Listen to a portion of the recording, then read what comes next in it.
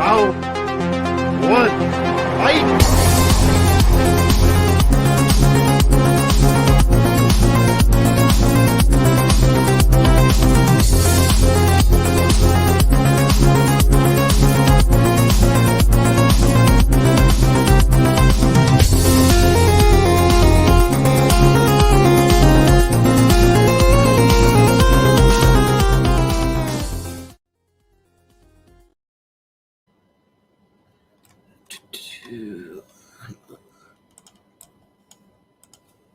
Hey guys, welcome.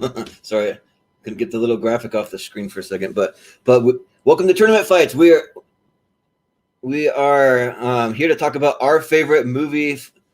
Our favorite TV shows of all time, and this is Tournament Fights Battle. So it's our spinoff show. So how it works is there are 4 of us that each submitted 16 people or 16 TV shows into the bracket, and then we're going to duke it out to see who ends up on top. So who's going to be our new favorite collective TV show of all time? And then we also have one other person joining us as kind of like a spectator, we like to call, but their vote counts just as much as the rest. Is we only have room to have 4 people submit, and got that 5th person so they can criticize all of our picks or tell us how much they love all of them. So yeah, but we'll go ahead and we'll introduce everyone on our panel. I'll introduce my co-host for tonight. We got Austin Pez Howell. How's it going?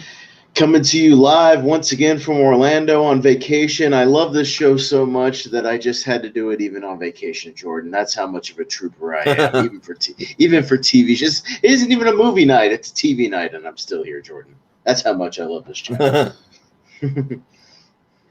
Well, we appreciate that for sure. Yeah. Giving up a night of vacation, but yeah. And then we have some returning guests. First time for Tournament Fights, but we'll go ahead and introduce them. We have Moose Haas in the house. How's it going? How's Orlando, man? That sounds like fun. It's nice, but it's hot. I lived in Jacksonville for 30 years, and one thing I don't miss is the humidity down here. I step outside and I go, I should have put deodorant downstairs, and that's kind of how it works. Yep. Right. Cooking the turkey between the thighs, huh? Right. A little talcum powder never hurt anybody, right? You've got to love the humidity. Absolutely. Yeah. Yep. And then we'll go ahead and introduce Jen Kempe. How's it going? Hey guys, thanks for having me back again. I guess I'm doing something right. You haven't kicked me out yet, but you guys keep getting more professional each time I'm on, because we got a kick-ass theme song now, and that graphic is beautiful. Yeah, right. Yeah. Yeah. Had a fun time working on all that stuff. I love all that the behind the scenes stuff. If I could do that full time, I would actually probably do it. But yeah, we'll go ahead and introduce our 5th guest to the panel, none other than Stephen Shepard, aka Jack Bauer, for this evening. How's it going? That's going well. I'm interested in seeing what's on everyone's list. Mm-hmm. Yeah. Sounds good. Probably going to be a nice wide array of stuff. I know mine is, so we'll see how they all mesh together. We should have some really interesting mystery fights here. This is a different situation for me, because we found out beforehand that I am, for once in all of streaming stuff, I'm the youngest one here. Never happened to me before. I have no idea what that means. Yeah, we're a bunch of old fogies here on Movie Hero. Yeah. Yeah. Well, Austin is the co-host. If you want to go ahead and explain to everyone how it's going to work and everybody watching, and then I'll go ahead and bring up our tournament bracket. Nah, pass. No, yeah, right. Of course I'll explain it. No, I'll explain it, especially for Moose, who's obviously been on Tier Ranker. This is Tournament Fights. It's a little bit different. So how it differs is that this is a more rapid fire show, or at least as rapid fire as we can make it, for usually going 2.5 hours. But it's basically we don't want essays. We don't want your entire history. We don't want the entire Wikipedia page of the thing you're talking about. This is like 20, 30 seconds max, explaining what you're voting for and why.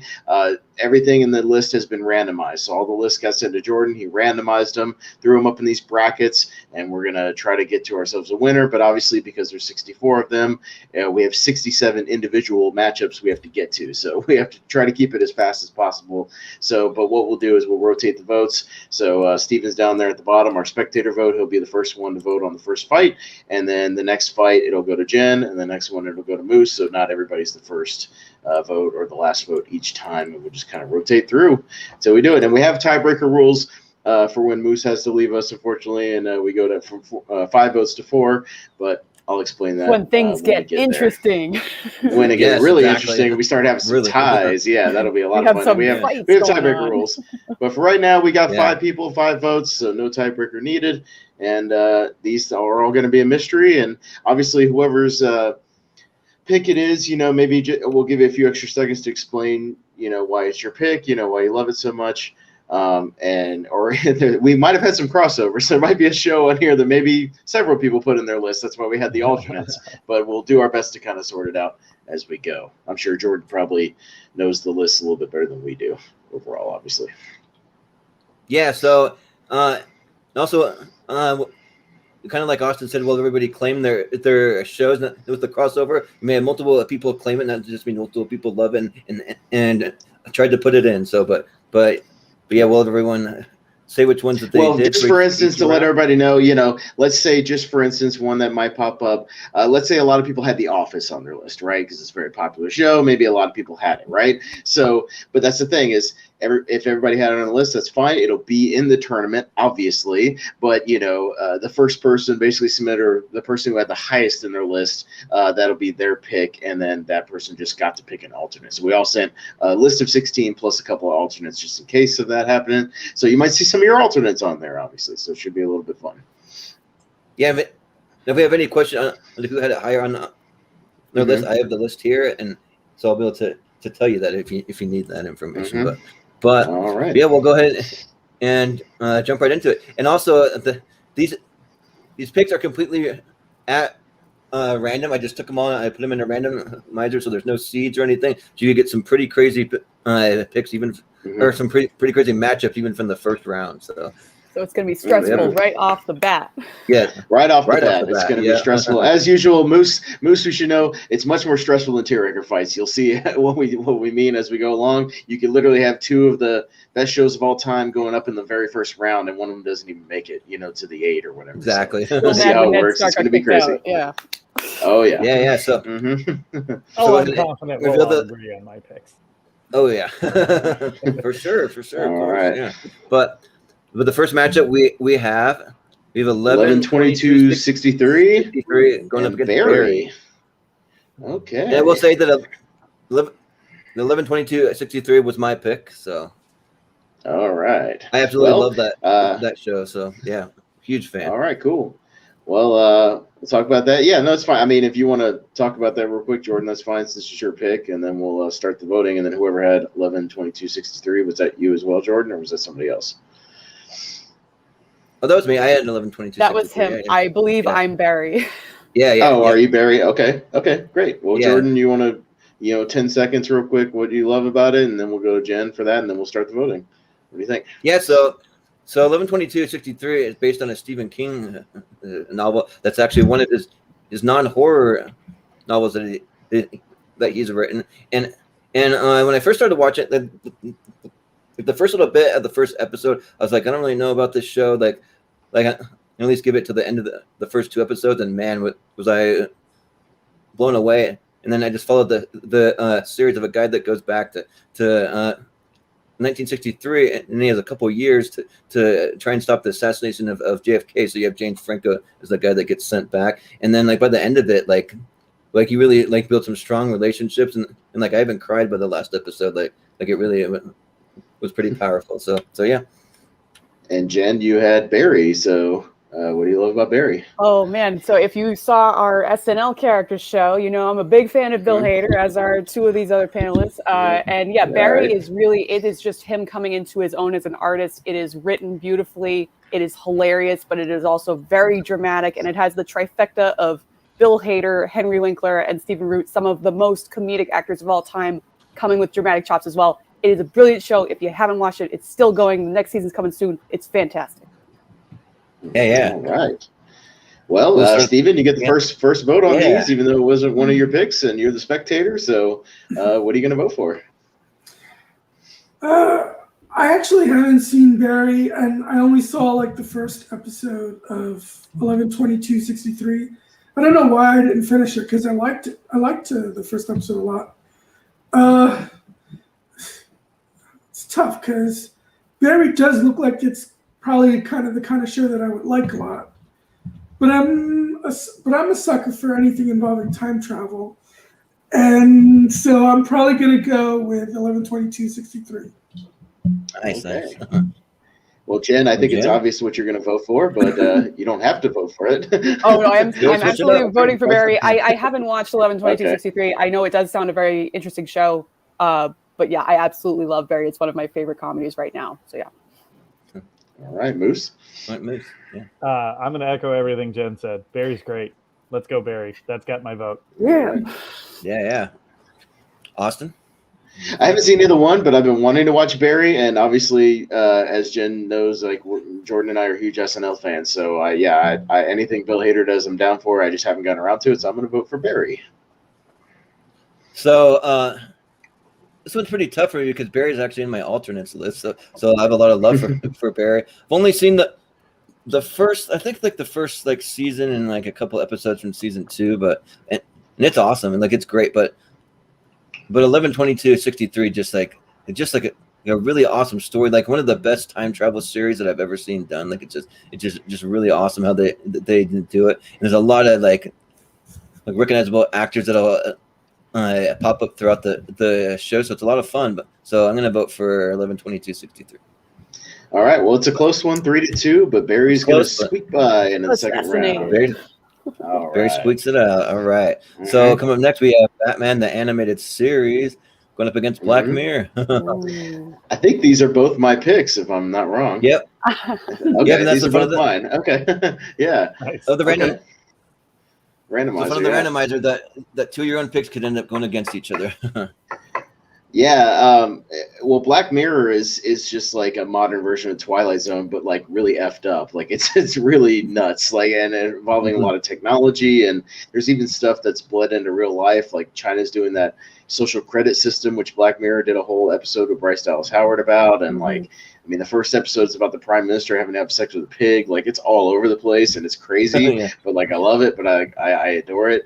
And then Batman the Animated Series is Batman the Animated Series. It's one of the best comic book shows of all time, one of the best written, and one of the best animated. So I love both of these shows, and it's a good thing I'm not voting first because I got to decide which one I'm going to vote for. So, Jen, you're up first. Yeah, these are two great picks. Batman, like, that really was holding it down for a long time in terms of, like, comic book shows, but Black Mirror, like for me, I'm a big fan of just really interesting writing, and that's just a really fun playground for like different people to come in and like put their own little spin on a sci-fi kind of premise. And yeah, really risque to like start with that's your first episode that you're going to put out there into the universe, but they have done so many cool things since then. So yeah, I'm going to go for Black Mirror for me. Yeah. All right, Moose. There's been a few shows that I've watched that I have turned off the TV and been like, man, I am fucking depressed after watching that. Yeah. And that is Black. So because of that, and because of nostalgia, but also because it's probably the best animated series of all time, let's go Batman the Animated Series got my vote. Yeah. I don't like going to bed fucking depressed. Right. Oh, right. Yeah, as fun as Black Mirror is for me, I even like the depressing stuff or just the effed up stuff. But there's a show it kind of mirrors, not to make a pun, that might come up later in the show that I would vote for over it. So I will vote for Batman the Animated Series just by a razor margin. All right. Well, like I love both of these shows. I've seen probably like like 90% of all of Black Mirror, but I've seen 100% of Batman the Animated Series, and like both are super solid. But I think I gotta go with Black Mirror, just because I just love the kind of Twilight Zone kind of feel to it, and like how many different things that they're able to do, like the whole Star Trek episode where they're like sucked into an actual like Star Trek world kind of thing, or like one of the episodes that really got my ex-wife when we watched it was the episode where it's Domino Gleason in it, and it's like a thing where if somebody dies, you can actually bring them back, kind of like an android kind of form, but they seem pretty much like very, very realistic. And she had just lost her ex-husband. He had just recently passed away, so she had like a visceral reaction to it. Like, what if you could bring somebody back? And it really hit her hard. But yeah, so I gotta go with Black Mirror. Okay, Steven, it's tied up right now. What are you gonna put through? I have not seen Black Mirror. The Outer Limits, shows like that, Twilight Zone, Outer Limits. I enjoy them, but I've never really been as in love with them as most people. And I grew up on Batman the Animated Series, so I'll probably go with Batman the Animated Series. All right. Another close vote, but Batman's going to eke this one out over Black Mirror. Yeah. All right. Well, moving on. We have Boy Meets World is what I know. I know whose pick that is. Yeah, right. Brooklyn Nine-Nine. Gee, I wonder. Yeah, I wonder who that could be. Brooklyn Nine-Nine. So Boy Meets World, Brooklyn Nine-Nine, and Moose, you're up first on this one. What do you got? So Brooklyn Nine-Nine was actually one of my alternates. I had submitted it and been told somebody else picked it. So I mean, it's gonna take the vote for me. I was a little late to the party. Like I binged Brooklyn Nine-Nine last year during quarantine. So I was late to the party, kind of catching up to this, and absolutely loved it. It's such a funny show, and the characters like have such heart to them. Yeah, Brooklyn Nine-Nine all day. Yeah. Austin? Yeah, I don't have the nostalgia connection to Boy Meets World that I do with some of the other shows around that same era. Like I watched it occasionally and sort of was a casual fan. So I don't really have that personal connection to it. But every time I put on Brooklyn Nine-Nine, I laugh a lot, and I'm a big Andy Samberg fan. So I'll go Brooklyn Nine-Nine on this one, just by a little bit. Yeah. Well, for me, like for anyone who knows me, like Boy Meets World is my favorite show of all time. I'm like obsessed with that show. I think it has the best friendship from Corey and Sean ever put to the TV screen, and like man, that show gets me every time. And I've probably seen it probably at least like 5 times all the way through. Now, Brooklyn Nine-Nine is a show that I really want to watch, but I've yet to see a full episode. But I have gone through and watched a lot of the cold opens. They have some like pretty hilarious cold opens, and also like I watched the little thing showing how like Terry Crews loves his yogurt and he's like eating yogurt all the time. So that cracked me up. So yeah, like I'm excited to just kind of sit down and be able to like watch it from like start to finish and just binge the whole thing. So I think that'll be fun. So, but my vote has to go with Boy Meets World just because it's my favorite of all time. So. All right, Mr. Steven. Yes. I have never seen Boy Meets World. Shows like that, and Saved by the Bell, they're just not really my cup of tea. I've seen Brooklyn Nine-Nine off and on, and I think it's a funny show. So I will go with Brooklyn Nine-Nine. Yeah. Jen? Yeah, for me, I actually haven't watched either of these shows. Like for when Boy Meets World was out, like I went through a stage of Arrested Development, something we might talk about later, where I really when this was on, I was watching more cartoons, even though I probably was too old for that. So I don't really have a lot of desire to go back and watch that. Meanwhile, Brooklyn Nine-Nine, I am the meme queen after all, and I have seen a ton of memes come out of this show. So I do intend to watch it eventually. So for that reason, I would give it to Brooklyn Nine-Nine. Oh, and this is going to be a crushing defeat for our host here, as his number one show is going to go out in the first round, much like his number one movie. His number one movie of Logan went out in the first round of tournament fights. This one's going to go out too. Sorry, Jordan. It's all right. now these things happen. It's all good, but yeah, coming up next we got Cheers going up against Cheers Community. and Community. So, Ooh, okay, right. okay. I'm going first. So yeah, you got the first. Community. I only saw about a season of it. It was okay, but I couldn't really get into it. I know I need to, but it just didn't really hook me. And like Cheers, I watched even when my parents were watching it, like when I was a kid, and like it's still really, really solid. One of the better sitcoms out there. I'll go with Cheers. Yeah, for me, like for whatever reason, Cheers never really resonated with me. I was just kind of like meh on it. Like it didn't really like do that much for me. But Community is freaking awesome. So, I mean, one of my best friends used to have a Community night every week when it was on, and I go over to his house. We make dinner and we watch Community, and they have so many creative episodes. Whether it's like the claymation episode or the D&D episode, or like there's like a time travel with like kind of alternate kind of like time splinters on there, and then the paintball episodes, like those blow me away every time. I freaking love those episodes. So I got to go with Community. Community is just awesome. So, all right, Steven? I think Cheers is fine. I much prefer Frasier. Yeah. Well, without Cheers, you don't get Frasier. Yeah. Yeah, it doesn't exist. In the same way, I think I prefer Frasier. Yeah. But I haven't seen a lot of Community, but I liked it a lot from what I've seen. So I'll go with Community. Yeah. All right, Jen. Well, Jen? Oh, this is tough. I believe I'm the one that put up Community, and it was because after I put my initial 16 in, I suddenly realized, shit, I didn't put Community in, and I was really upset with myself. So luckily, I did get a pass on something, and I think I tried to put in Cheers eventually later too, and that got a pass as well because somebody else threw it up there. So this is tough.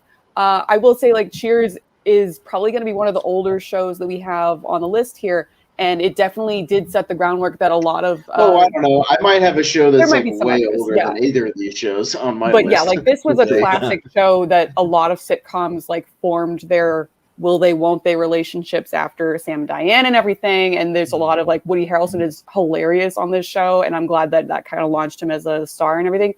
But Community has some of the most creative off-the-wall writing that I've ever seen in a show. And I really, really relate to a character on this. You think it's Annie. It's not. It's Albert. So yeah, okay. I absolutely love Community. So I think I got to give it to them, even though I love both of these shows. Nice. So Cheers was actually one of my picks, and this was kind of growing up, this was one of my parents' favorites, sitcoms that we watched, and so I watched this as a kid quite a bit, and Jen nailed it when she said that this laid the groundwork for all the rest of what sitcoms were going to be. Now, I'm also agreeing with Austin in that I've watched probably the first 5 episodes of Community, and it hasn't stuck yet. And it gets better. I've been told it gets better. I know that's what I hear. I'll get to it eventually. I'll get back into it eventually. But yeah, chicken fingers. Yes. Yes, and I was at that point where it was like, okay, if it doesn't stick within the first 5 or 6 episodes, then I'll move on. I have seen the paintball episode. I, at one point in my life, was a professional paintball player, believe it or not. Oh, nice. Yeah. That's awesome. If you ever want to hear the Moose's autobiography, I have done a lot of shit with my life. And one of them was a professional paintball player. And what they do on the show versus what happens in real life is completely absurd, but I love that one episode. And so a bunch of my friends had sent it to me. And so I will say that given that one episode, I will give Community another chance, but seeing the significance, like in the longevity of television, I would vote for Cheers. Yeah, sounds good. Jordan, we've had Austin a lot of 3-2 so far, a lot of razor thins, but Community is going to edge this one out just slightly, 3-2. All right, another 3-2. Community edges it out. No clean sweeps yet, so we'll see who which one's the first to get a clean sweep. Yeah, we'll see, but come on, we got Downton Abbey. Yeah, put some class in this joint with Downton Abbey. Yeah, someone's a little classy, and then going up against Firefly. Oh, no. Firefly. Oh, okay. And whose picks are these, real quick? I'm pretty sure they're both mine. Are they both yours, Jen? I'm pretty sure. Jen, yep. Yep. Well, how about we'll do this? We'll start off the vote with Jordan, and then when we get to you, you can we'll give you a little extra time to explain both your picks, and then you'll have to vote. Yeah. So we'll give you some time to think about it for a second. Yeah. Well, Jordan, I have to figure out what I want to vote for. Yeah. Okay. Yeah. Exactly. Just like I did. Jordan, you go ahead.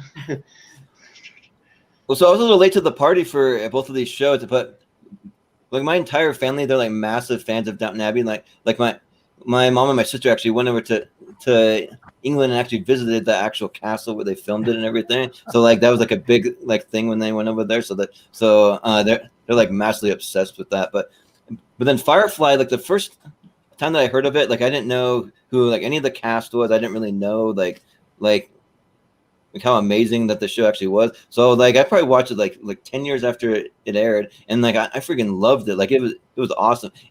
And since then I've met Nathan Fillion and Alan Tudyk and Chiwetel Ejiofor, all three of those. I've met them all. So yeah, that those were a lot of fun. But so yeah, I think I got to go with Firefly because Downton Abbey just kind of like is a little slow for me. Like it's just really like it's hard to really get excited about the high class society that they have. But like I see the appeal for a lot of people. It just maybe wasn't quite for me. But so I'm gonna go with Firefly.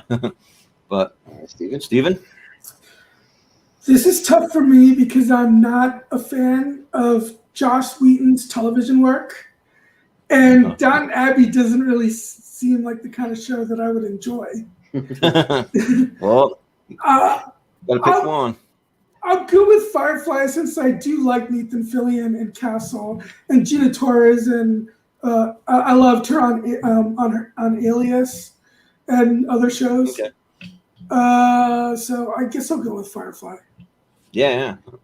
Well, Jen, if these are both of your picks, you got a tough decision to make here. Yeah, I knew when I put up Downton Abbey, I was like, I'm probably going to be in the minority of this because I didn't expect to like this show as much as I did, but it kind of became like this weird kind of communal drinking game kind of show for me, watching it with like my mother and my sister and my grandmother and everything, and it is really funny. Right. It is really good. Like you see the lineup of people here. Like we're going to talk about this show later, I'm sure, of Parks and Rec when Andy kind of gives you the rundown of the entirety of Roadhouse. That's what I would do in between episodes so make sure that everybody remembered what happened last time. So it made it like a game. So I really do enjoy Downton Abbey. It is give it a try. Like I know you feel like you don't like the period piece kind of thing, but it is really funny if you take it on that kind of level.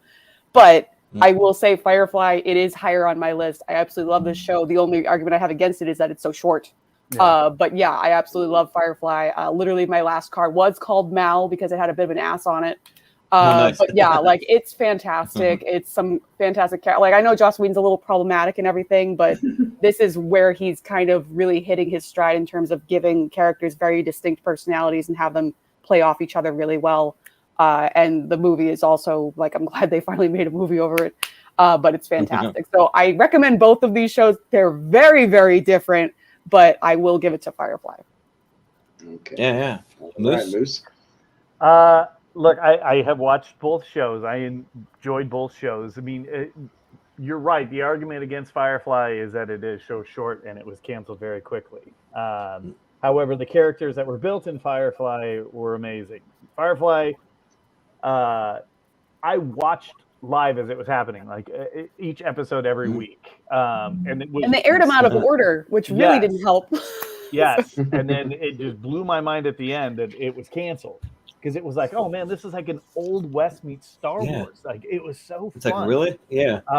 And I watched Downton Abbey mostly for the same reasons that Jen had just suggested to. It's just fucking fun to be able to talk about. I'm gonna give it mostly because my man crush is Nathan Fillion, so I'm gonna give it to Firefly. But honestly, this is a lot closer for me than I thought it would be when I saw these two slides.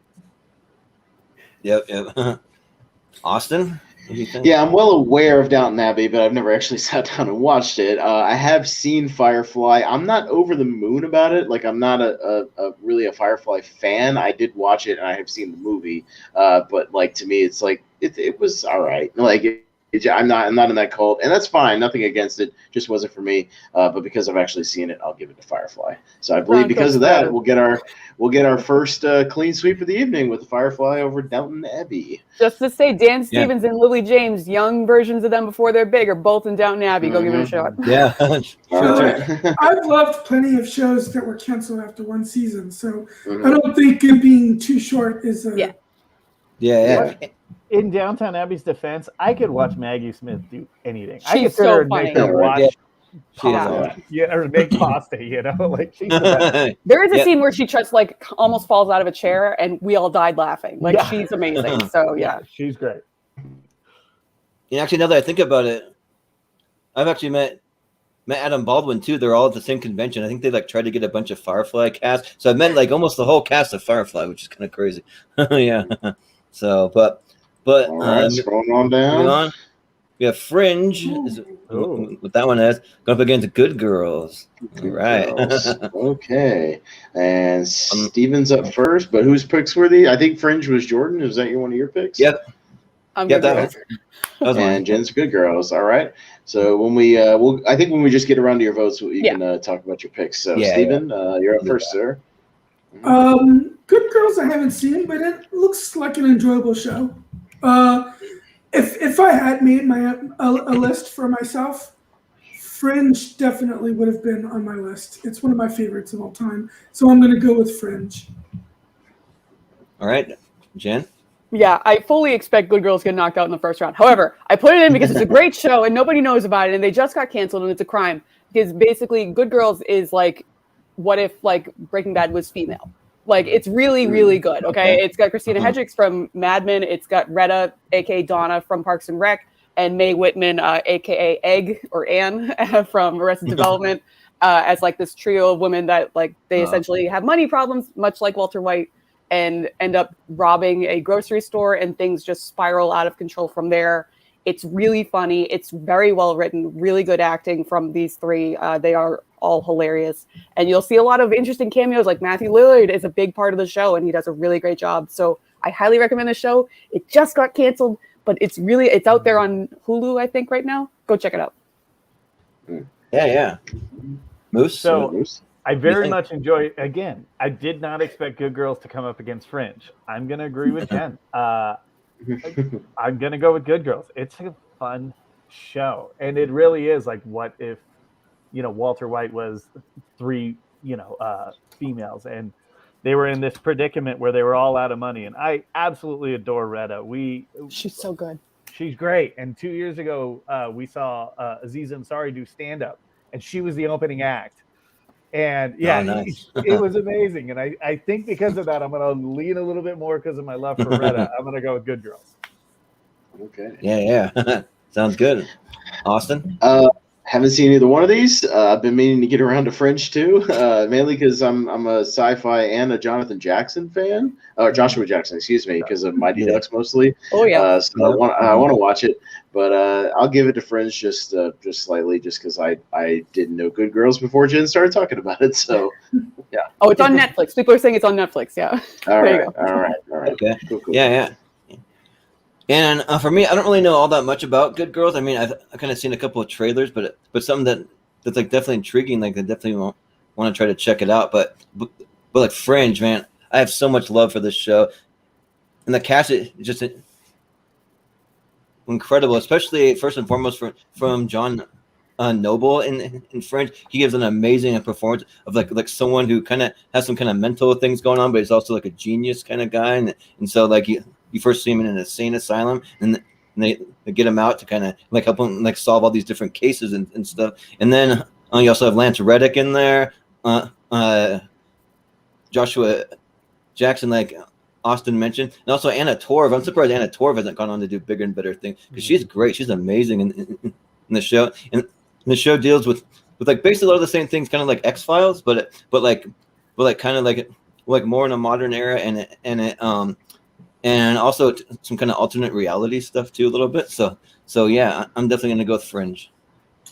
Yeah, Anna Torv was great, especially in the episodes where William Bell takes over her body. Oh yeah, so like William Bell, also shout out Leonard Nimoy. he shows up in it too. So yeah. But what are the votes at, Austin? 3-2, just slightly for Fringe. So sorry, Jen, another pick getting knocked out. Totally understand, but go check it out. It's a really good show. But hey, you get to plug the show and give it some love. So that's still cool. Yeah. Awesome. All right. So coming next, we got Jackass going up against Lost. Oh, all right. Lost, oh boy. Interesting matchup. All right, Miss Jen, you're up first. These could not be more different. Personally, I was actually more of a fan of Viva La Bam for some reason than Jackass, which is like the spin-off version. But yeah, like I absolutely love Lost, particularly the first season. It's like some of the best written TV for an inaugural season that there is. So yeah, I got to go Lost for this. Jackass is a lot of fun, really good for like a drunk watch, but Lost, the legacy of Lost, even though you may have some strong opinions of where the show goes eventually, you can't deny that it started out really strong. Yeah, for sure. Moose, what do you think? I will probably be in the minority of this, but I've never gotten the lull of Jackass. I just haven't. I mean, I understand, like, I've seen the movies, I've watched the show a couple of times, and every time I watch it, I go, the fuck is wrong with these guys? Yeah, right. And I get maybe you're not on the right drugs. That's what that is. Maybe that's it. Yeah, maybe I'm not on the right drugs. But I watched every episode of Lost as it aired, and it was really fun to see JJ in his early days, and the potential that guy was going to be able to bring to kind of the entertainment world. And, look, I was hooked on Lost. After season 1, it was like, who the fuck are the others? Like, what's with the right. light? What's with the numbers? Like, yeah, I mean, can answer some questions here. Come on.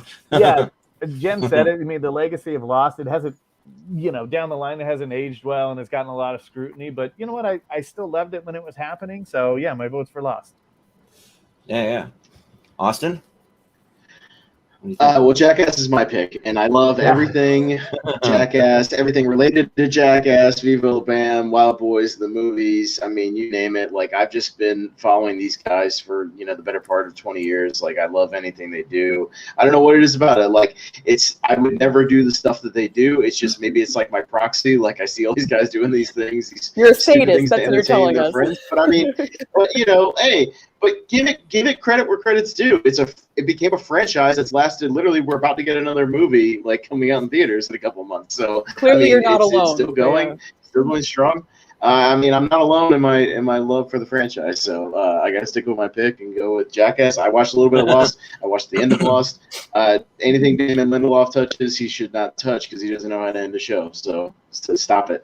So. Yeah, he should just get canceled before they have to end it. That's the deal. Yeah, right. Fair point. Yeah, well, I'm a pretty big Jackass fan, I would say. Like, I actually have a lot of love for it. Like, I grew up watching it on MTV, and I'm pretty excited for the next upcoming movie. Even though the guys are like pushing 50s and stuff, but I think it's gonna be fun though. Just like all that stuff. Like, I watch Viva La Bam, I watch Wild Boys, I watch all that stuff. But Lost was my pick.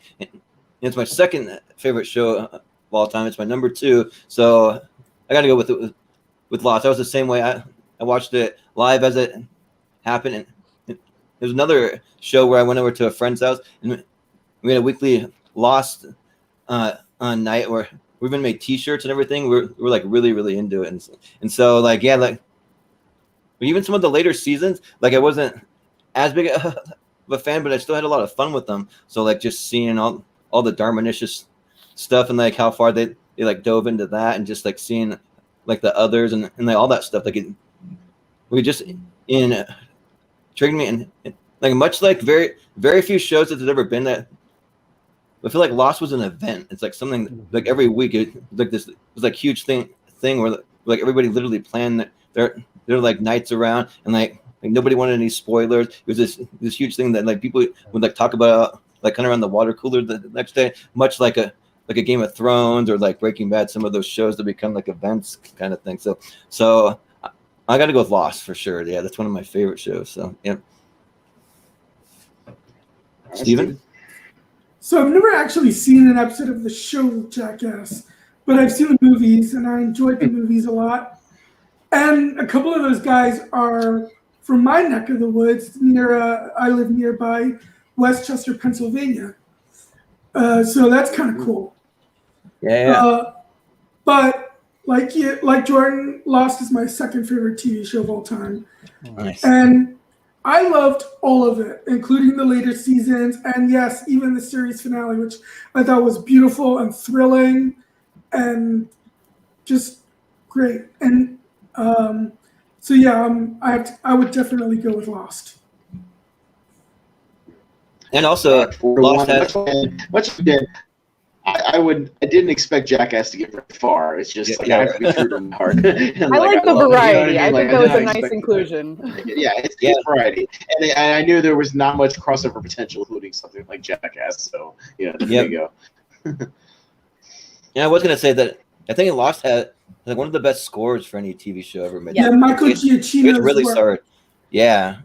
Shout out Michael Giacchino for sure. Yeah. But coming up next, we got Mighty Morphin Power Rangers. Going up against Mystery Science Theater 3000. All right. Yeah. All right. Oh, damn it. Who's up first? All right, Moose. Moose is up first. Moose, all right. So Mystery Science Theater is my choice. And I grew up watching really stupid, crappy movies with my father. I mean, we watched every awful King Kong movie, and I hated every one of them. And then came along Mystery Science Theater, which gave just an entertainment factor to these awful C, D, list movies with just these weird little robots and this guy just doing this commentary. It became such fun to be able to watch these movies that I actually started to enjoy some of these horrible, terrible movies with my father. And we could sit there and watch like 3 movies on a Saturday, afternoon into the evening of these awful movies, but they were so much fun with the commentary. So for nostalgia purposes, but also because I think Mystery Science Theater gave new life to bad movies and kind of launched the whole crowd reaction or commentary on terrible movies. So Mystery Science Theater's got my vote. Yeah. Obviously, I feel like I know who Austin's vote is for. Well, if you see my shirt, yeah, right. And oddly enough, I forgot I had it on the list, and I just happened to have it in my suitcase. It's like just one of my sleep shirts. So on vacation. But yeah, Power Rangers is my pick. I'm a diehard Power Rangers fan. Like I have been and always will be ever since the first run of the show when I was like 7 years old in like '93. It just has a lot of things that I love. It's like martial arts and like kaiju and robots and crazy characters. It still works for me. I know it's corny, but you grow to appreciate other things about the show. When you grow up, you appreciate Ron Wasserman's music he made for the show, which was way too good for the show that it was on. It's great. If you just listen to it by itself, it's awesome. And Mystery Science Theater, I'm a diehard Mystery Science Theater fan too. As long as with riff tracks, the thing that Mike's been doing, later on, things I've been following that for a long time. So this is really tough, even though Power Rangers is my pick, but I'll stick with my pick. I'll go with Power Rangers, but no love lost for Mystery Science Theater. I adore that as well.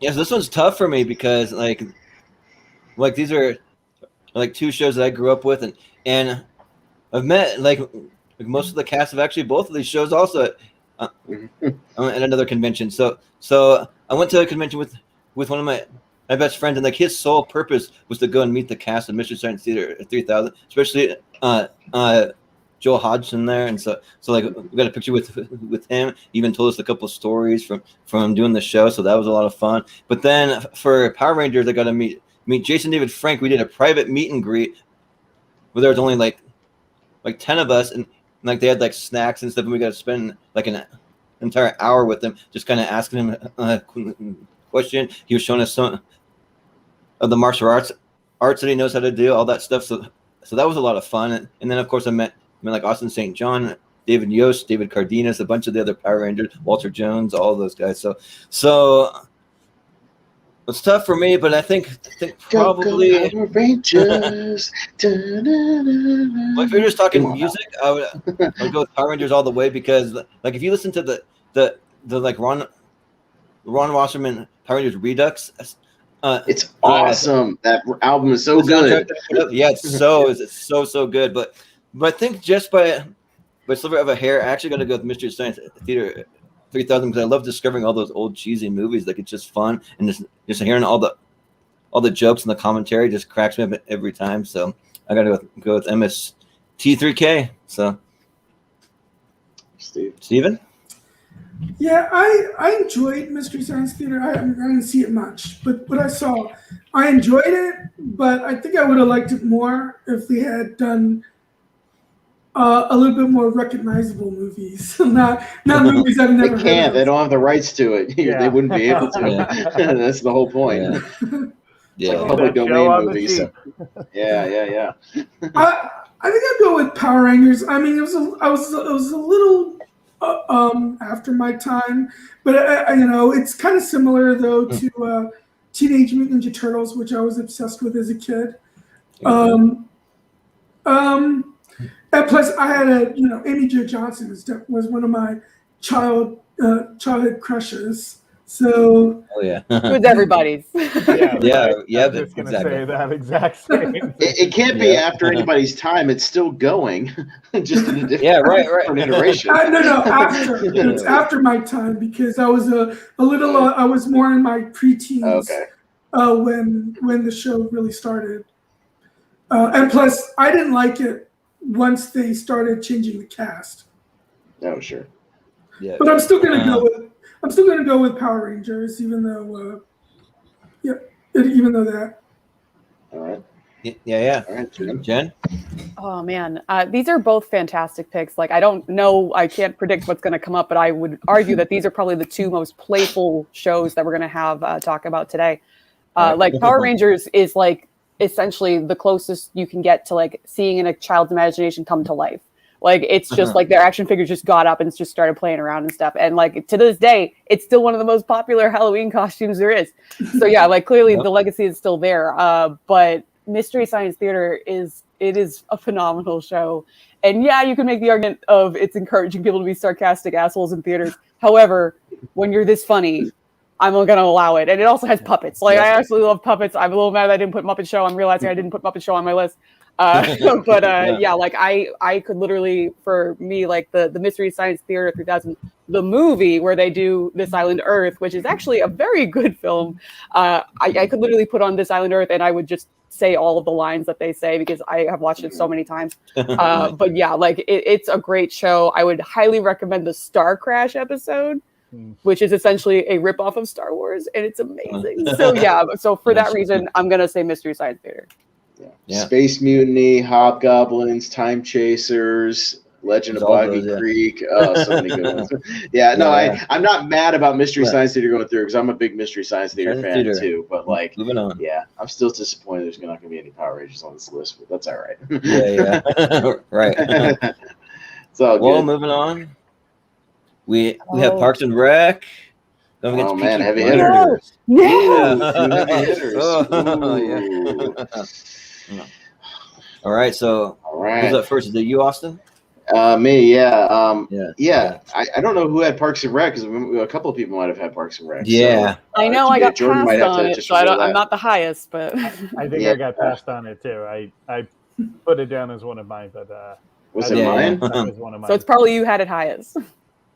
Yeah, it's probably you because I know I had it on my list too, but someone had it higher too. So it's probably you, Austin. Okay, maybe. Who knows? But yeah, Parks and Rec is a heavy hitter. But I have to go. I haven't. I've only watched a few episodes of Peaky Blinders, but like I'm a huge Parks and Rec fan. Like I adore that show. It's just it's such a rewarding show. Like when you just all the characters and the community that they set up within the show and all the different people that pop up and just you get so invested in the characters. Like if you invest in the show, it's just one you'll be rewarded for getting wrapped up in. So yeah, I got to go Parks and Rec by a big shot here. Yeah. And Peaky Blinders is one of those shows that I'm meaning to get around to. I just haven't seen any of it yet, but it's definitely on my list to watch for sure. But yeah, Parks and Rec is just one of my favorite shows of all time. Like Ron Swanson is just like one of my freaking idols. Like just everything about that character just totally resonates with me. He's just like the total like manliest man out there. And like even like beyond Parks and Rec, if you just go watch Nick Offerman, like some of his like YouTube stuff of him talking about his mustache and how he takes care of it, and like all his woodworking stuff and all that stuff. So like that's a lot of fun, and like just the whole cast all the way around it, just super solid. Especially after season 1. Like season 1's good, but then after season 1 it gets great. So when Rob Lowe and Adam Scott shows up, that's when the show takes off into the stratosphere. Yep. So like if you're dragging a little bit with it, watching it, just wait. When they show up, the show goes on to another level, and it just gets amazing from there. Yeah, so the show if is anybody's ever started it. The show is jogging. Once they drop, Mark Brent, Brandanowitz for Rob Lowe and Adam and Adam Scott. It gets much better. Yep. All right, Steven. So I gotta go Parks and Rec. Yep. Steven. So I think I saw one episode of Peaky Blinders, and I thought it was well made, but it didn't really grab me. But I mean, I do intend to go back, because I don't like to just quit after just one episode. But I'll definitely go with Parks and Rec. Love the chemistry between the cast, between Amy Poehler and Rashida Jones. Is it? Yep. Yep. Yeah. And of course, and you beautiful tropical fish. Yeah. Yes. Yep. And of course her and Perkins. And Perkins. Nick Offerman. So yeah, I'll go with Parks and Rec.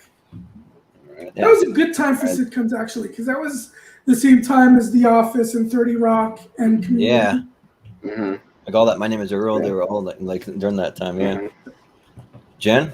Yeah, I'm not going to talk much about Parks and Rec because I think it's a heavy hitter here. It's a gem. It's going to go really far. The only reason that season 1 is not as good is because they were trying to be The Office in the beginning. They realized we don't have to do that. We're going to be our own thing. We can't do that. Peaky Blinders is mine. I absolutely love Peaky Blinders. It is fantastic. There's a bit of an adjustment when you have to get used to the Birmingham accent. But Cillian Murphy, this is his greatest work to date, and he has just a career of amazing work. But it also has like Tom Hardy comes in as another balls to the wall character that kind of cameos throughout the series. It's really, really good. I believe it's still going. Technically, it's one of those weird BBC shows where they have these really long gaps in between.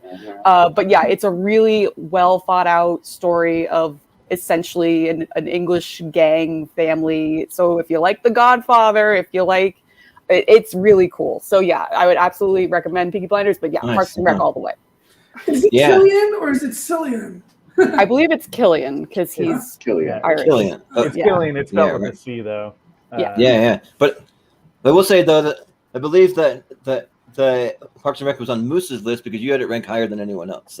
So that's your pick. Okay. So here's my shtick. Parks and Rec will win this one. Peaky Blinders is an exceptional show, even though Cillian Murphy haunts my dreams. I'm weirdly fucking scared of that guy. That good. He's just the strangest looking dude. Okay, I'm gonna go a little bit longer, but I have 2 stories to tell about Parks and Rec and why I love it so much. One, I am obsessed with Ron Swanson.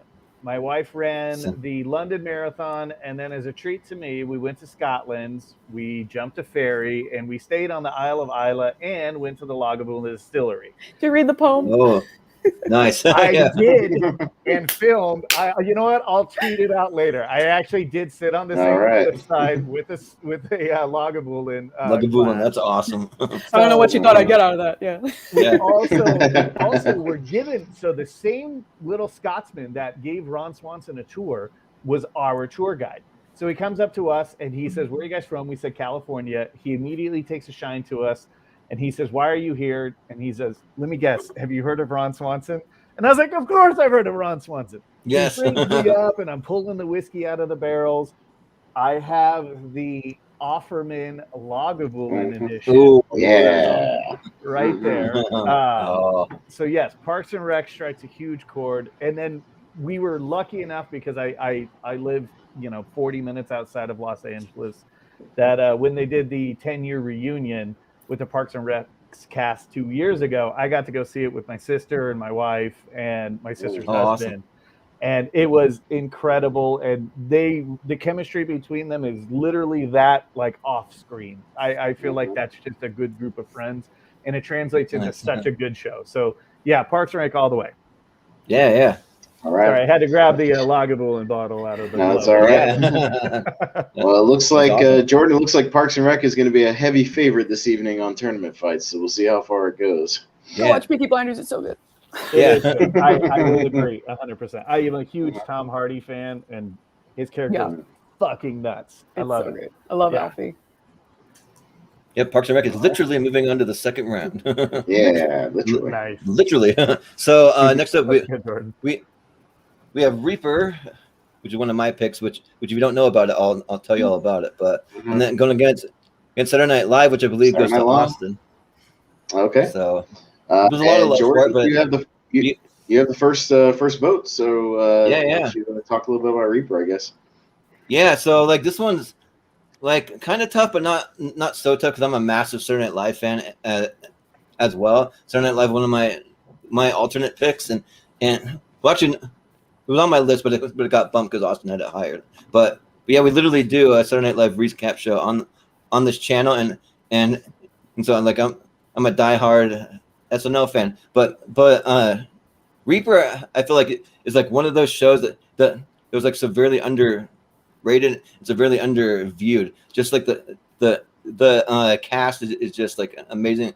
You have Tyler Labine, you have Ray Wise as playing the devil, and then I always forget the main character's name, but like he's awesome too. He's the guy over on the far left. But like basically, it's about a guy who gets his soul sold to the devil by his parents. So when he turns 18, he has to become a bounty hunter for the devil. So it has like some like kind of like intense aspects of it, but it also has a lot of comedic moments. And then it's also like will they, won't they kind of love relationship there too. But even with that though, like I gotta go Saturday Night Live just because like Saturday Night Live is just like one of the juggernauts probably in this whole tournament. So yeah, I gotta go SNL. Like it's just like been around so much longer and had a lot more of an influence. So I'll go SNL.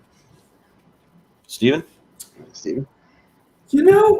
Whenever the topic of who's the best devil comes out, maybe because it's a show that not many people watched, but Ray Wise is actually really great as the devil. So he's up there. I mean, I would still pick Mark Pellegrino as my favorite performance of the devil, but he's up there.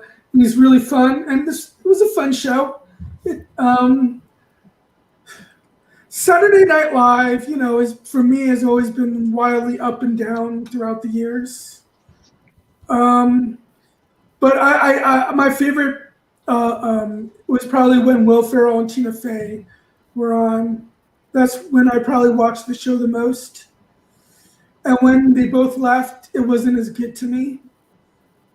And being a big fan of Inside the Actors Studio, I always loved Will Ferrell's Lipton impersonation of Lipton. Yeah, James Lipton. Yeah, classic. I'll go with Saturday Night Live, but you know what? Actually, since Saturday Night Live is probably going to take it, I'll give a vote for Reaper. Pity vote. Nice. Yes, sounds good. Jen? Reaper is legitimately the first one that I've never heard of. I am not familiar with this show at all, so it's going to be an automatic to Saturday Night Live. However, I will say that Saturday Night Live was an honorable mention for me. I was seriously considering putting it up there because, I know some people, it's like, oh, you all have a very soft spot for a certain era, that's your nostalgia era. But, like, I watch a little bit of everything, and I just think it's a really cool exercise for any actor to get in there and, like, try to their chops at comedic stuff because you get athletes, you get dramatic actors and stuff and see how they do. And sometimes they're really good, sometimes they're not so great, but there's always something to enjoy in every show for me at least. So Saturday Night Live. Yeah. I strangely know the show Reaper, and I didn't I didn't remember it until I saw that cue, and I remember, Oh yeah, Swamp Thing's Ray Wise was the devil in that movie. Yep. But look, you got to go with Saturday Night Live. Like Jen's absolutely right. Everyone has a favorite era, and everyone has a favorite grouping of different actors that were on Saturday Night Live. You know what? I'll even admit this. Like, there are so many characters that have stood the test of time from Saturday Night Live. I'm going to be Will Ferrell's Harry Carey for Halloween this year. Oh, nice. That's awesome. Nice. Yeah. If the ribs, would you eat it? Yeah. Yeah, right. So Saturday Night Live continues, and Jen's absolutely right too with her statement that it can turn some of the most boring people into the most funniest people. I mean, look at the Peyton Manning episode. He's really good at it. Yeah, he's so good. So good. Show. And this is a guy who's an NFL quarterback who sounds like he has marbles in his mouth the whole time. So yeah. Saturday Night Live all the way. Yeah. Austin? Yeah, and it was high up on my list. It was my pick. I mean, it's funny you should mention the Peyton Manning episode because that was going to be our next episode we were going to talk about on our sister show, Live from Movie Hero, where we talk about SNL, me and Jordan. Okay. But on a sadder note, we're going to put that off and do a Norm Macdonald tribute episode this next weekend. Unfortunately, because of the unfortunate news of Norm Macdonald passing away, so we're calling football, but so we're going to do a Norm episode. So we're just announcing it now. We're going to talk about the episode 1999 where Norm hosted, and they brought him back after he got fired, and when he came back and hosted, it did one of the best monologues ever, talking about, hey, I'm hosting, and it's funny because they fired me. Yeah, they told me I wasn't funny, and now now you see I'm back hosting, so they like me again, or what just like it's great. Yeah. So we're gonna do that. We're gonna do that. We'll get more details later, but SNL is just great. Like it's so many great memories, and it's been a big part of my life. So yeah, SNL all the way. Yeah, very tragic. Norm Macdonald passed. Oh yeah, no, Very, definitely. very one of the wittiest writers for the show. Period. Oh, one of the best dudes ever. Yeah. Like man. You can literally go down a Norm Macdonald rabbit hole and listen to so many stand-up comedians on YouTube just talking about all the crazy wild Norm Macdonald stories. There's a whole YouTube channel that's dedicated to that, and it's really wild, some of the stories that they have. So I'm excited to do a little tribute episode. So I'll save my gushing over Norm Macdonald for that episode. But with that, Saturday Night Live moves on. Mm-hmm. So so coming up next, we have Seinfeld going up against Silicon Valley. All right. All right. All right. Mr. Steven, you're up first. Steven. Silicon Valley and Seinfeld. I have never seen Silicon Valley, and despite not liking the series finale, obviously, Seinfeld is a great show, so I'll go with Seinfeld. Yeah. Jen? I had originally picked both of these. Seinfeld got passed for me, and that it says how good that show is because it was my number 4, and somebody has it higher. Silicon Valley was one of my picks. I absolutely love both of these shows. However, Seinfeld is something that I just, for decades now, that is my go-to, put it on in the background when I'm doing other things because I know every episode, I know all the lines, so I don't actually have to look at the screen.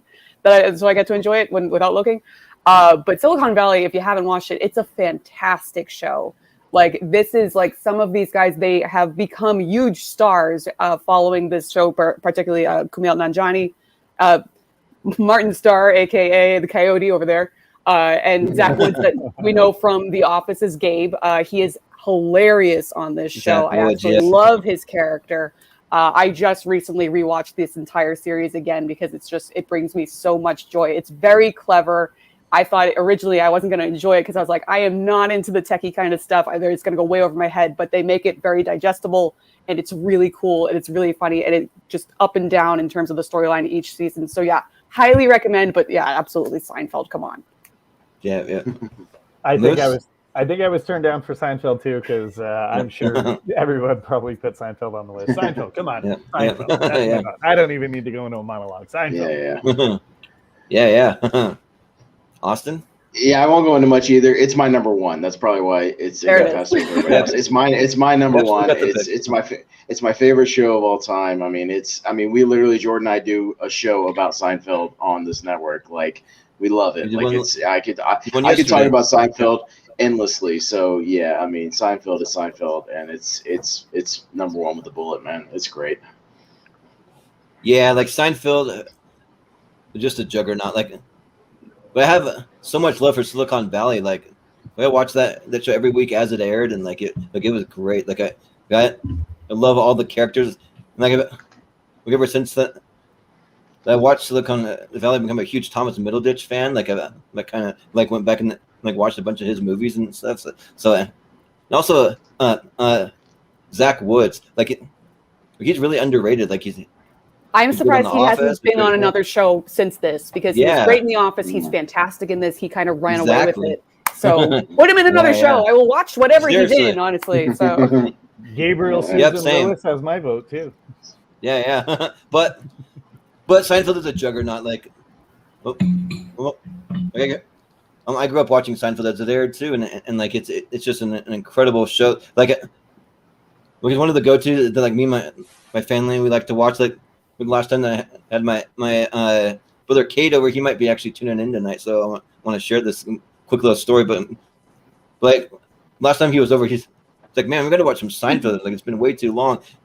And I own the whole entire series on DVD. So I was like, "What episode do you want to watch?" He's like, "It doesn't matter. Just like pick a random disc and random episode at random. It's gonna be great. It's gonna be hilarious. It doesn't matter which one. Just put one on, and yep, and it actually works. You can put on any episode, and it's great. So yeah, I got to go with Seinfeld.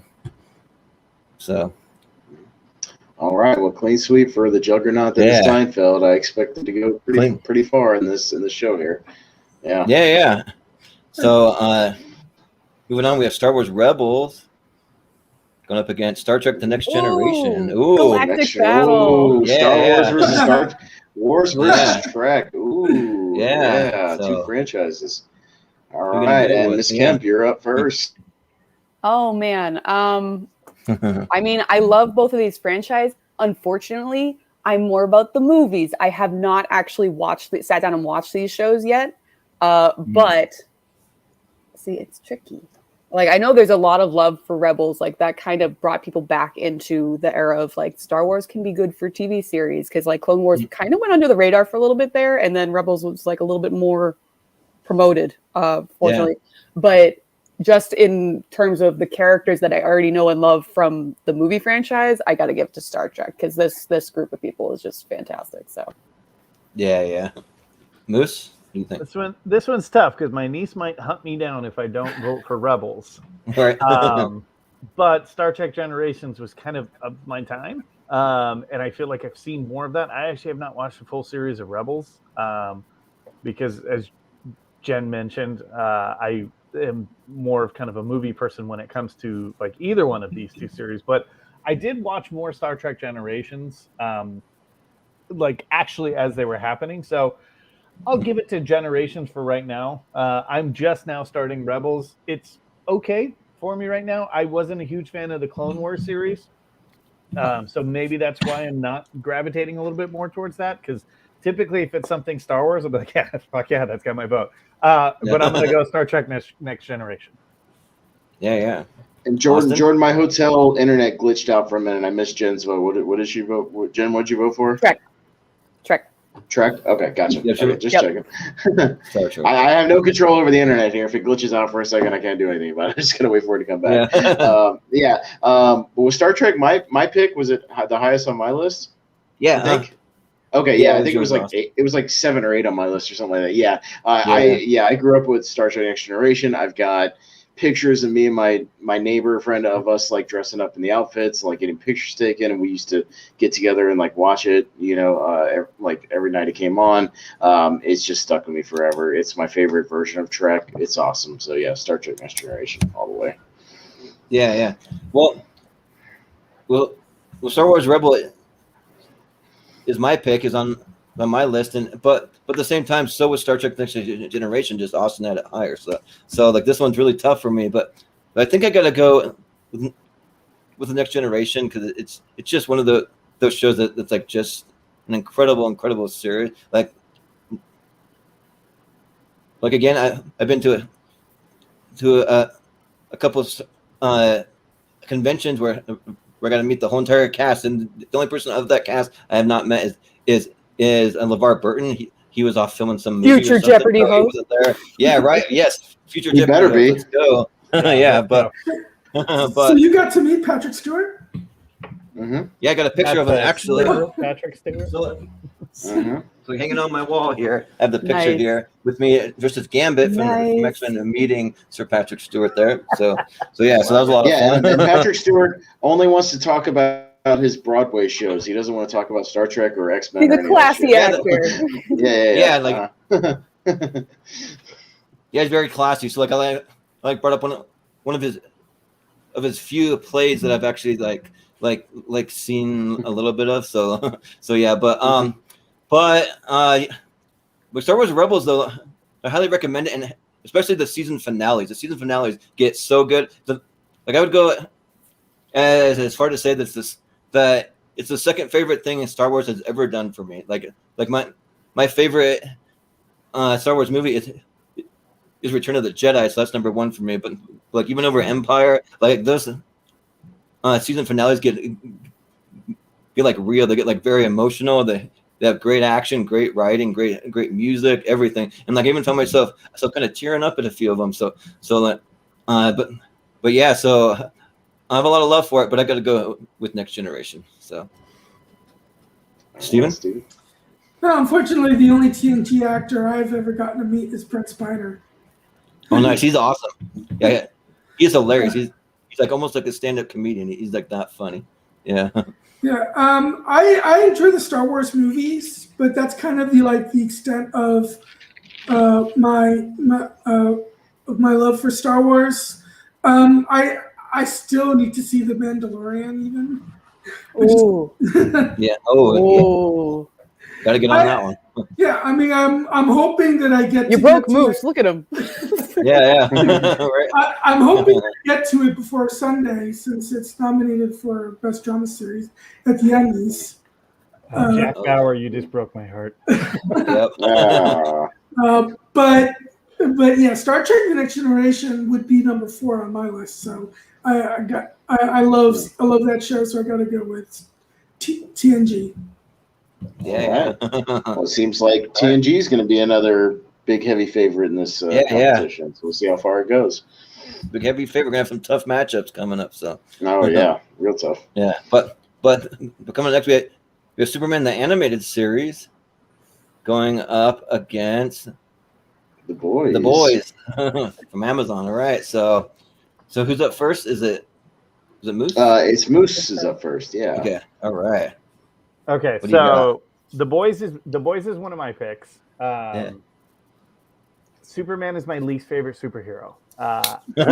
Absolutely, because I'm sorry, this is just lazy writing. He's an alien from a planet that doesn't exist anymore, and the only thing that can kill the guy is a rock from that planet that doesn't exist anymore. That's so scarce that it's difficult to get, right? So Lex Luthor has connections, okay? Yeah, right. Major I do like actually like the Henry Cavill Man of Steel. Like that actually played probably the best version of Superman for me. But The Boys, oh my gosh, talk about just a totally new take on superheroes. Like they're actually like what you could probably imagine superheroes would be like in real life, right? You have this just endless amount of power and ability to the point where like anybody up against you or their views of just an average person would be that they are just sheep or cattle. And then you have, the corporate world coming in and, monopolizing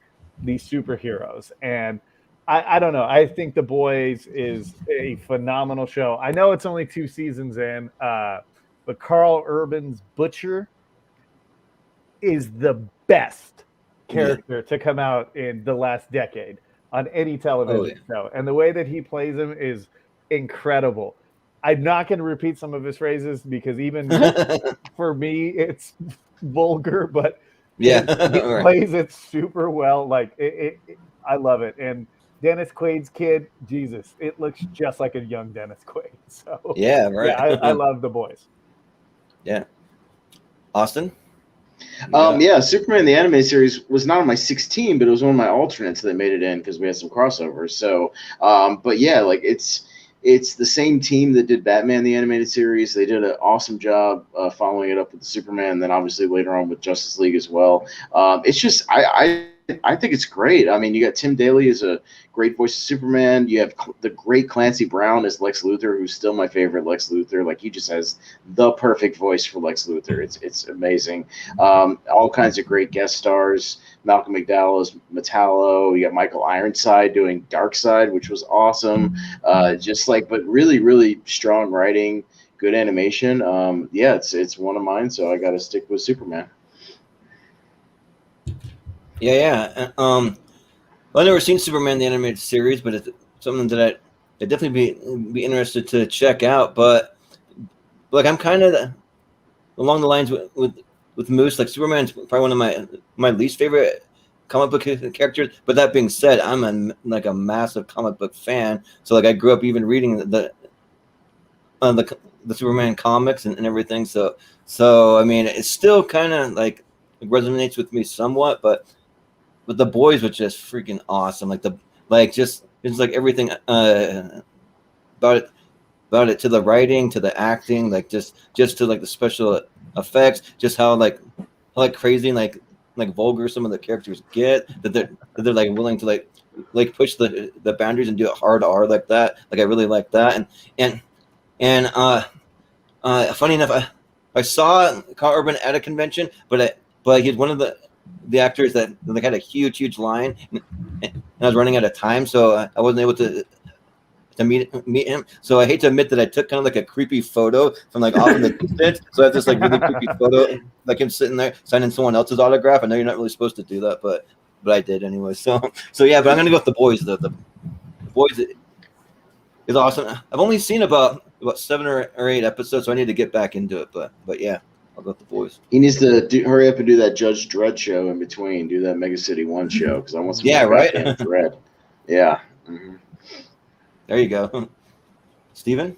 So Batman the Animated Series is kind of like probably the only superhero animated show I ever saw.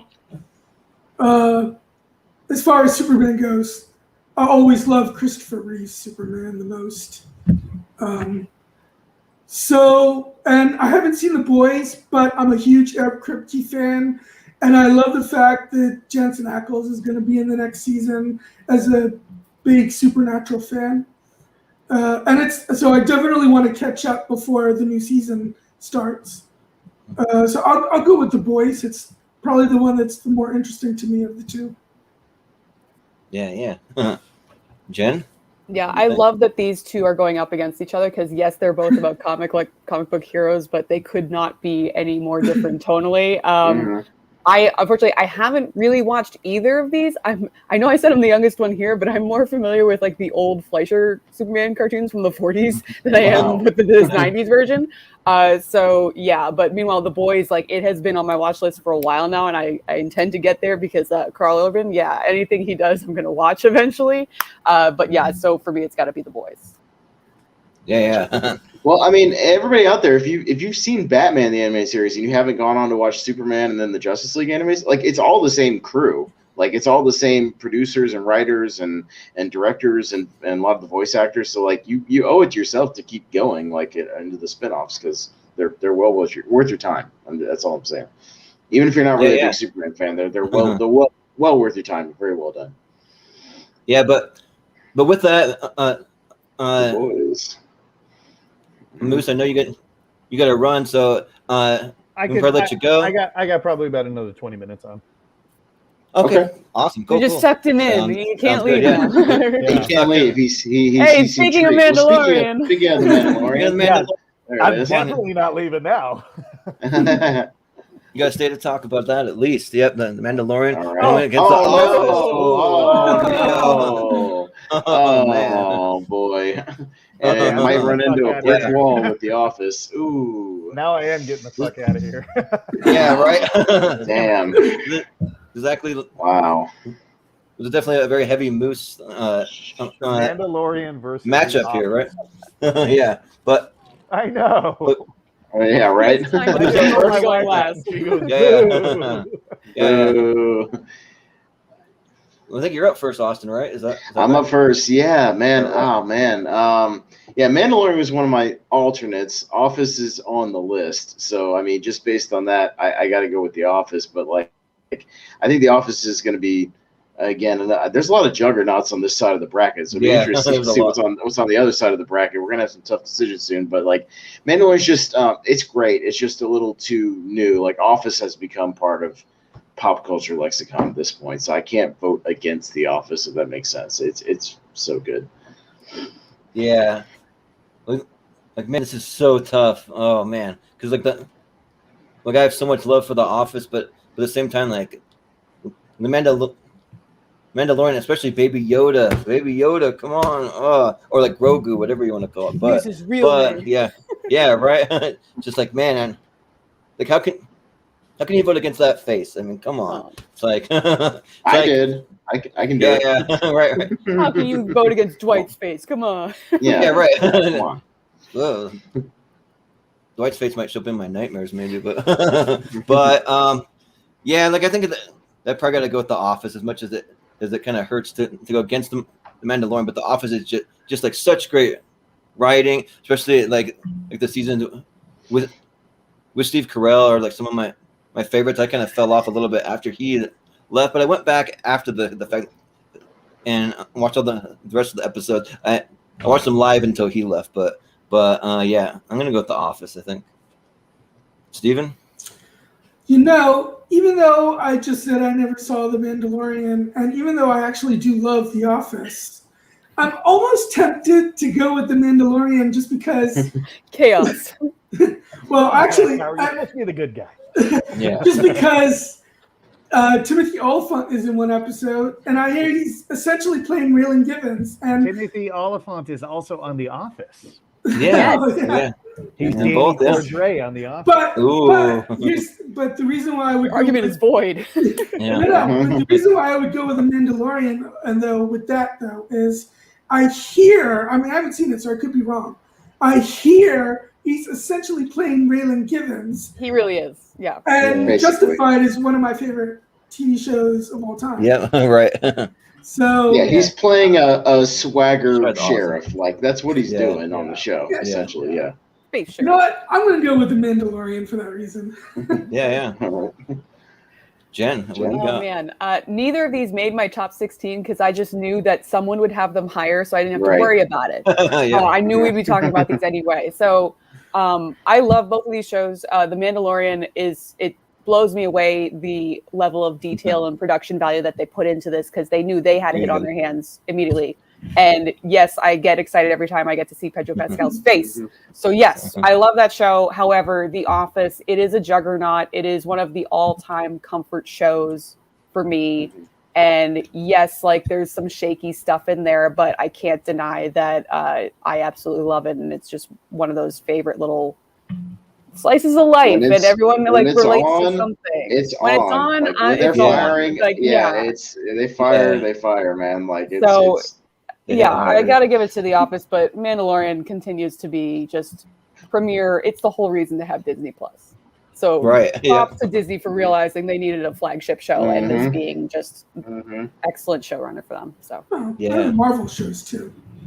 Yeah, but this really paved the way. This was the one. They were like, we need one. Yeah. Moose, what do you got? You guys totally broke my heart with putting these two against each other. We didn't put them up against each other. It's the randomizers, sir. We don't know what's going to randomize. Right. The Office. Look at the randomizer. The Office is my number one pick. The Office is my favorite TV show. And I for all of the reasons that all of you have said. And I even like the post-Carell stuff. You know, give me some Robert California like all day. And the Lizard King. And The Office is actually the first trivia I actually ever started to participate in was Office trivia. I mean, hell, we're rewatching The Office again because, like Jen said, it's the total comfort. You know, I lost my last Snowdown match, and the first thing I did was start The Office all over again. So I absolutely adore The Office. I mean, for every reason you guys said. I mean, the characters, the heart. Yeah, there's some shaky stuff now, and this is probably a type of show that will never be made again. But because of that, and just the chemistry between all of the cast members, every time I rewatch The Office, I have a new favorite character on the show. Like, it has that type of impact on there. And like Austin said, if it's on, you don't turn the channel. Nobody turns the channel. So for that, I think The Office is going to be a juggernaut in this. The Office is my all-time favorite show. Of course, it's got my vote. Yep. The Mandalorian is spectacular, though. Yeah. Spectacular. Yes. Yep. If it was up against something else, it'd probably be going through. But yes, The Office is The Office. All right. I feel like I'm gonna get like force choked by Baby Yoda here because I actually carry Baby Yoda everywhere that I go. I got my little pop socket on my phone, little Baby Yoda. So it's okay. Just give him a snack. He'll be okay. Yeah, right. He'll be all right. Give him some of those eggs. He'll be all right. Yeah. At my Scum and Villainy Cantina shoot that I did, I broke their Baby Yoda. He's okay, because I was just at the cantina. He's okay. He survived. Okay. Were you there this past Sunday? I was. Yeah, so was I. Okay. Shit. Cool. Yeah. Missed opportunity. Yeah. I rolled the red carpet out for Ty. Oh, I saw you. I just didn't see you. It's all the mask. You can't tell. Oh boy, we got the Sopranos. It's a big one. Going up against the Venture Bros. Venture Bros. Okay. Well, yeah. You can tell by her enthusiasm that's probably Jen's pick, if I had to guess. Yeah, right. All right. All right. Was that a show that Schnapp was involved with? Yes.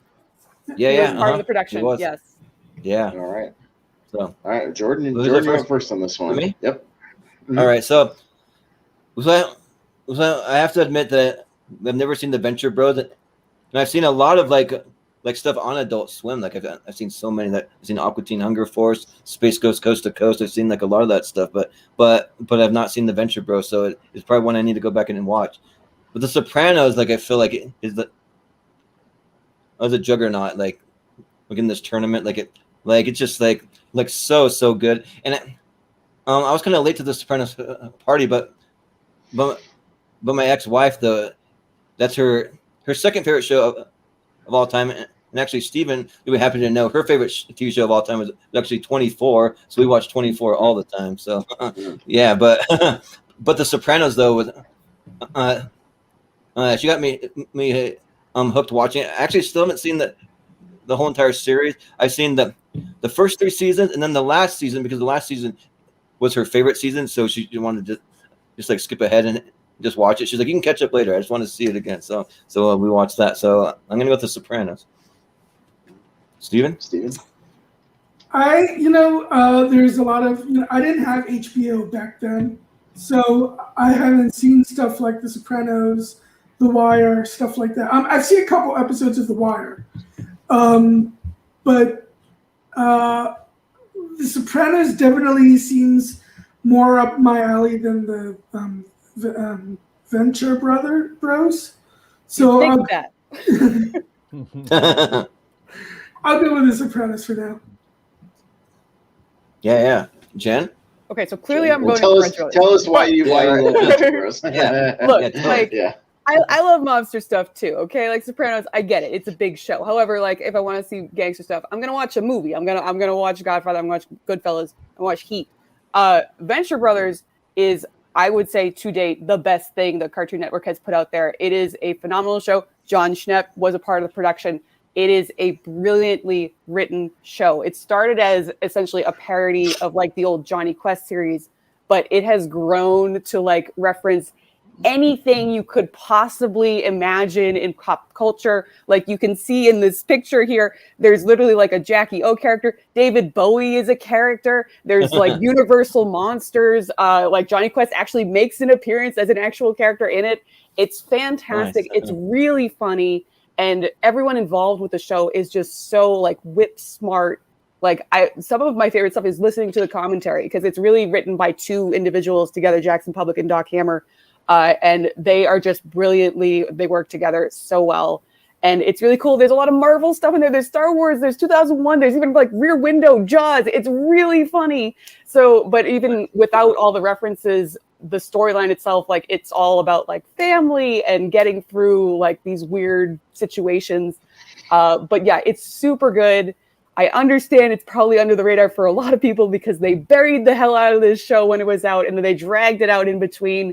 And yes, it got canceled, but there might be a movie because HBO now has it currently. So go on HBO Max. It's all there. I recently just rewatched it for like the 5th time.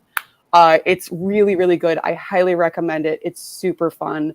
And yeah, I haven't found another show that fills this void of like weird, geeky, vulgar, awesome, violent stuff since this show came off the air. So highly recommend. I understand if it doesn't go through because not a lot of people watch it, but it's great.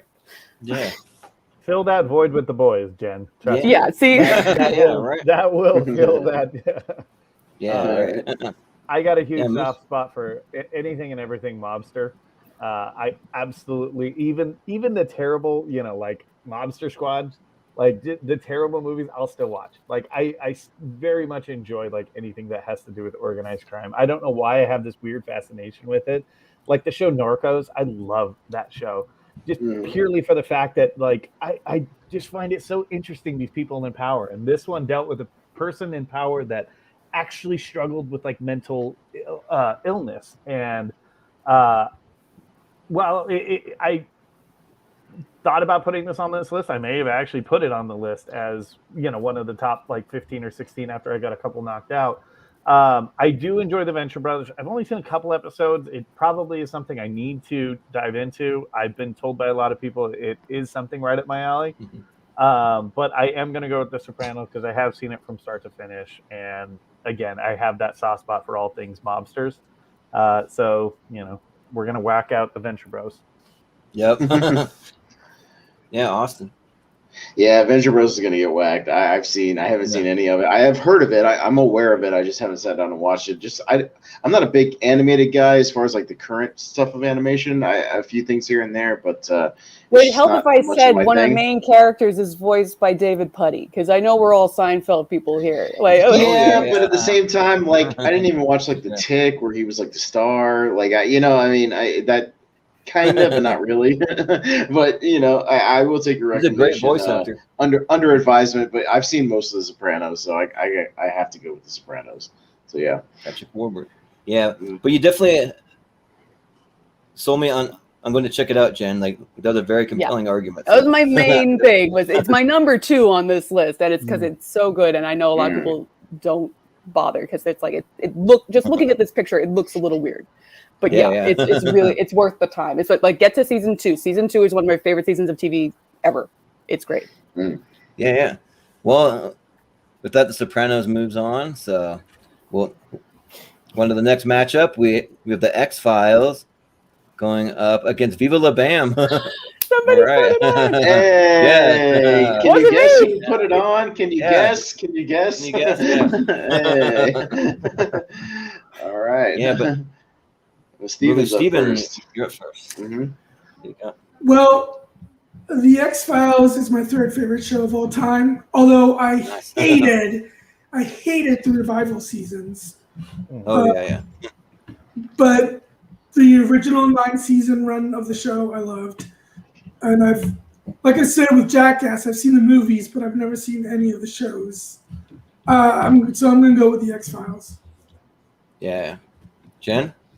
Like I just based on everything I love, I should be a fan of the X-Files. I just haven't gotten to it yet because it was out for a really long time, and I just never sat down and watched it. So it is on my list to get there. But meanwhile, I developed this really weird soft spot for Viva La Bam. I don't know what was going on in my life, but like it was just fun. Like it had a very strong formula, like to the point where there was one episode in particular that I remember just very clearly, like Ryan Dunn, rest in peace.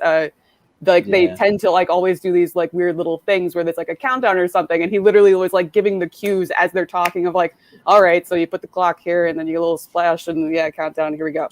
So like it was really fun. It was one of those weird little communal kind of awkward family / friends group And yeah, it's just kind of fun. I haven't really gone back and watched it, but when it was out, I was a big fan. So vive la Bam. Yeah. Moose, what do you think? The one shtick that did work on Jackass for me was the pranks that Bam pulled on his parents. Yeah. I do think that's the one shtick that did. But the X-Files, I mean, I saw the movies in theaters when they came out. I was watching X-Files every week. I mean, it was a strong show. Maybe went a little too long, maybe not long enough. I don't really know. And I agree with Jack Bauer down there that, you know, it was just okay when it came back. But for what it was, I mean, that was kind of a phenomenon of a show too, especially during the time in which it came out. I just thought they destroyed their mythology from the original 9-season show. A little bit. Yeah. I think that what was the spinoff? It was about the three guys. The Lone Gunman. The Lone Gunman. That's right. That slipped my mind.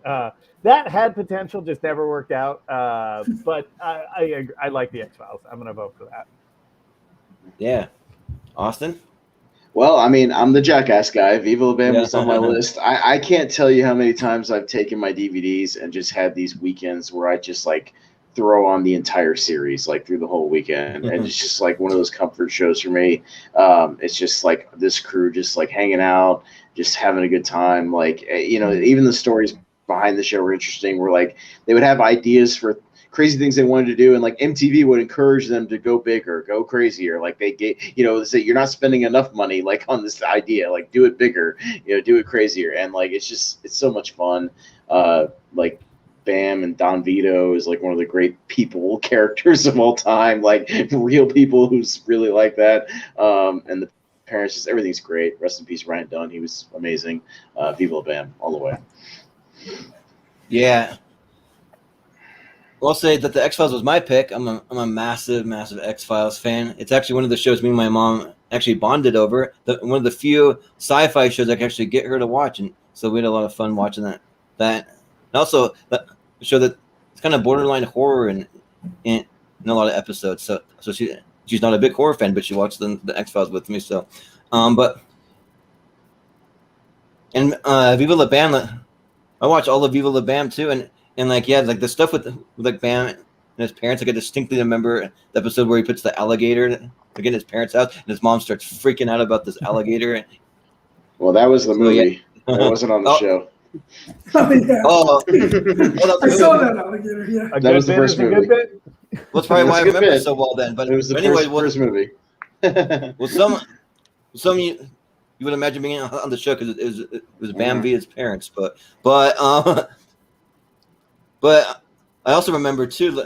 I forget the name of the rock band, but like when he's like building some kind of epic stage, he's gonna have one of his favorite rock band. Was it Slayer? I can't remember. Oh, I think they had Guar on a couple times. So they had Guar, they had Clutch. Clutch. Yes, they had Turbo Negro. Yeah, like all kinds of bands. Oh yeah, I think they like snowboarded down a mountain on a theater, like with on Clutch a stage playing. with Clutch. Yeah, like, it was weird.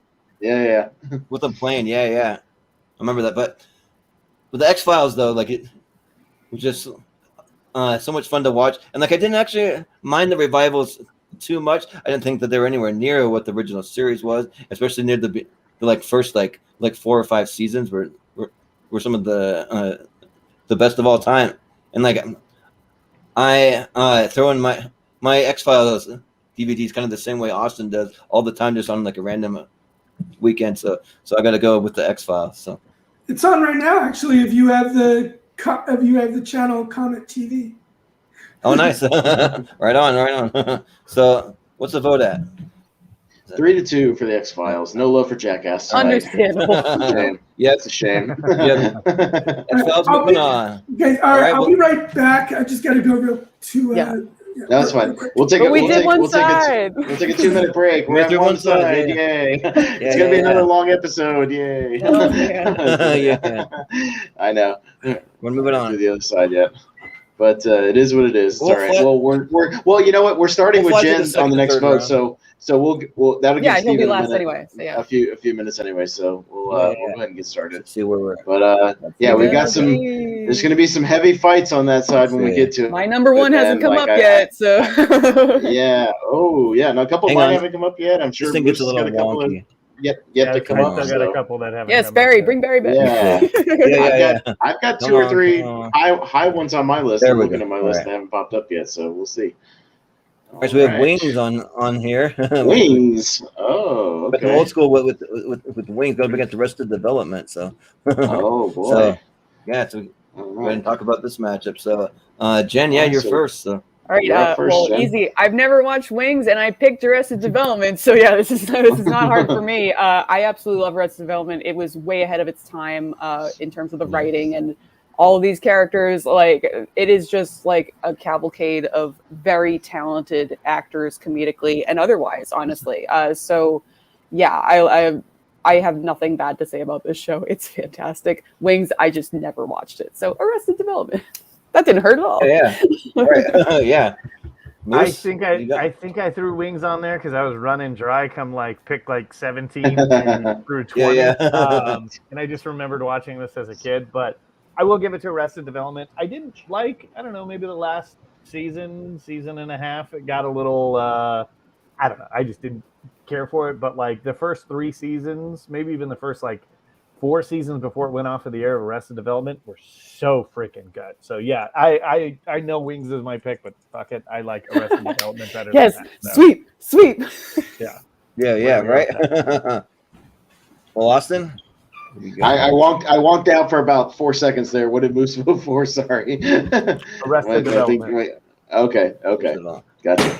I had to ask because you said Wings were your pick, so I want to see. I was gonna quickly mention Moose that Tim Daly, who did the voice for Superman on my animated series, is the main character on Wings. So there's a little crossover there.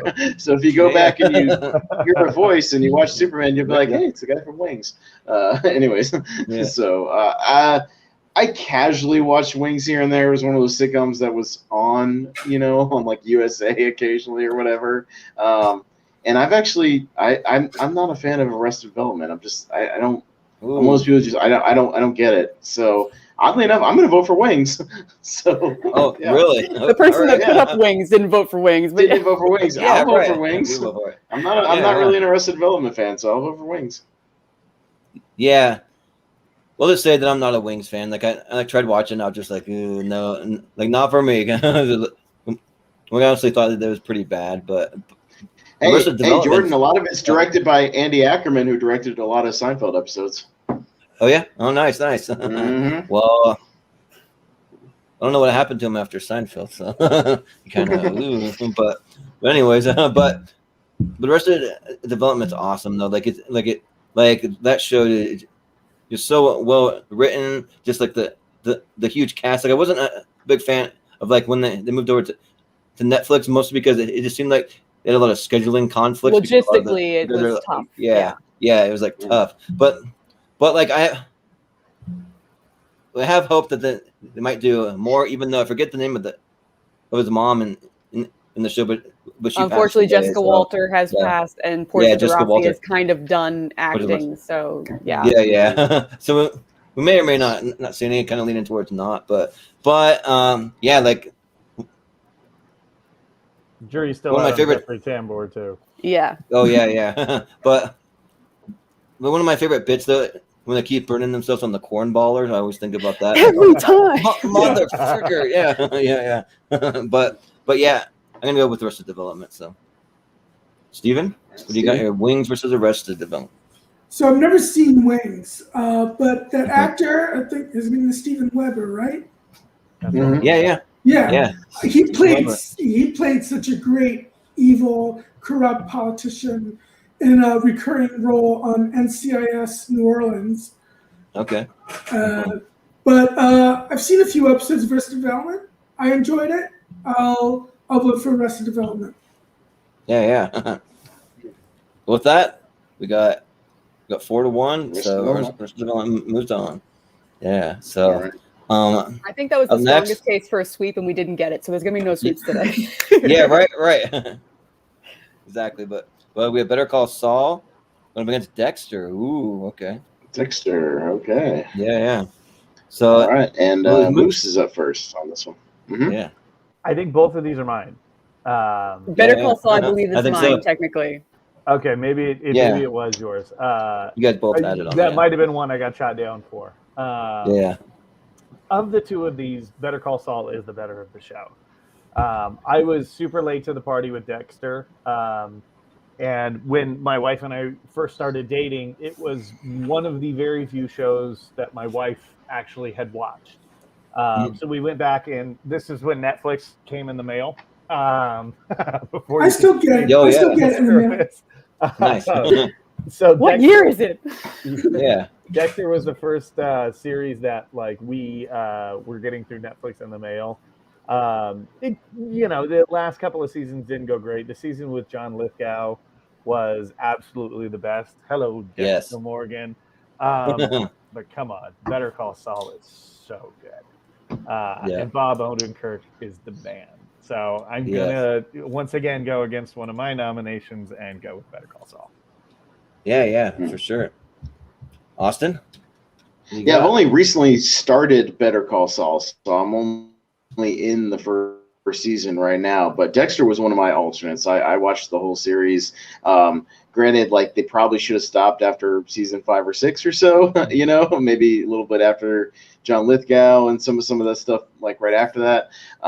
But still, like when Dexter was good, it was really, really good. Like especially those first couple of seasons. So, and I'm fascinated with like serial killers and stuff. So I'm gonna go Dexter. Yeah, and I'm massive fans of both of these shows. Like they're both awesome, and I just barely got the entire series of Dexter on Blu-ray, so I'm excited to go and check that out again in a higher quality format. So, but Better Call Saul though, like for me, that it's the best slow burn on TV. Like with the show, it's just so like slow moving, but it's so compelling. Like it just gets you hooked, and like it's just so good. The writing's just so good. The acting, like shout out Rhea Seehorn too. Like she deserved that Academy Award that she got, or the Emmy. But but yeah, and then Giancarlo Esposito. Like anything in the like Breaking Bad world. I mean, I got my Los Pollos Hermanos on, so anything in that world that like I'm a huge fan of, and yeah, like as much as I love Dexter, I probably like Better Call Saul even more, so I'm gonna go Better Call Saul. Steven? All right. Steven. Oddly enough, these are two shows in which I've only seen the pilot for both of them. Although I might have seen the second. I might have seen the second episode of Better Call Saul.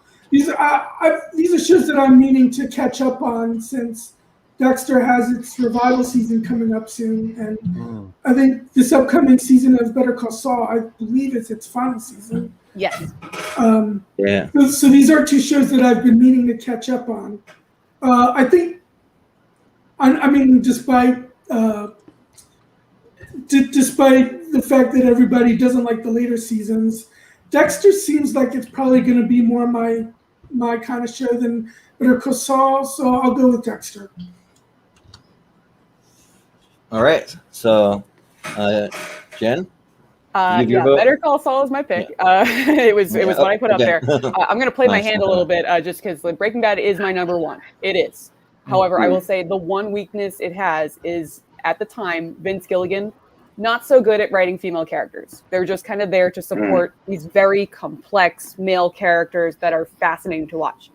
He fixed that when he got to Better Call Saul. Kim Wexler is like my favorite female character ever written for TV. Rhea Seehorn is fantastic. She should have won every year. And the only reason a case could be made for everyone who's been on the show. The acting is phenomenal because it really is. It's all about the emotional connections between the characters and the dialogue.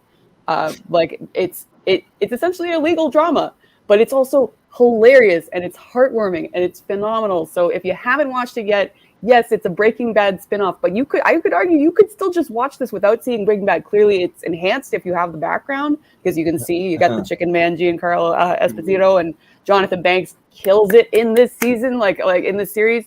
He was great in Breaking Bad, but he gets even more to chew on. And like Michael Mando in the back, Nacho, like he's phenomenal as well. You see him in Spider-Man. But yeah, it's a great show. I highly recommend it if you haven't checked it out. There is one more season coming, and it's just gone up the entire time. Michael McKean is so good on this show. Like he like clearly everybody knows he's a comedic actor, but his dramatic performance in this series is above and beyond. It's great. So go watch it. I haven't seen Dexter. I'm gonna watch Dexter, but I was gonna pick Better Call Saul either way. So yeah. Well, with that, Better Call Saul moves on. So I am excited about the Dexter revival. I think there's a lot of story still left to be played. His ending was kind of potential iffy. A bit of a letdown, kind of, yeah. Yeah, for sure. But moving on, we have Camp Cretaceous going up against Breaking Bad. Oh wow, that's funny. Oh wow, wow. All right. Well, I think we know.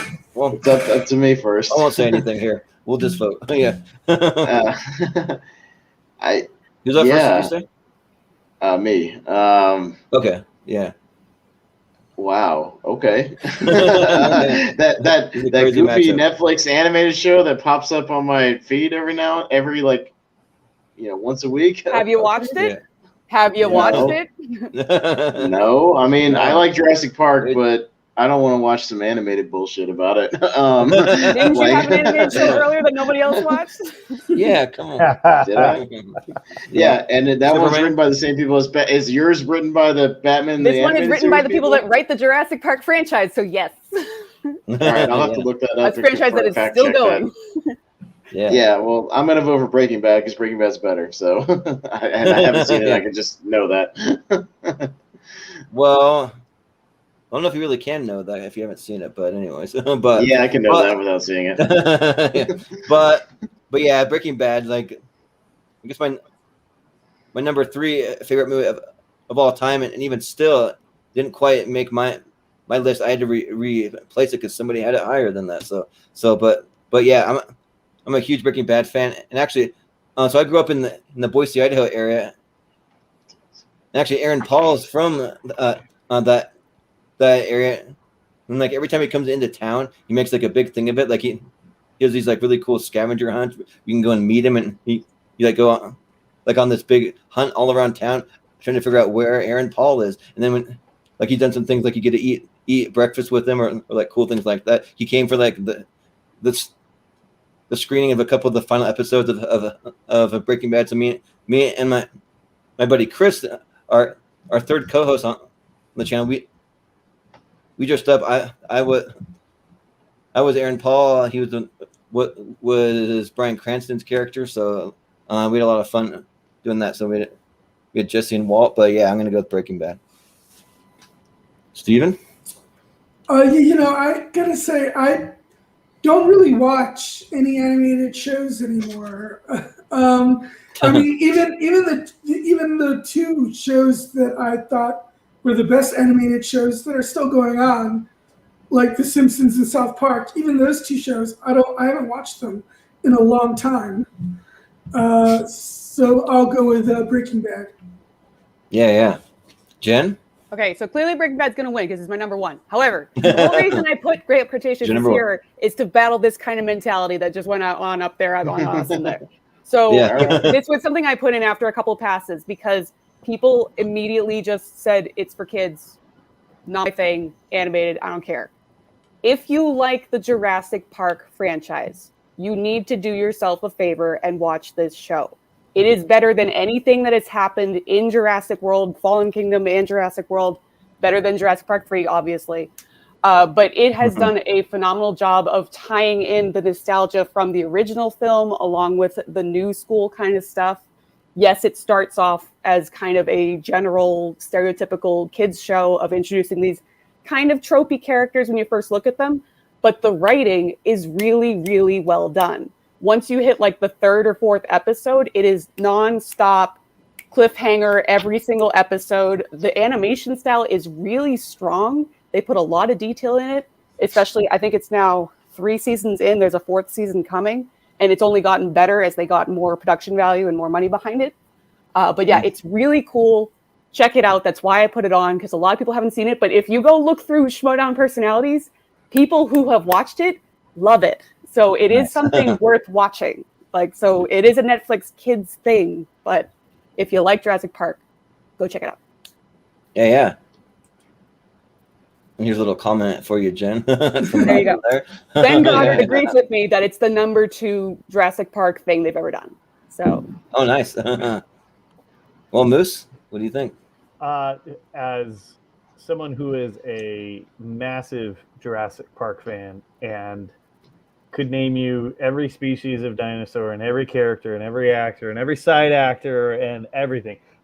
Okay, here's my little Schmodown rant. I had 4 matches this season. Not one match did I get fucking Jurassic Park on the wheel. And that was the one thing I was always like, oh, come on. At least let me play in the exhibition match. I didn't even get that. So I have not watched Camp Cretaceous, and I will actually give it a watch. Because, again, I love everything Jurassic Park. Even the shitty ones are still a guilty pleasure for me to go back and watch. And 3 is not as bad. 2 is worse. But come on, it's Breaking Bad. That's got the vote. Yeah. Well, they're doing a bad job of promoting it, Jen, because I was just in Jurassic Park today at Universal, and I didn't see one single sign for Camp They got Cretaceous. bumpy stuff. They got stuff in the kids section that is for Camp Cretaceous. They do sell it. I was wandering around the Discovery Center, and I didn't see anything prominent, but I would say the second best Jurassic Park thing is that it's more in Hollywood because that's the Jurassic World section. Well, the second best Jurassic Park thing is actually the Velocicoaster I just went on today, because holy shit, that's a great ride. Nice. Yeah. Cool. Well, moving on, we got Friday Night Lights going up against Heroes. All right. Okay. And I will say that I believe these are both yours? my picks. Yeah. Okay, and Jordan, you're up first, so tell us. All right, perfect. Yeah, so like I'm a massive fan of both of these, obviously, but like Heroes though, like I wouldn't even go to say that the first season of Heroes might be one of the best single seasons ever put to TV. Like it is just so good. The show kind of goes down a hill, especially in season 3, but I still have a lot of love for it. Like I didn't really care for the revival that they did. I was super pumped for it, and then it was a bit of a letdown from me, but I wish they would have continued on with it. It got canceled way too soon. Like there was a moment. So like when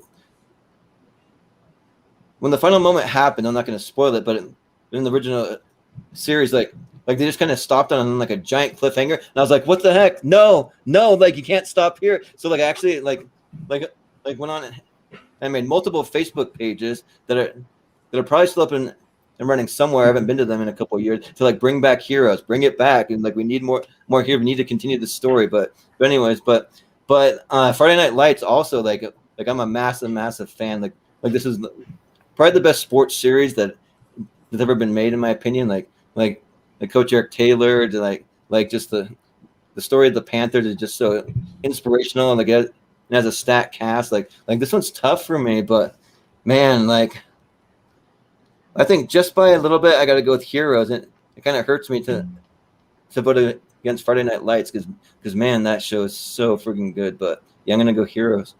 So, Steven? I've seen a few episodes of Heroes here and there. I have not seen any episodes of Friday Night Lights. Heroes is kind of all over the place. I'll go with Friday Night Lights because I did like the movie, and I've liked Kyle Chandler and Connie Britton and other stuff. So I'll go with Friday Night Lights.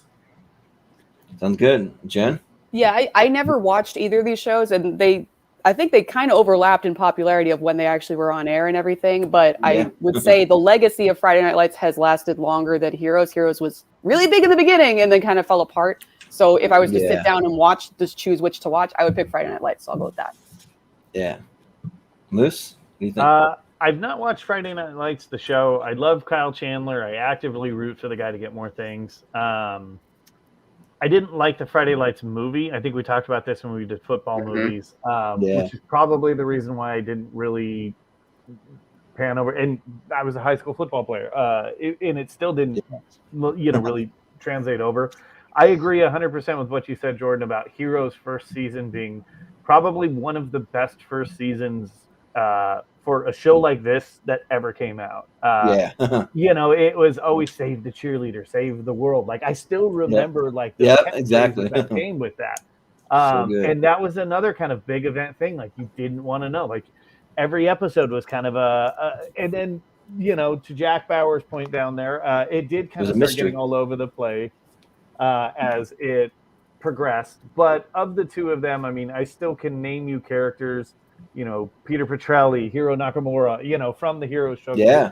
The first few seasons did have such a lasting impact. So I'll go with Heroes. Yeah. Peter Petrelli is one of my favorite characters of all time. And I almost got to meet Milo Ventimiglia. He was at a convention that I was at, but I ran out of time. So there's only so many people you can meet in one huge convention. So, but Austin, what do you think? Haven't seen the other one. I'll vote for Friday Night Lights just because I have a huge MILF crush on Connie Britton. That's my only All right. There you go. That's it. So with that, 3-2, Friday Night Lights is going to move on. So 2 of Jordan's picks, but he can't be mad about a show he really loves. So moving on. No. Yeah. I'm definitely not mad about it. So maybe he can vote for it in the next round. So yeah. But moving on, we have Married with Children going up against Ozark. Okay. All right. And Steven's up first on this one. Steven.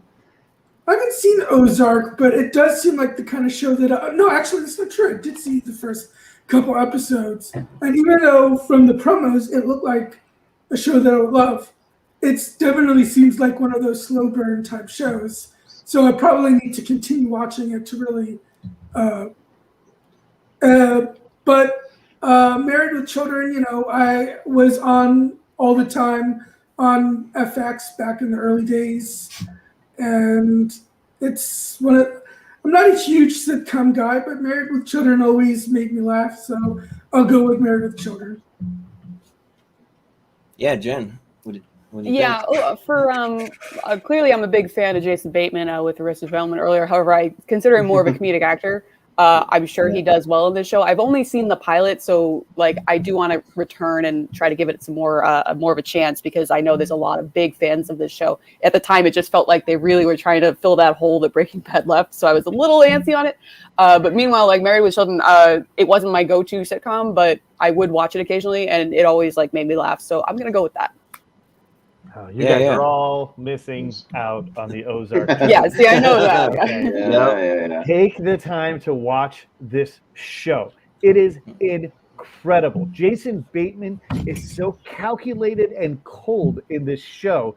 It is absolutely crazy. He is an accountant for the Spanish, drug cartels. And the only way that he can be able to keep his life and his family's life is to figure out ways to be able to launder their money. His partner spent the drug cartel's money, and now he is in this weird scam where his partner had this idea of laundering money through the Ozarks and different small various companies through there. And so he's a bad dude that is just trying to simply save his family, but he's also an accountant. And so a lot of the decisions that he makes is just so cold and calculated because he's just a numbers guy. It is an incredible show. It's so much fun to watch Bateman not be the comedic guy. And I love Jason Bateman. He's probably one of my favorite comedic actors. This show is incredible. Absolutely, this show gets a vote. This is probably one of my top 5 shows. Yeah, absolutely. Austin, what do you think? Who's that riding into the sun? Who's the man with the itchy gun? Who's the man who kills for fun? Psycho dad, psycho dad, psycho dad. If you know Married with Children, you know what I'm talking about. It's one. I believe this one was my pick. Behind Seinfeld, it's my second favorite traditional sitcom ever. Al Bundy's one of the great heroes of sitcoms. The fact that they had an audience that would applaud wildly every time he walked in the door is just a testament to how much this show is awesome. So, Married with Children all the way. That was your pick, Austin, right? From Married Yeah, with it's my pick. Yeah, I think it was like Nice, 7 or nice. 8 on my list. Yeah, I love Married with Children. Yeah. So like, I'm a pretty big Married with Children fan. Like Ed O'Neill, I think like he's one of the best like sitcom actors that Legacy we've ever had, pretty much. Yeah, like he's awesome. But like Ozark, though, like I agree with everything Moose said. Like Ozark is an incredible show. I've only seen the first 2 seasons, but I've heard that it just gets better and better from there. Like it just keeps going and going. And like, I want to give a shout out to one of the actresses, Julia Garner, in it. She's amazing. She's like probably one of my like new favorite actresses to watch. It. Like I really hope she gets some more roles after Ozarks. But yeah, like it's an amazing show. And the only reason why I haven't gotten to season 3 yet is just because there's just like so damn many great shows to watch out there that it's like I can't keep up with it all. So like I definitely plan to get back to it. But yeah, I'm gonna give my vote to Ozarks. So. All right. Well, it's a close one, 3-2, but it goes to Married with Children and the Bundys. All right.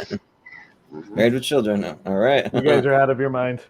Yeah, right. I know if I had watched Ozark, I probably would have voted if for I it. watched it, I don't vote for things I haven't watched. I haven't gotten to it. Sexist asshole in the world. Like he ran a no man's club. Like I get it. I watched Married with Children. I had a good laugh with it too. But against a quality show like Ozark, fuck. Yeah. All right. Like, come on. Yeah. I see why this is fun. I'm with you. Yeah. But next up, we have one of my underdog picks. That's just called Persons Unknown. Well, if you think that show is sexist, wait till you get one of my other picks coming up. Yeah. right. But yeah, there's one of my underdog shows called Persons Unknown. I don't know if anyone's even heard about it, but put it on here because I want to talk about it. It's actually one of my alternate picks, so I decided to throw it on there. Going up against Scrubs. So. All right, who's up first? And Jen's up first this time. I have not heard of this first show. Scrubs, like I didn't watch the whole thing, but it would occasionally be on, and when I did watch it, I did enjoy it a lot. I want to sit down and watch the whole thing front to back because there is a lot of fun stuff in there. So it's Scrubs by default for me. Yeah. I think Scrubs is my pick. So funny story about Donald Faison. So when I used to play in paintball tournaments. I think I told this during the football shooting, but I rounded a corner and shot this guy like 5 or 6 times from point blank range because he wouldn't go out. Oh, nice. I mean, that's awesome. I saw me hit him earlier in the match and he wouldn't call himself out. So I turn the corner, I just blast this dude, and we get off, and it's Donald Faison. Whoops! And he's like screaming at me, and I didn't know him from Scrubs. I knew him from Remember the Titans. So I was like, "Oh, hey, what's up, PD Jones? Sorry, man." Like, nice. But Scrubs is just a fun, wholesome show, and always got a laugh and had some heart to it. So it's another show I would like to go back at some point and revisit from start to finish. Scrubs has my vote. I have not heard of the top one. Yeah. Oh, yeah. All right, Austin. Yeah, I haven't heard of it either. I looked it up real quick. Well, so it's one of those one and done shows, season wise. What network was it on? A lot of people haven't. It looks like it was on Fox or NBC. I don't know. I can't tell. I'll look it up. But yeah, I have to vote for Scrubs. Yeah, I'm not like a giant Scrubs fan, but every time I watch it, it's fun. So I'll vote for Scrubs. Yeah. This one's tough for me because Scrubs is actually one of my favorite comedies of all time. I actually own every single season on DVD, but let me tell you about Persons Unknown. So it's actually was a recommendation by our other third co-host Chris, and the show is incredible. So like basically, you have 7 strangers that were just kidnapped out of their ordinary life. So you get to see the backstory. So like kind of like similar to Lost, each episode you get a backstory of one of these characters. You find out how they were kidnapped and they were brought to this town, and it's this ghost town that just like set up kind of like a modern day town, but just completely empty. And so they always wake up in this hotel and they're like looking around like on the like, where the hell am I? Like like what's going on, and like they have no idea, but they see cameras watching them everywhere, and so there's like a sinister plot trying to figure out what's going on with it. And one of the things that you can't see is playing the soldier in the background is actually a young Chadwick Boseman. So like this is one of his very first roles. So he was in this show, and then you also have Alan Ruck from Ferris Bueller's Day Off there, and so. Oh yeah, that is him. But it's a pretty fun show. Like it's like later on in the season, you get to find out a little bit about the company like / corporation. They like put all these guys here and like what's going on, but you never really get to fully see what exactly is really going on because the show was canceled after only one season. But it's one of my favorite, just one and done shows to ever air on TV. So I would definitely would recommend checking out Persons Unknown, and I'm gonna give it my vote, even though it's probably not gonna win against Scrubs, but still, I'll give it a vote. Steven. So I actually did see Persons Unknown, and I nice. thought You got a buddy. Wow. not really because Oh, you didn't like it that one? because it's a cool concept and it started out promisingly, and then it just gets worse and worse as it goes along, and it ends on a cliffhanger, if I remember correctly. Yeah, but then it gets canceled, and you're like, what the frick? And it started off with potential, but it just got worse. Yeah. So I'm definitely going with Scrubs. Yeah. All right. Well, a little bit of love for Persons Unknown, but it's not going to make it past Scrubs. No. Just the fact that someone else It's not heard of that it, I Scrubs, think no. is comforting. So Yeah, right. Yeah, hey, there you go. You're not alone. Hey, maybe William Bibbiani did it on his Cancel Too Soon podcast. Probably. The one where he does the one and done shows. Maybe he's done Probably, an yeah. episode on it. It kind of wasn't So, yeah. canceled too soon. Yeah. Oh, sure. Well, I loved it, but anyways. Oh, so that one got on twice for some reason. So like, it's like I don't know why, but we could give Stranger Things a pass. We can throw. Yeah, I would have voted for. I wanted to add it to my list. I think no matter what, it would have. Yeah, no matter Well, what. how do we know if we don't know what it's going up against? I mean, We we don't could know all it, say our but- next honorable mention, and if anybody I thinks don't know it's how it strong ended for up being Stranger there Things, twice, but yeah. Well, yeah. Jordan, you might have to go through the list and see which one didn't make it on here, and we'll come back to it. Yeah, maybe Kinda we like we come did back for the to wrestling Stranger episode. Things. We'll come back to this. We can come back to it, but I kind of feel like I think I'm we having a can hard just time make the decision figuring right out now. what's I don't gonna think go. we have the time to do that. Yeah. Well, Yeah, wait right. a minute. We don't That's what I'm know. thinking. What if it's a Yeah. big show?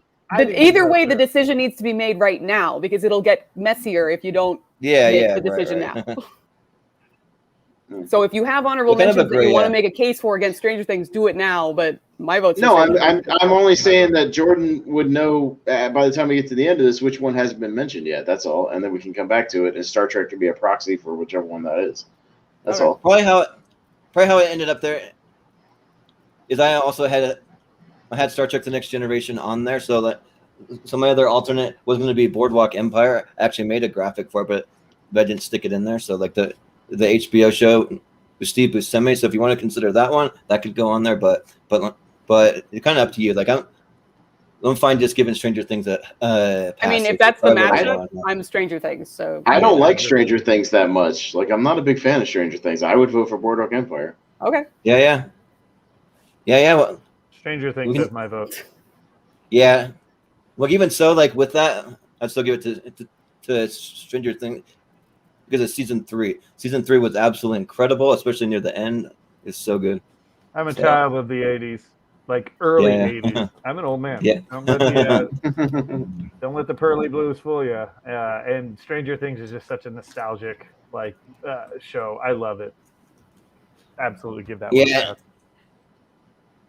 And if anyone wants to give some love to Boardwalk Empire, we can consider it. But I kind of feel like even with that, I think that Stranger Things would have made it. Yeah.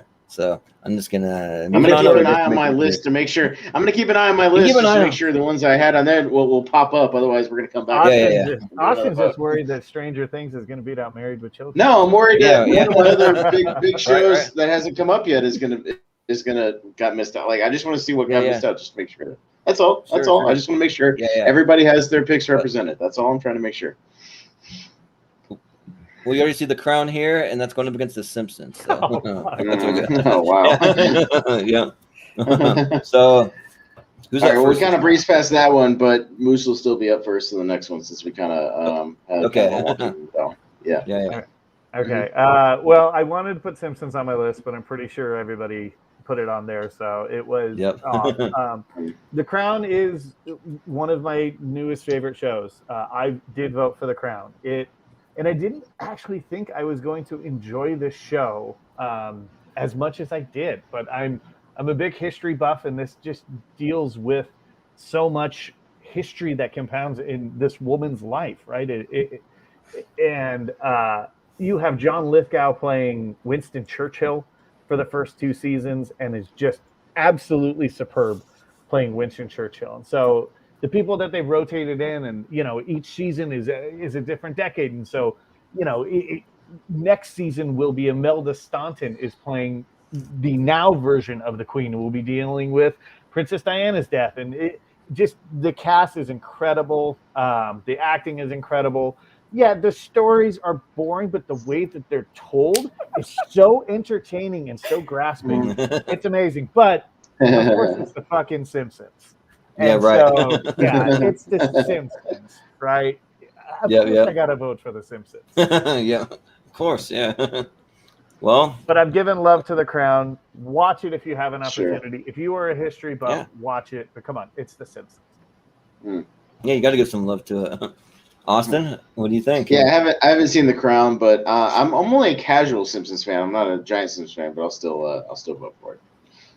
Yeah, and The Simpsons was my pick. I'm a massive diehard Simpsons fan. Like I've been watching it since day one, and actually one of the reasons why I actually started watching it is because when I was growing up, I wasn't allowed to watch The Simpsons, so I watched it behind my dad's back, and that's what made me want to watch it even more, because I've always been the kind of person, if you tell me not to do something, I'm going to go out and do it. So I started watching The Simpsons, and yeah, like there's so many episodes that I've memorized almost word for word, especially from the earlier seasons. But a lot of people don't give as much love to some of the more current stuff. But like I would challenge you to go watch some of the current stuff. Like some of it's just as good as the original stuff. Like they got some really strong writing. I feel like the only time it really dipped was during the production of the Simpsons movie, because they had all their top writers working on the movie. So yeah, and also the Crown sounds like an intriguing show. I'm just not a huge period piece fan. So like for me to get invested in a period piece, like it has to be like really good, like really, really good. So I mean, but I'm not against checking it out, at least giving it a shot. Like I'd be open to it, but if I got to go with Simpsons. So, Steven? So I saw the pilot for The Crown, and it actually seemed like a decent show. But The Simpsons is just such an iconic show. So and being a massive 24 fan, the parody episode they did of 24 to me was good, so funny. Yeah. So I'll do. I'll vote for The Simpsons for sure. Yeah. Jen, what you got? America. I really, really enjoyed the first season of The Crown. That I think is a brilliant piece of television. Like even just the score alone from Hans Zimmer is like really powerful. Like they're just like in a boat duck hunting, but the score is like making you think it's the most epic thing ever happening. But like it my interest kind of dipped into like, I think I've seen 2 full seasons, and it kind of dipped in the second season. I will continue it eventually, but I really like the first season. Meanwhile, The Simpsons, there's 33 seasons. That's like unheard of to have a show last that long. And yeah, there's highs and lows as you go along with any show that would happen, let alone with something with 33 seasons. But this is America's Family. It's really fun. There's a lot of endlessly quotable episodes and everything. So yeah, it's got to be The Simpsons. Yeah. Any episode with Sideshow Bob is an episode I love. Yeah. Oh yeah. Kelsey Grammer for the win. Yeah. But yeah, moving on to the next, we got The Walking Dead going against Watchmen. Ooh, all right. Okay. All right, and I'm up first. All right. I think Walking Dead was my pick. I mean, it wasn't like the highest on my list, but I think it was like number 13 or something. And I haven't watched Watchmen yet. I know The Walking Dead has been going on a little too long. I fully understand the criticisms of it. I still think it's got some good stuff to enjoy. But like those first couple seasons of The Walking Dead are like so good. Like just like it's just so well done. It holds up. Just it's really really compelling. So despite the fact that yes, it has gone a little too long, I'm still going to vote for The Walking Dead because when it's strong, it's very very strong. Yeah, and I think when they first announced the Walking Dead, like it's one of those shows that they wanted to kind of like compared similarly to The Simpsons. They didn't really have an end in sight. They just wanted to just keep going and going. Like as long as it was getting good ratings, we're gonna keep which is a going. mistake. So, I think shows should have an end in so, mind when they start. So yeah, that's a mistake. I'm glad they're starting to kind of wrap it up. Like I think this season is going to be the last season. Which they're wrapping it up, but they're also spinning it off. So it's like what? I know, but that new spinoff, that Beyond show is horrible, and they're already wrapping that one up because everybody hates it, and that Fear show is like up and down. Yeah, I mean, so. I guess they'll get around to that movie eventually. The Rick Grimes movie. The Rick movie, yeah. That they've been talking about for 6 years. Yeah, for a few years. Yeah. But even so, I'm a massive Walking Dead fan. Like, look, you're right. Like those first few seasons are like some of the like best on TV, and I feel like The Walking Dead, it started out strong, then it took like a massive dip. Like, it crashed hard. Like I stuck with the Walking Dead through thick and thin. Like I've seen all of The Walking Dead, every single episode, and like that, and like there's times where like in some of those mid seasons when it's like, what's happening? They're just going and like attacking people. There's just random things happening. The story doesn't even make sense. Like what's going on? But in the last couple of seasons, though, the last about 2 or 3 seasons though have been great. They really kind of gotten things back on track. Maybe not to the degree of the first 2 seasons, but it's pretty strong. So like I think they're going to end on a high note for the series overall. But and then Watchmen was an amazing series that I watched all of it, and I feel like maybe I wasn't quite the right audience for it. And like I appreciated how amazing that it actually was, but like I feel like there's a lot of social commentary and a lot of different things with it going on that like didn't really resonate with me as well. Maybe if I was a different like skin color or different race, maybe I would maybe catch on a little more. So I got to go with Walking Dead, I think. So, Steven? So Watchmen is something that I've been meaning to watch, but I haven't gotten around to. A lot of people say that one of their least favorite seasons of The Walking Dead is, I forget if it's either 7 or 8. Yeah. But I forget. But the reason why I love that season is because Rick left is when it was bad. Yeah. The reason why I love that season is because I like the storytelling trope of the hero being at a really low point and having to, climb his way back up. And you really see in that season Rick at his absolute lowest that he's ever at. And Negan was such a great villain, I thought. I still like Negan, even though But now they don't know what to do with them. It's weird. Yeah. They don't know what to do with them. He was a great villain, and I loved seeing Rick having to, come back up from the lowest. That's why 7 or 8, I don't remember which one it is. It's the season where Glenn and Abe are killed. Is probably my favorite season of The Walking Dead, actually. Sadist. It was the first episode of the season 7, because that was when a lot of people the cliffhanger. stopped watching, and when they passed. But I mean, it's that trope of, we always talk about, you either die a hero like The Walking Dead, or you live long enough to see yourself become the villain, and they right. That's what they did as a series, essentially. Yeah.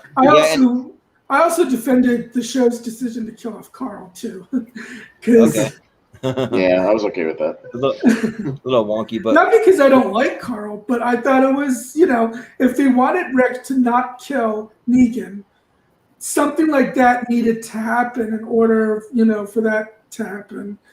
But yeah, I'm going with The Walking Dead. If I had made the list, The Walking Dead probably would have been on my list too. Yeah, the first scene that my ex-wife ever saw that we watched together was like Glenn getting his head bashed into hamburger. That was the first thing she ever saw of it. And then she went. That was With a the cool eye? scene. Yeah, so it's like a Yeah. pretty traumatizing way to jump into a series, kind of. But Jen, Here's you the think? thing. I'm literally sitting here with a Daryl Dixon cup. Nice. I am one of the very few people that still watches the show. It is more Yeah. out of habit than anything else at this point. Right. But yeah, I agree with everything that's been said. Of like seasons 1 through 4, great television, very compelling. And then they Everything kinda got up stuck through in this- like the governor storyline, and when they Yeah. wrapped the that governor. up, was like really, was- really good. I was And then making after that, pitches it was of like, because at one point the governor mentioned, like when he was in his after governor phase, whatever, he mentioned he had a brother, and I was like, okay, so we could like do a twin brother, so we can get this Yeah. the same actor to come back because he was so good. But yeah, it kind of got stuck in this cycle of just like the same thing of new group, new threat. Some people die, we get some new people, we move on. Like it kind of became a habit, and yeah, it just felt weird that. Like the one thing that the creator of Walking Dead always said was Carl is invincible, and for the show to kill him off, yeah, big gutsy move, but was it the best thing? I don't know. Yeah, it's kind of. Meanwhile, Watchmen, I put up Watchmen. Yes, I put it up. It was, I think, the last thing I slipped in there, and the only reason it was the last thing was because it is a one and done show. That has nothing to do with the quality of it, because the quality is pitch perfect. Because The Walking Dead, we just said there's roller coaster of the quality, but Watchmen, every single episode, like the acting is phenomenal. I'm so glad to see Regina King finally get something to like really dig her teeth into. And yeah, like to take what is essentially one of the most popular graphic novels of all time and make a continuation of that, very, very risky, but they did it in such a great way that speaks to the social commentary and is also entertaining, and production value is gorgeous. And yeah, it made Yahya Abdul-Mateen II an even bigger star, and he's just popping right now. It's really cool. So yeah, I love Watchmen. I am glad that it is a one and done thing, just because it's so perfect on its own that I don't want them to wreck it, just like what happened to The Walking Dead. So Watchmen for me. Yeah. Moose, what do you think? So I have always been obsessed with zombies, and I've always put myself in like zombie survival situations. One of the first gifts my wife gave me was the Max Brooks's zombie guide to or the guide to surviving the zombie apocalypse. I have a signed Yeah. copy from Max Brooks. Right. First So when The Walking Dead came out, I was on board. I watched every week, was religious to it, would be driving down the road and like see a like abandoned farmhouse and be like, I could hold up there, like total. Yeah. I used to say I'm going on a run all the time. Absolutely, Yeah. exactly. Going on a run, like, oh yeah, I would hide out there. Oh, Costco, I would live in Costco, right? Just Supply barricade run. everybody else out. And then The Walking Dead got old for me, and I think we've all touched on it. I think we all have said that it probably should have ended. Its peak, like first 5 seasons, were phenomenal show. I lost out when Glenn and Abe were bashed in. And I understand that this is a show about humans eating humans and people getting ripped apart, and there were far more grotesque things. But Glenn was my favorite character on the show, and My favorite too. Yes. Yeah, and to have him so brutally beaten to death like that, and I understand that Negan kills him, and I kept with it through the end of that season, and then when Maggie didn't get to put a bullet in Negan's head, was an opportunity to just and still hasn't. They have no reason not to. She's like, They have no reason not to. Yeah. No reason not to. Yeah, It's it's no excuse. No It's just excuse. because Came he's back, such a good so they gotta actor, they do don't it. want to lose him. That's the only thing. Yeah, they don't want to lose him Yeah. as an actor. And Negan could have been one of those amazing television villains that could have gone down. But then he's got such a wishy. So the last episode of The Walking Dead I watched had Rick like impaled on something, and the next episode I think was supposed to have been his exit from the show. And I have zero interest to continue watching it. I just don't. I understand. The first 5 or 6 seasons, absolutely, I own them. and we'll go back and watch them. The Watchmen was superb. It was a great show. It was what I wanted the Watchmen movie to be a little more like. I have a love kind of hate relationship with the Watchmen movie. Jeremy Irons as an old Ozymandias, incredible. Regina King this was her finest acting. She was phenomenal, absolutely. Tim Blake Nelson, when he wears the mirrored mask, is hauntingly creepy as he's reading people. It's incredible. The show is so good. So this is tough because I absolutely loved Watchmen, and The Walking Dead was my favorite show for 5 or 6 years, easily. So I'm gonna give it to The Walking Dead because of the longevity of it, but I will absolutely echo everything positive that Jen said about this show. I loved The Watchmen. It was great. And I absolutely loved that they tweaked it slightly to where they actually included the giant squid in New York. Yes. Such a great scene with that giant squid landing on New York and like the psychic fallout that went out. Oh, it was amazing. Yeah. And also I got to ask too, would anyone actually learn about the Tulsa riots when they're in school? Because I had no idea they were a thing until this show came out. I'm like, that was actually a real thing that happened? Yeah, why don't they teach it? They do not. They will begin to start teaching that now. Yeah, right. Especially depending on where you live, they did not teach that. Yeah. Yeah, it just sounds like an important part of history. They should teach it. Yeah. America has a bad habit of covering up its ugly moments. So yeah. Yeah. But with that, The Walking Dead though. I never understood how Rick was able to survive all that blood loss, and that explosion looked pretty big too. Yeah, right.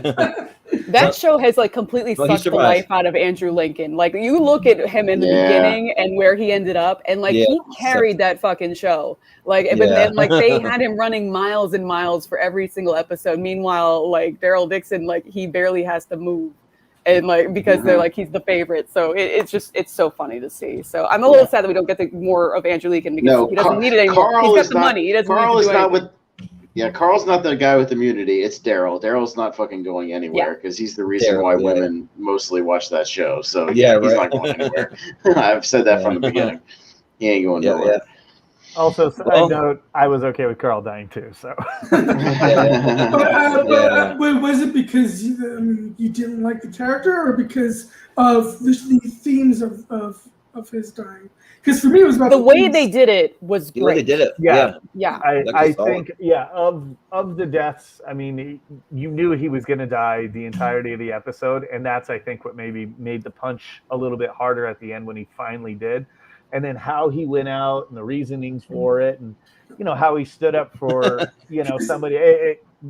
I enjoyed it, but I was also over Carl.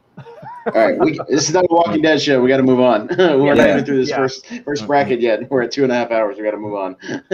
We can talk about it all night. I'm just reading this comment from Andres Gallegos, but it made me laugh. There's a lot of rats out there in the woods. He's a really good hunter. Yeah, he's squirrels. It's all good. Yeah, right. But we have the 1960s Batman going up against Cobra Kai. So, Cobra Kai. Ooh. All right. Is it me first? You first. Yeah, and I think these are both of my picks. I think so. Yeah, I think they're both yours. But Cobra Kai ranks very high on my list. Like I actually have a shirt of that exact poster there. That's why I included it. So, but like I'm of the camp that I actually think that the series Cobra Kai is actually better than the original movie. I thought they did it so well, but it's only better by just a sliver of a hair. Then the movie's great. So like I grew up with that. I also watched a lot of Batman from the 60s, but for me, like I appreciate Adam West and Burt Ward and all those guys from that series, but like it's no Cobra Kai. Like I think Cobra Kai kind of blows that series out of the water for me. So I'm gonna go with Cobra Kai. Steven? So not only have I never seen Cobra Kai, I've never seen any of the Karate Kid movies either. Ooh, man. Do yourself a favor. Yeah. Yeah, it's good. Watch him after The Mandalorian. Yeah, right.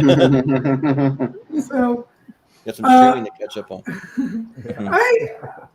I prefer my superheroes darker but the Batman 60 show was fun. Yeah. So I'll go with Batman. Sure. Jen? Again, I haven't seen Cobra Kai. I'm a huge fan of the original Karate Kid. I think it's one of the most like cheer-worthy movies of all time. So again, by default, I'd pick Batman, but for the theme song alone, Batman. Yeah. Moose, what do you think? I too have not seen Cobra Kai, even though I've been told that this is going to be a show that I would thoroughly enjoy because I've seen all of the Karate Kid movies. Especially the season 2 finale is batshit crazy. Batshit. However, anyways. There reaches a point in time when certain campiness gets to my nerves, and I had to watch a 1966 Batman movie for the Inner Geekdom division, directed by Leslie H. Martinson. Good job. And it was a tough one. Yeah. It does have the very fun scene where sometimes you just don't know how to get rid of a bomb as he's running up with it. Yeah. So that one got a chuckle out of me. However, the bat or the shark that jumps out of the water and attaches himself to the lake, it's all just so campy. I'm going to give it to Batman because I have seen some of those original ones, and because Adam West, Burt Ward, I mean, you know, I guess if you're going to make a superhero movie in the 60s, this was probably going to be funny. And I haven't seen Cobra Kai, so I can't really judge that, so I will give it to Batman. All right. Austin? Well, Batman's going through anyway, so I'll just spend my time selling you on Cobra Kai. So Cobra Kai is my current favorite, my favorite show that's currently running right now, if that makes sense. Like that's not a past show. So good. And it is absolutely the gold standard of how you do these like soft reboot shows that incorporate the old characters, but also introduce new characters and respect the previous legacy and the previous canon. Like it is right now the gold standard on how you do that properly, like including Star Wars, including the Mighty Ducks show they're doing right now, like all this stuff that's like incorporating the old legacy with like new characters. They all have to live up to Cobra Kai right now, because I wasn't even like the biggest Karate Kid fan, but like they have done a phenomenal job of like respecting these old characters, but also introducing fantastic new characters that you actually care about, that you love. And I'm just addicted to Cobra Kai right now. Like I cannot wait for every new season that comes out. Like it is so good and really easy to watch because every episode's a half an hour. Like you can go through this, you can breeze right through the show. I mean, you can breeze through the first season in like a day or two. You know, it's really easy. It's excellently paced. But yeah, if you're even a remotely a fan, even just a casual fan of the old movies, do yourself a favor and watch Cobra Kai. It's very easy to do, and it's well worth your time. But yeah, Batman's still going through.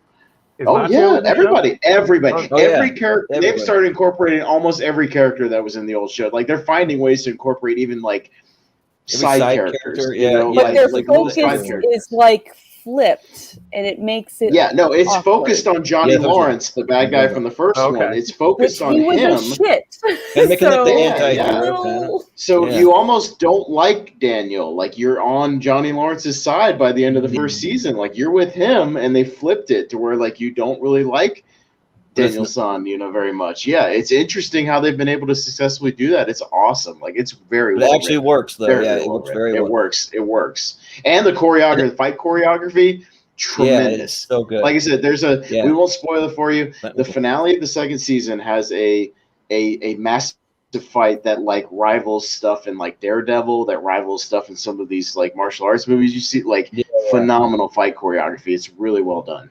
Really well done. Yeah. Okay. But Batman's moving on. Give it a watch, man. I'm telling you, you won't regret it. In every season, they like find ways to introduce new characters too. They got some new ones coming up that I'm waiting for. So yeah. It's a fun watch. But coming up next, we got Game of Thrones going up against Miracle Workers. Oh. I just put the new poster for the Oregon Trail season, but. But yeah, who's up first? Steven, all right.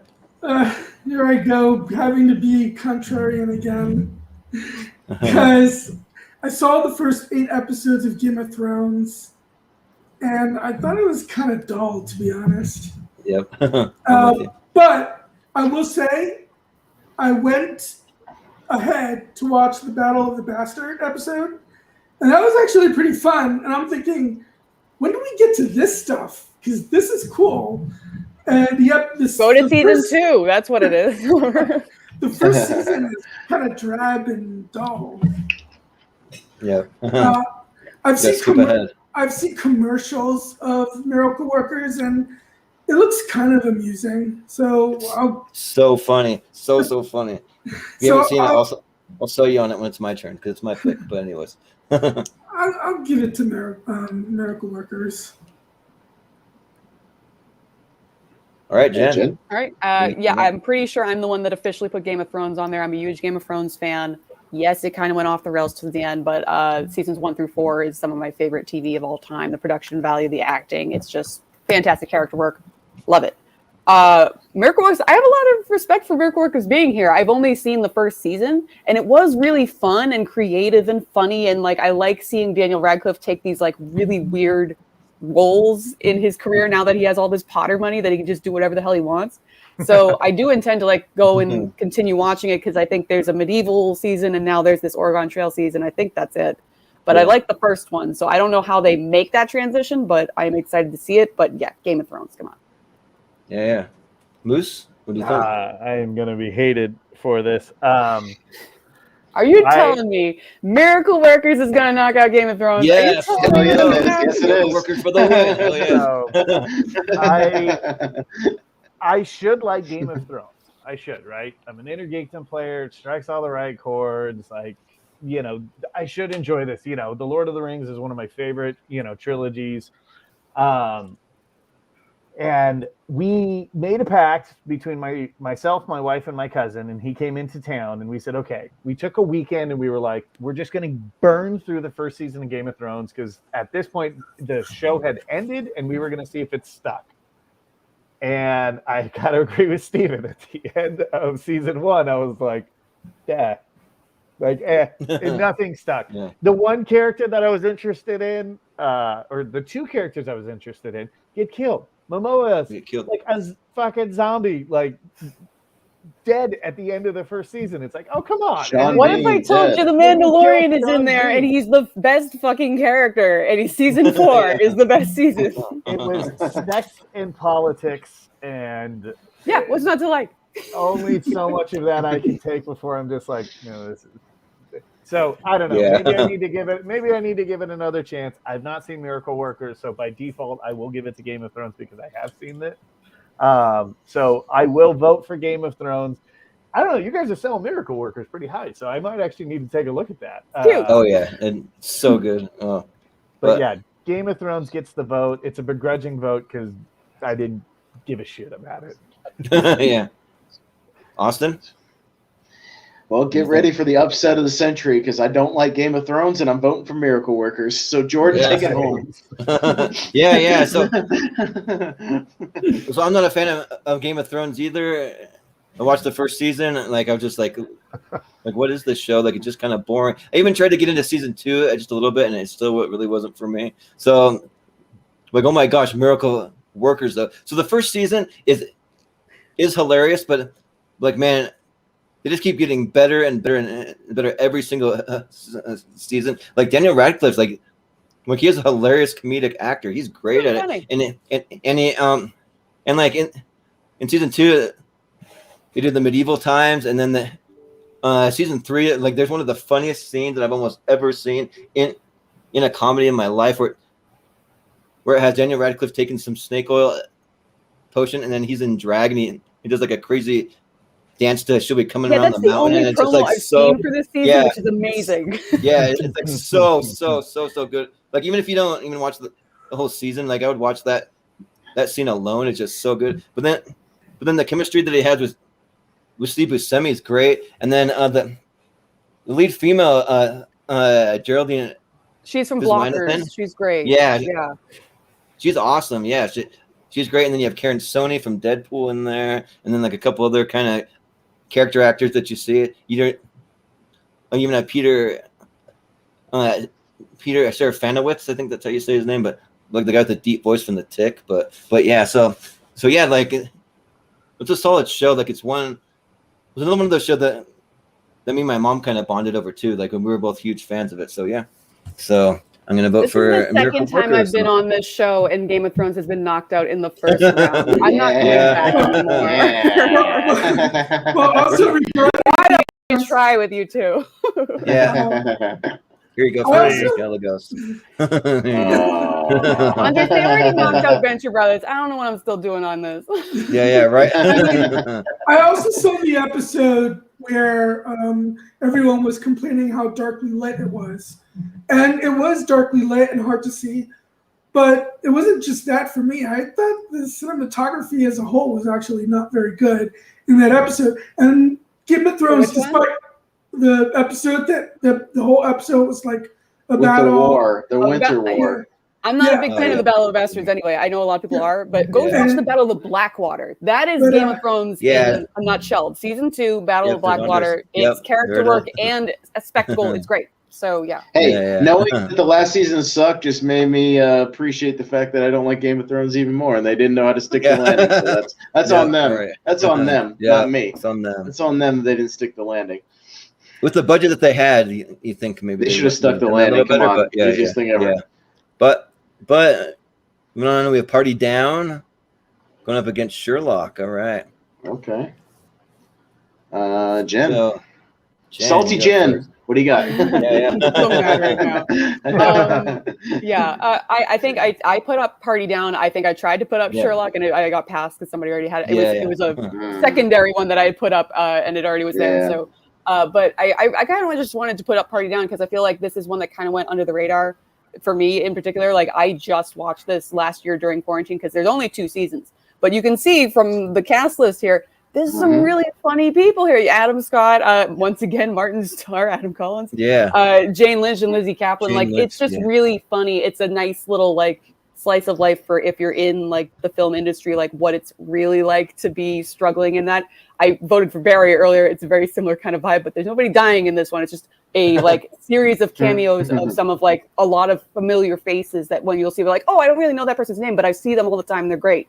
So it's a really funny show. It's very tightly written. So I highly recommend this. I think it's on Hulu right now.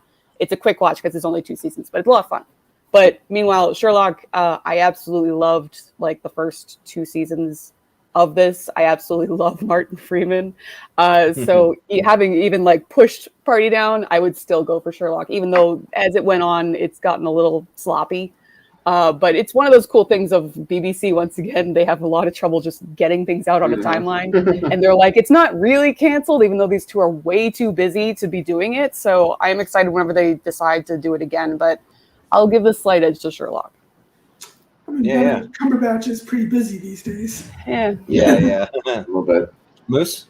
I put Sherlock on. I think I might have taken that one from you, Jen. It was a secondary thing anyway. I was I'm just making sure it's there. I love Sherlock Holmes. I've read the books. I love all the movies. This is such a fun show. These 2 together are a hoot. And you can genuinely tell, as time has progressed, and this one took forever because Freeman was doing, the Hobbit movies, and then there's one. Well, so was Benedict. And so was Benedict. He's crawling around on the floor. He's crawling around. But there's literally one episode, and it's kind of fun to it's the episode with the hellhounds. Where they actually were not in a scene together. They actually had to film it at different times, and to watch the different scenes between each other. I don't know. It's just a lot of fun. I mean, it's kind of a little bit of a Robert Downey Jr. type Sherlock, in that Sherlock Holmes can hold his own. He can fight. I don't know. I enjoy the show quite a bit as a Sherlock Holmes kind of fan. And again, I'm a Cumbersnatch. I love everything he does, and Martin Freeman can do no wrong. So my vote's gonna go for Sherlock. Yeah. Austin, what do you think? I've seen a little bit of Party Down. I did enjoy what I saw, but I've seen more of Sherlock, so it's just a matter of which one I've seen more of, and I've seen more of Sherlock. So yeah. And I'm a pretty massive Sherlock fan, but at the same time, though, I do think that the episodes are like really, really long. Each episode's like its own movie. Like they're like like 2 hours long, sometimes even longer than that. So like for me, like I feel like it kind of drags just because they're a little long. I do kind of wish for maybe shorter episodes. So, and also I have a lot of love for Party Down. I think Party Down's great. I've seen the whole first season. I think it got 2 seasons, if I'm correct. Yeah, it's 2. But yeah, they're short seasons though. Yeah, I think it's maybe 10 episodes each. Yeah, but I was laughing pretty hard though. Like they were really great. So yeah, like I think just because Sherlock just kind of like so long that I'm gonna go with Party Down. So a little bit more my length of time. As someone that has ADHD, a little bit of a concentration issue sometimes. So yeah, but yeah. So Steven, did you get to say? No, but I guess Austin wants a second. Oh yeah. No. You got to bump me back up. I don't know. My internet walked out, so yeah, there you go. Yeah, I don't have any control of the internet. I'm at a damn hotel, so it is what it is. It's all good. Yeah. I'm gonna get it right. I'm gonna build the ladder. There you go. There you go. So yeah, they're long episodes, but aren't there only like 4 episodes or something? There's like 3 Yeah. per season, I think. Yeah, it's like 3 or something. Yeah. So I don't know. I mean, it probably turns out to be the same. Yeah. Yeah. I think I'm pretty sure I've seen 1 episode of Sherlock, and I do like those 2. Like Martin Freeman a lot. Although I think I still like Jude Law's Watson a little bit more. Sure. I've never seen Party Down, but it sounds like it's something I could enjoy. I like shows and movies about the movie industry. Yeah. But I'll go with Sherlock because I do like those 2 guys. Yeah. All right, Sherlock. What's the vote at? Is it Sherlock? Yeah. All right. Yeah. Sherlock. All right. Sounds good. Next up, we have The Man Show. Up against Veep. All right. Interesting. All right. Moose.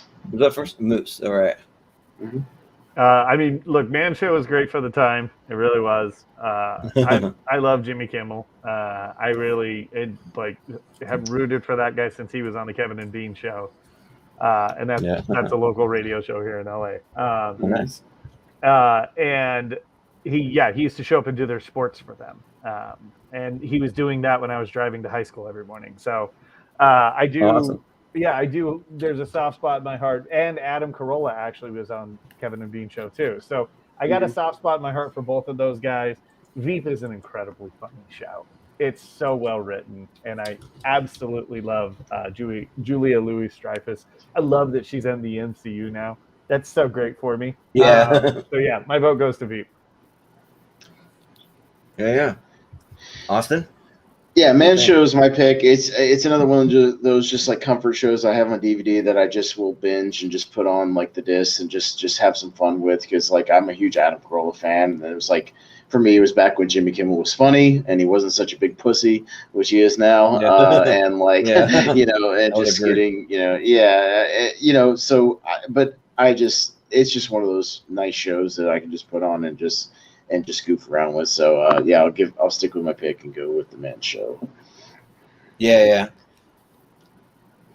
This was kind of tough for me because kind of like Austin, I'm a huge Adam Carolla fan. I'm not a Jimmy Kimmel fan, but I mean, I won't get into why that is so much on here, but and then Veep also, like I tried to watch a couple episodes and people kept talking about how funny it was, but I've only seen 2 and I wasn't really that impressed, but I feel like I need to go back and need to watch some more. I feel like 2 episodes isn't quite right. Maybe I need to give it 2 or 3 more. So I definitely plan to go do that. So I think probably just by a hair, I'm going to give it to Veep. So yeah, I'm going to go with Veep.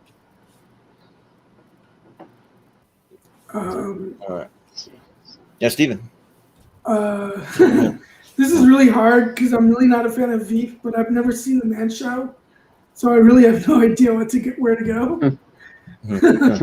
I like Jimmy Kimmel now, so I guess I'll go for the Man Show. Yeah. Jen? Do you have to ask? I put up Veep. Veep is one of the smartest shows out there, honestly. It is like the fastest dialogue there is going. Like, it's not on anymore.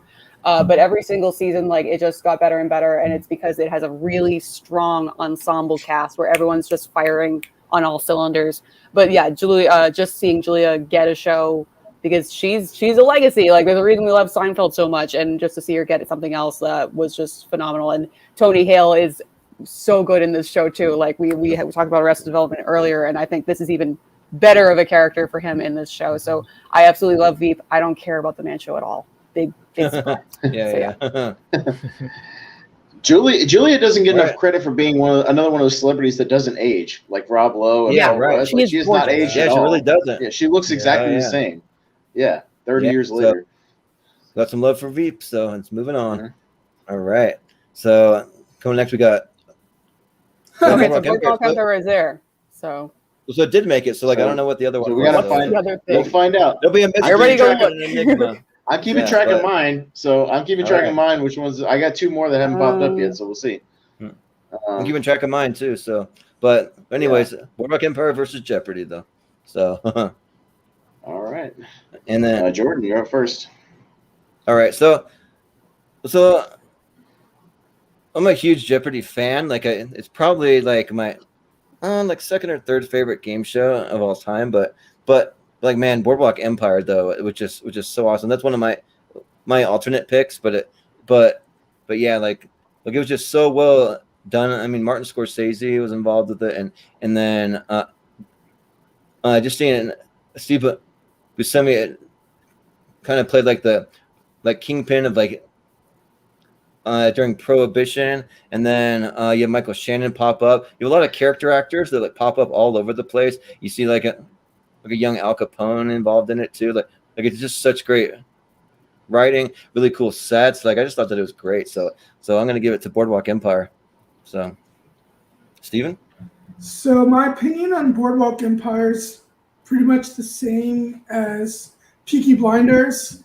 Both shows, I've only seen one episode, and I think it's a well-made, well-acted show, but it didn't really grab me. But, it's only one episode, so I need to see more episodes before I make up my mind on it. I enjoy watching Jeopardy. I like Wheel of Fortune more, but I'll go with Jeopardy. Yeah. Jen? Yeah, I do intend to go back and watch Boardwalk Empire. I haven't seen it yet, but I'm a big fan of Buscemi, and I'm pretty sure this was like Bobby Cannavale's first big thing, and I'm a big fan of his. So I do intend to go watch it. Meanwhile, Jeopardy, though, that's like my favorite game show. I absolutely love Jeopardy. I love Alex Trebek. I was in the pool to be on the show, but I nerded out in the interview, so I didn't get picked. So I'm gonna go for Jeopardy. All right. Yeah. Sounds good, Moose. Jeopardy was my pick. I mean, I'm a trivia nut, as obvious in playing in the Schmodown. But before that, I watched Jeopardy every night, and I was playing pub trivia, and this, trivia is probably my favorite style of game in general. But Boardwalk Empire was great. Very great. And, I actively root for Buscemi and hope he gets more. This was kind of a big role for Michael Shannon, because this really started pushing him into mainstream movies. And then pretty soon, he takes off from this. Same thing with Bobby Cannavale. I agree. I like him. He tends to take just a lot of roles, and some of it just is come on, Bobby, get with the fucking program. Or fire your agent and get somebody else, because he's a great actor. Getting work.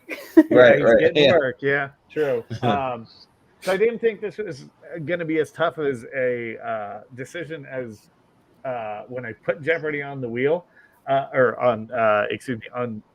in canon here. I'm going to go with Jeopardy, but it's a tough decision because I really like Boardwalk Empire. That, love of the mob has taken over for me, and Jeopardy is going to edge it out because I'm always going to lean, towards legacy and trivia. So I too have tried out for Jeopardy, Jen. Now, Boardwalk Empire was executive produced by Martin Scorsese, right? Yeah, I think so. Yeah. Yeah, for sure. Yeah. Austin, what do you got? I'll go for Boardwalk, but I appreciate that one of the big contenders on our game show, Tournament Fights, is on here, and it's going to make it in the second round. So that's cool. I think Jeopardy won our game show thing, didn't it? Yeah. Legends of the Temple. Legends won. Oh yeah. Oh yeah, but it made the finals, didn't it? Yeah. I think it was number 2. It was Jeopardy versus Legends, and Legends won. Yeah. 3-2. Right. It'll be added to the Schmodown next season. Nice, Malcolm. Yeah, right. That'll be a wheel slice. I could. What are the votes at? Jeopardy wins 3-2. Yeah, it just edges it out. Jeopardy wins. All right, cool. All right. So almost to the end of this side, we got Fargo going up against Ted Lasso. Ooh. Okay. All right. Steven's up first. Steven. 2 shows that I've never seen. I mean, I don't have I don't have Apple Plus TV, I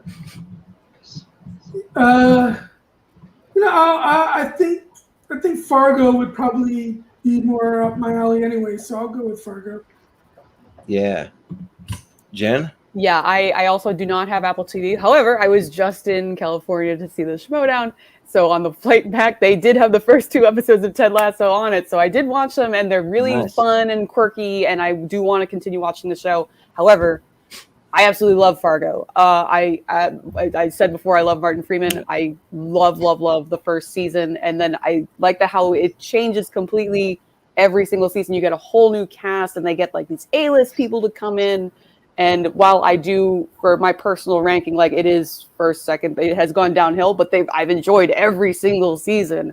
So yeah, it has a really nice, strong connection to the original film of the Coen brothers, but it's also its own thing, and it's really cool. It's a funny, dark humor, comedy, drama. It's a little bit of everything. So yeah, it's a really cool show. If you haven't watched it, check it out. Yeah, for sure.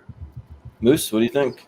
I'm going to use a Austin vernacular. This is my favorite show right now. It is the best show. It is the best show on any channel, whatever you're watching on television. Ted Lasso is amazing. There has never been a TV show that I have watched in my entire life that connected me almost instantaneously. Yeah, the first 2 episodes are very quirky. As the season progresses, it just gets so much deeper into the characters. And there has been moments in season 1 and, oh my God, last Friday's episode where I have cried. Yeah. And it takes a lot to get this 6'5", 230-pound man to cry. And Ted Lasso has done that for me. And it is just such a touching, such an uplifting show. I mean, God, you watch the show and you just want to be more like Ted Lasso. His constant optimism and the way that he just deals even with the people who hate him. There's an episode where he's called, because he's an American from Kentucky coaching soccer in London, a Premier League team. And the former owner of the Premier team calls him a hillbilly in front of all of the local townsfolk who root for this team. And, he says, there's a quote by Walt Whitman that says, be curious, not judgmental. It just the way that he faces adversity. And then now getting into the second season, you're getting just these deeper emotional connections with people. Ted Lasso, I cannot speak enough about it. I almost wore a Ted Lasso shirt tonight, the Be a Goldfish, which is the happiest animal on earth because it has a 10-second memory. Yes. It's such a great freaking show. I like Fargo. Don't get me wrong. Under any other circumstances, I would probably vote for Fargo, but Ted Lasso is the best damn thing coming out. It's amazing. Yeah. That's got my vote. For sure. Austin, what do you got? Fargo, only because I've seen the first season of that and haven't seen any of Ted Lasso, but I've heard a lot of great things about Ted Lasso, so I don't want to see it. Yeah. Well, I've seen all of both of these series, and like they're both incredible. This one's kind of tough. They're both like pretty different, but I mean, like Ted Lasso is great, but like Fargo for me, it just incredible, especially the first 2 seasons. I would put the first 2 seasons on par with each other, maybe even almost the second season over the first. Possibly. Jesse Plemons is so good in the second season. Yeah, he's so good. And the guy what's the name of the black guy that like showed up in in Spider-Man: Homecoming, but he's in the second season and as well. I don't know if anyone knows that. Oh, I'm talking about, but he's so freaking good. I'm not 100% sure, but he's like it's one been of the a while. I'm trying to remember. Which Spider-Man one of the- movie you said he showed up? a Spider-Man Far From Home. He's like, he plays that Far guy From Home. like takes like the little gun thing that the Vulture has, and like he's like shooting it around as that guy. But anyways, I don't know his name, but Bokeem, yeah. He's incredible in season the 2. Shocker, So, yeah. The Shocker. But anyways, so like that Fargo, was Homecoming, not Far From Home. He's in Home. Yeah. Homecoming. That's what I meant to say. Yeah, like I thought Homecoming, but then I said Far From Home. But yeah, Fargo's great though. Like even the most current one with Chris Rock, that one's solid too. I mean, they're all great. So yeah, like as much as I hate to vote against Ted Lasso, it just has so much optimism and like just what makes you want to be a better person. But it's like Fargo. Like we got to go with Fargo. So Steven? All right. No. Did you give I voted. It's Fargo. Okay. It's 4-1. All right. Cool. It's only because we haven't really watched Ted Lasso. I fully intend to continue watching it. Yeah. Give it a watch. It progressively just gets better and better. I'm gonna do my free trial Apple TV, stream the whole thing, and then quit it. There was seriously like a 2-minute moment in last week's episode that like I looked at my wife and she looked at me and we were both crying. Like it was so freaking good. Yeah. Do you need to have an Apple product to get Apple TV Plus? No, you can get on like Roku and like stuff like that. Yeah. Or like on a computer. And even if you have an Android device, you can go to apple.com and you can watch it there. Yeah. Too. Yeah. But coming up next, you got The Twilight Zone versus Rick and Morty. The two sort of similar in some ways. Timey. Both of you had to put both of my picks up against each other. Yeah. God damn it, man. Son of a bitch. All right, Jen. Jen, you're up. I have not watched Rick and Morty yet. I know there's a really big cult following, but for that reason, I gotta go default to Twilight Zone. But I do love there's certain episodes of Twilight Zone that are some of the best of television, so I don't feel that bad about it. Yeah. Moose, what do you think? I have the exact same story as Jen. I have not seen Rick and Morty. And again, I know that there's a giant following for it, and it probably falls right into my wheelhouse. But even if it did, I probably still would have voted for the Twilight Zone. I love the Twilight Zone. So that's got Yeah. Yeah, Austin? Yeah, Twilight Zone's in my top 5 of all time. I still watch it. And when we talked about the oldest show on the thing, I think I've got the oldest show on the thing because it started in 59. I think I do. But yeah, like that's why I said that. But yeah, like my vote's gonna go to Twilight Zone.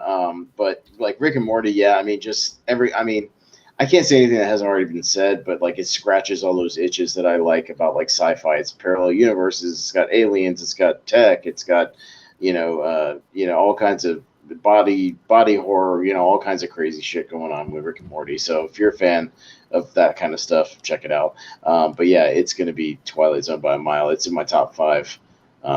Yeah, it's still great. Yeah.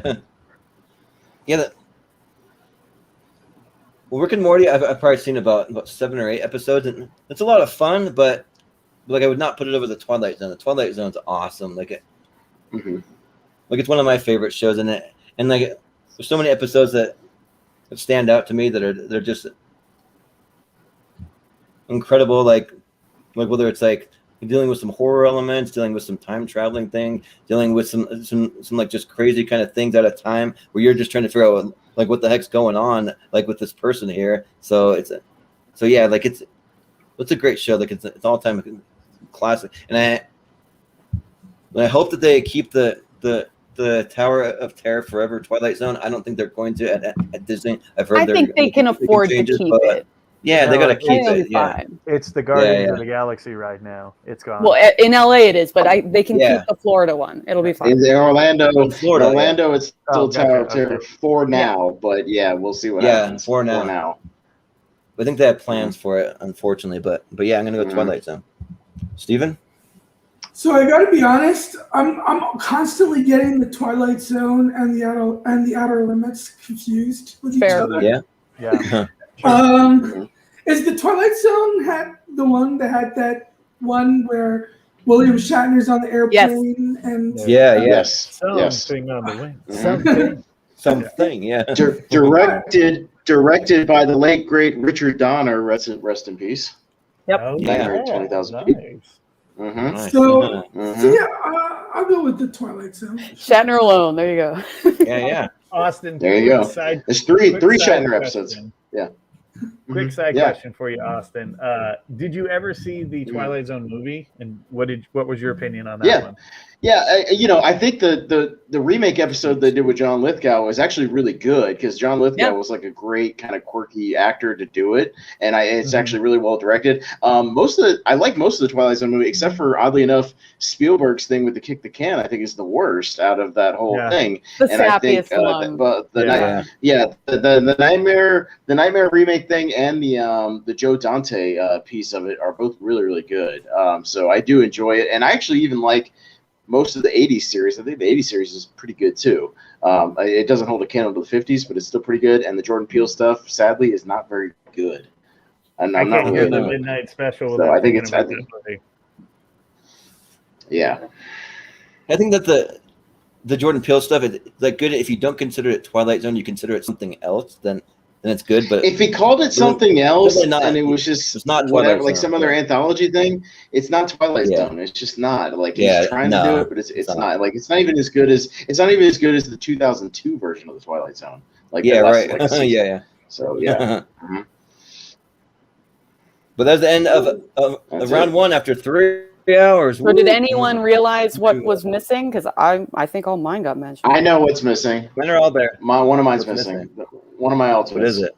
But it's not going to be Stranger Things. It's another Jackass. No, it's Wild Boys, so it's not going to win. We So have it doesn't 3 matter. Jackass shows. Yeah. Hell yeah. All Of right. course. I told you I'm a Jackass fan. I'm a diehard Jackass fan.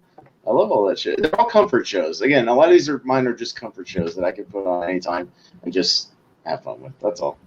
So we canceled our plans tonight because I'm going to see this debate through to the end. All right. Okay. All right. Well, let me explain how this works now. We're going to go faster now. Yeah, we're going to fly. This is trending to be our longest episode we've ever had, even eclipsing our legendary long stand-up comedian episode, which went 3.5 hours, mainly because of Adam Witt. What we're going to do now is, now that we've got all the pleasantries out of the way, we've said what we loved about everything, all that kind of stuff.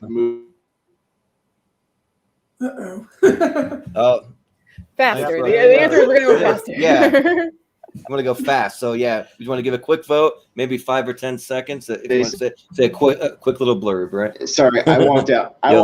But anyways, I walked out for a second on my internet again. But like literally 10 seconds or less, we need a vote. Like you got to do it. Otherwise, we're gonna move on. So let's get to a winner and let's see if I can get. Oh yeah, if we need, if anybody needs 2 minutes to take a bathroom break, I understand. Go get a bathroom break before we start our inner brackets. Drink break, whatever you need. You guys might want to invest in a timer, honestly. Like I'm just gonna watch the corner live clock and just if anybody's rambling on too long, we're just gonna cut you off and get a vote. So we've already said our pleasantries about everything. Let's get it out of the way.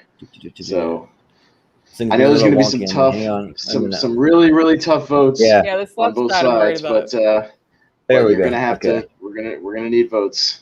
So we're gonna need them. But I mean, I guess I'll just preview this first one real quick. This first match, we can get a little preview. So we got Barry and Batman. The bees, Barry and Batman. All right, Moose, you back? I can see it. All right, so ready to go. I could see Bill Hader maybe voicing Batman someday in an animated series. He definitely has the voice. He'd be a fantastic Riddler. Yeah. Yeah. That'd be awesome. But all right, so it's time for true rapid fire. So let's do this. And Moose, you are up first. The first timer. Let's do it. Barry. Yeah. All right. Austin. Batman. All right. I'm gonna go Barry. Steven? Well, I haven't seen Barry, so Batman. Yeah. Jen? I would love to see these two face off, but Barry was on my list, so Barry. Yep. All right. All right. Barry, moving on. All right. So next up we got Brooklyn Nine-Nine going up against Community. Ooh, two kind of similar shows. Yeah. Yeah. Okay. And I'm up first. Yeah. I haven't seen either one all the way through, but I'll go Brooklyn Nine-Nine. Yeah. I'm going to go Community. Steven? I love Andre Brower, so I'll go with Brooklyn Nine-Nine. Yeah. Jen? I would love to see a crossover paintball special episode between these two ensemble casts, awesome. but for me, it's Community. Community was on my list. I haven't seen Brooklyn Nine-Nine. Yeah. Andre Brower's Captain. Down to you, Moose. Andre Brower's Captain Holt is 100% the reason why I'm going Brooklyn Nine-Nine. Let's go, baby. Okay. All right. All right. Well, he was the tiebreaker on that Brooklyn one. So Nine-Nine. it's Brooklyn Nine-Nine. Yeah. All right. All right. Well, we got Firefly going up against Fringe. All right. Fringe. Okay. Two sci-fi series. Jordan, you're up first. I'm up first. Mm-hmm. Man, this one's tough. Probably if Fringe would have lasted a little longer, I would vote. I mean, sorry, if Firefly would have lasted longer, I'd vote for it. But I'm gonna go with Fringe because it's a fraction of a hair versus which one I like better. So I'm gonna go Fringe. Steven? All right. Well, one show I love and the other one I didn't care for, so Fringe. right, Brown coats for life, Firefly. Yeah. Moose? Firefly. Austin? I've seen Firefly and I haven't seen Fringe, so Fringe. Fringe, huh? I switched it out. I swerved you. All right, awesome. Fringe. I swerved I'm happy with that one, yeah. Well, I encourage anyone to watch Fringe. Because you know what? Sometimes I like to throw a wrench in the works and just throw it into chaos. Yeah, That's right. what I do. Yeah. Well, it tends to happen, though. We get some wrenches thrown in here in these later rounds. So, yeah, but we got Lost going up against Mystery Science Theater. Mystery Science Theater. All right. And Steven's up first on this one. Up first. I mean, it's my second favorite TV show of all time, Lost. Yeah. Jen? Yeah, from a writing standpoint alone, it's got to be Lost. Yeah. Moose? Lost. Austin? From a writing standpoint alone, it's got to be Mystery Science Theater 3000. That's ad-libbing. All right. Yeah. Well, it's not ad-libbing. It's writing. It's writing. It's not ad-libbing. I got to go with Lost. Like easy vote for me. So. Lost. All Lost, right, moving on. Lost. Yeah. Does this mean that Lost and Fringe are going up against each other in the next round? I think so. I don't know, maybe. The two J.J. Abrams shows. Yeah. Yeah, we're going to J.J. Abrams battle, but here we got Parks and Rec going against Saturday Night Live. Ooh. Oh boy. All right. I believe Jen. Oh boy. All right, Jen. I mean, Amy Poeh's in both of these, but Parks and Rec is a gem. Parks and Rec. Yeah. Moose? Parks and Rec is one of the best TV shows ever. Parks and Rec. It is a gem. Austin? This is the hardest one so far of the whole thing. SNL. Yeah. This one's tough, but this one's really tough. Like I was prepared to go for one, but I'm like, I don't know. I'm gonna go with Parks and Rec, I think. So, Steven? Yeah, if both shows are good, I'm always going to go for the one that's telling a story rather than sketch comedy. So Parks and Rec. Yeah. Yeah, fair enough. I'm not mad about Parks and and Rec Rec going through. I'll put it that way. Yeah. I'm not mad about that. Love Parks. Well, we have Seinfeld going up against Star Trek: The Next Generation. Oh, shit. Hey, can we go back and get Star Trek instead of Stranger Things? Yeah, sure. Yeah. Still voting. Been on there twice. Come on. All right, Moose. Seinfeld. Yeah. Austin? Yeah, I love Star Trek, but Seinfeld's my number one, so Seinfeld. Yeah. I have a lot of love for both of these, but I got to go Seinfeld. We're not yet doing a Star Trek show on the Movie Hero channel, so yeah. Yeah. I love Seinfeld, Yeah. but I gotta go with Star Trek, even though I know it's not gonna win. Yeah. Jen? This just makes me want to see a Seinfeld in space, but yeah, it's still Seinfeld. Yeah, serious? God, give me that. Yeah. That'd be awesome. But Seinfeld moves on. All right. So next up, we have The Boys going up against The Office. Ooh. All right. The Office. Ooh. All right. And Austin, you're up first. I'm up first this time. Office by a mile. Boys isn't quite there yet for me. So Office. Yeah. I'll say Office, but not by a mile. But I'll still say Office. Steven? Well, I love Eric Kripke, but Yeah. I haven't seen The Boys. I've seen The Office. I love The Office, so I'll go with The Office. Yeah. Jen? Yeah, I haven't seen The Boys, and my default is to not vote for things I haven't seen. So yeah, The Office. I just like to have a little fun every now and then. They're both my picks, Moose? and they're both my picks, and I love The Boys, but it's The Office by 10 miles. Yeah. Yep. I'm just seeing what it'll take to get Jen to say no to one of our shows. That's what I'm trying to get to. Yeah. It's her off so bad that she says no. Yeah. We got The Sopranos up next, going against The X-Files. X-Files. Okay, Right. Interesting. Jordan, I'm up first. Well, just because I've seen every single episode of The X-Files, and I've not seen all The Sopranos, I've only seen like 3 seasons, so I'm going to go X-Files. Steven? The X-Files is my third favorite show of all time, and I've never seen The Sopranos, so I'll go with The X-Files. Yeah. Jen? I've seen neither, but Sopranos killed Venture Brothers, so I'm mad. So it's The X-Files. Yeah. can do that. Spite. I like it. I like a good spite vote. You voted a spite, yep. This is actually my hardest one so far. Moose? Yeah. Fuck. All right, X-Files. Yeah. Austin? I'm surprised The Wire was never listed here. I haven't seen it. Yeah. I haven't seen it. I mean, I've only seen a couple episodes too, but I've seen it, and I was on the list. Now that what's his name passed away, I want to do it in honor of him though. Michael K. Williams. Yeah, I want to see it because of him. But I voted for Sopranos last time. I'll vote for X-Files this time just because they had a great crossover episode of Cops. Yeah, right. Nice. Yeah. But, anybody remember that? X-Cops? yeah. I remember, I think it was actually filmed in Spokane, possibly, like where it just moved from. Maybe. I feel like because they filmed a lot of that kind of stuff over there. Like, they filmed a lot of that stuff.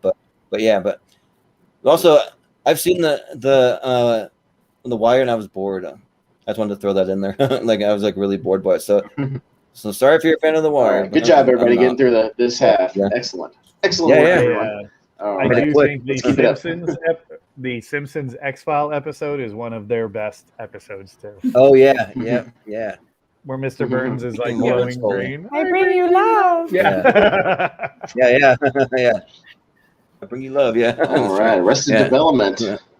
Arrested Development going up against Better Call Saul. No. Yeah. Better Call Saul. Oh.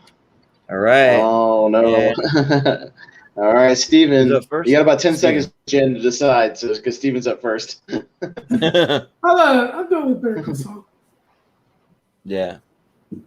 These were both mine, but I will say Better Call Saul has only gotten better each season, whereas Arrested Development has fallen apart a little in the last one. So Better Call Saul, best show currently on TV.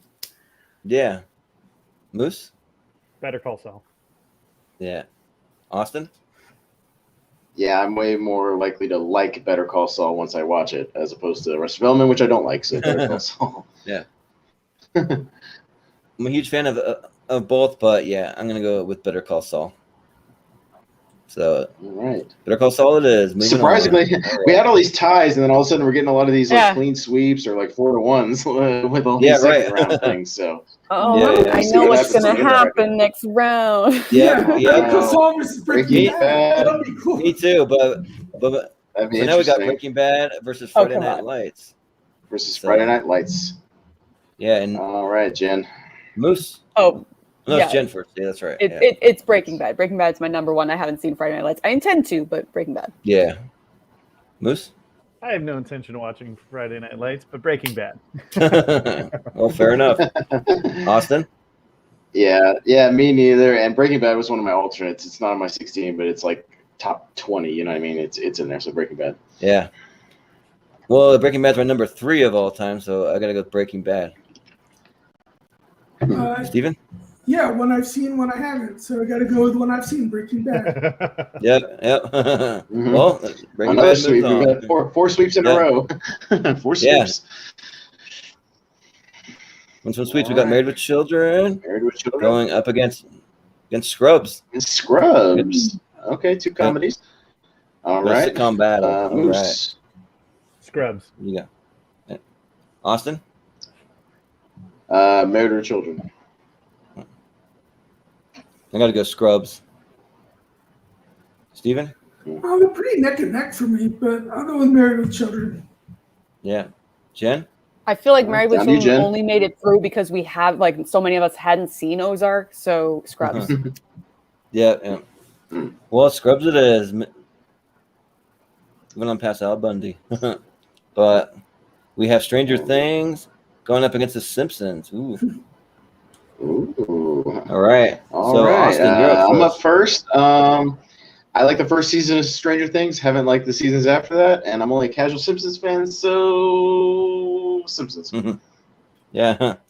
Well, I'm way more of a fan of The Simpsons, but I have a lot of love for Stranger Things, but I gotta go Simpsons. Steven? So I've actually only seen the first season of Stranger Things. I'll go with The Simpsons. Yeah. Jen? This is really tough just because Simpsons has been on for so long that the average enjoyment of an episode kind of like just flattens out a little bit. Because Stranger Things, I love all the way through. I'm obsessed with David Harbour. Hopper is a fantastic character, so I'll give it to Stranger Things, even though it doesn't feel right, but I'll still say it. Yeah. You are not wrong, Jen. Hopper is the best. I'm obsessed with David Harbour. Yeah. He was so good in this last season. But so good. The Simpsons. Look, during quarantine, I watched 17 seasons of The Simpsons. Oh wow! It was just like being like wrapped in like an enjoyable blanket. Like I will absolutely vote for The Simpsons, but closer than I thought. I do love Stranger Things. Yeah. Thank you, Disney Plus, for giving us all the seasons of The Simpsons. Yes. Yeah. All right. 4-1 for time. Simpsons. Yeah. Yeah. And then coming up next, we got The Walking Dead going up against Batman from the 60s. Batman. Right. Yeah. Very similar shows. Yeah, right. Very kind of similar theme songs. You just kind of slow down the Batman theme and it becomes right? If you sped up the Walking Dead with a if you sped it up a little bit by about 0.5, it'd be very Jordan. This one's easy. Walking Dead by a mile. Steven? I have a lot of affection for Batman, but definitely The Walking Dead for me. Yeah. Jen? I mean, I think I'd be a liar if I didn't pick The Walking Dead because I'm still watching it begrudgingly. So yeah, The Walking Dead. Yeah. Right. My favorite show for 5 years, The Walking Dead. Yep. Austin? Yeah, and I'll give it a Walking Dead. I'll just leave it. Yeah, you gotta love it. No,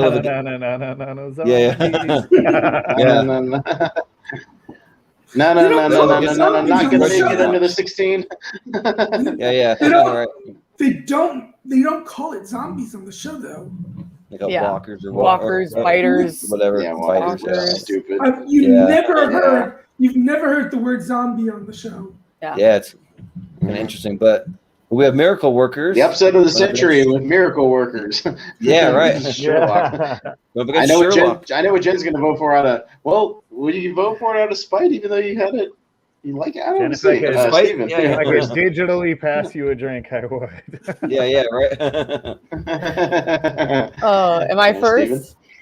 No. Okay. No, Steven's first. Yeah. Sherlock. Yeah. Jen? Yeah, I love Daniel Radcliffe, but yeah, Sherlock is something that I really, really enjoy. Like particularly the Study in Pink episode, I think is just perfect. Oh, yeah. So yeah, Sherlock. Yeah. Sherlock. Moose? Sherlock. Yeah. Austin? I've never seen it, so Miracle Workers. Yeah. And I'm also going to vote for Miracle Workers, even though Sherlock wins. But This is the Sherlock darkest will win of all anyways. horses of all time. Okay. Yeah. Let's go. No, All right, Sherlock's no, no. Get out of there. The ultimate dark horse was Jordan's top 64 movies to this day. Yeah. When his Logan got knocked out in the first round, and Napoleon Dynamite went on to the top 8. Yeah. Napoleon freaking Dynamite. That was the ultimate dark horse. Dynamite, yeah.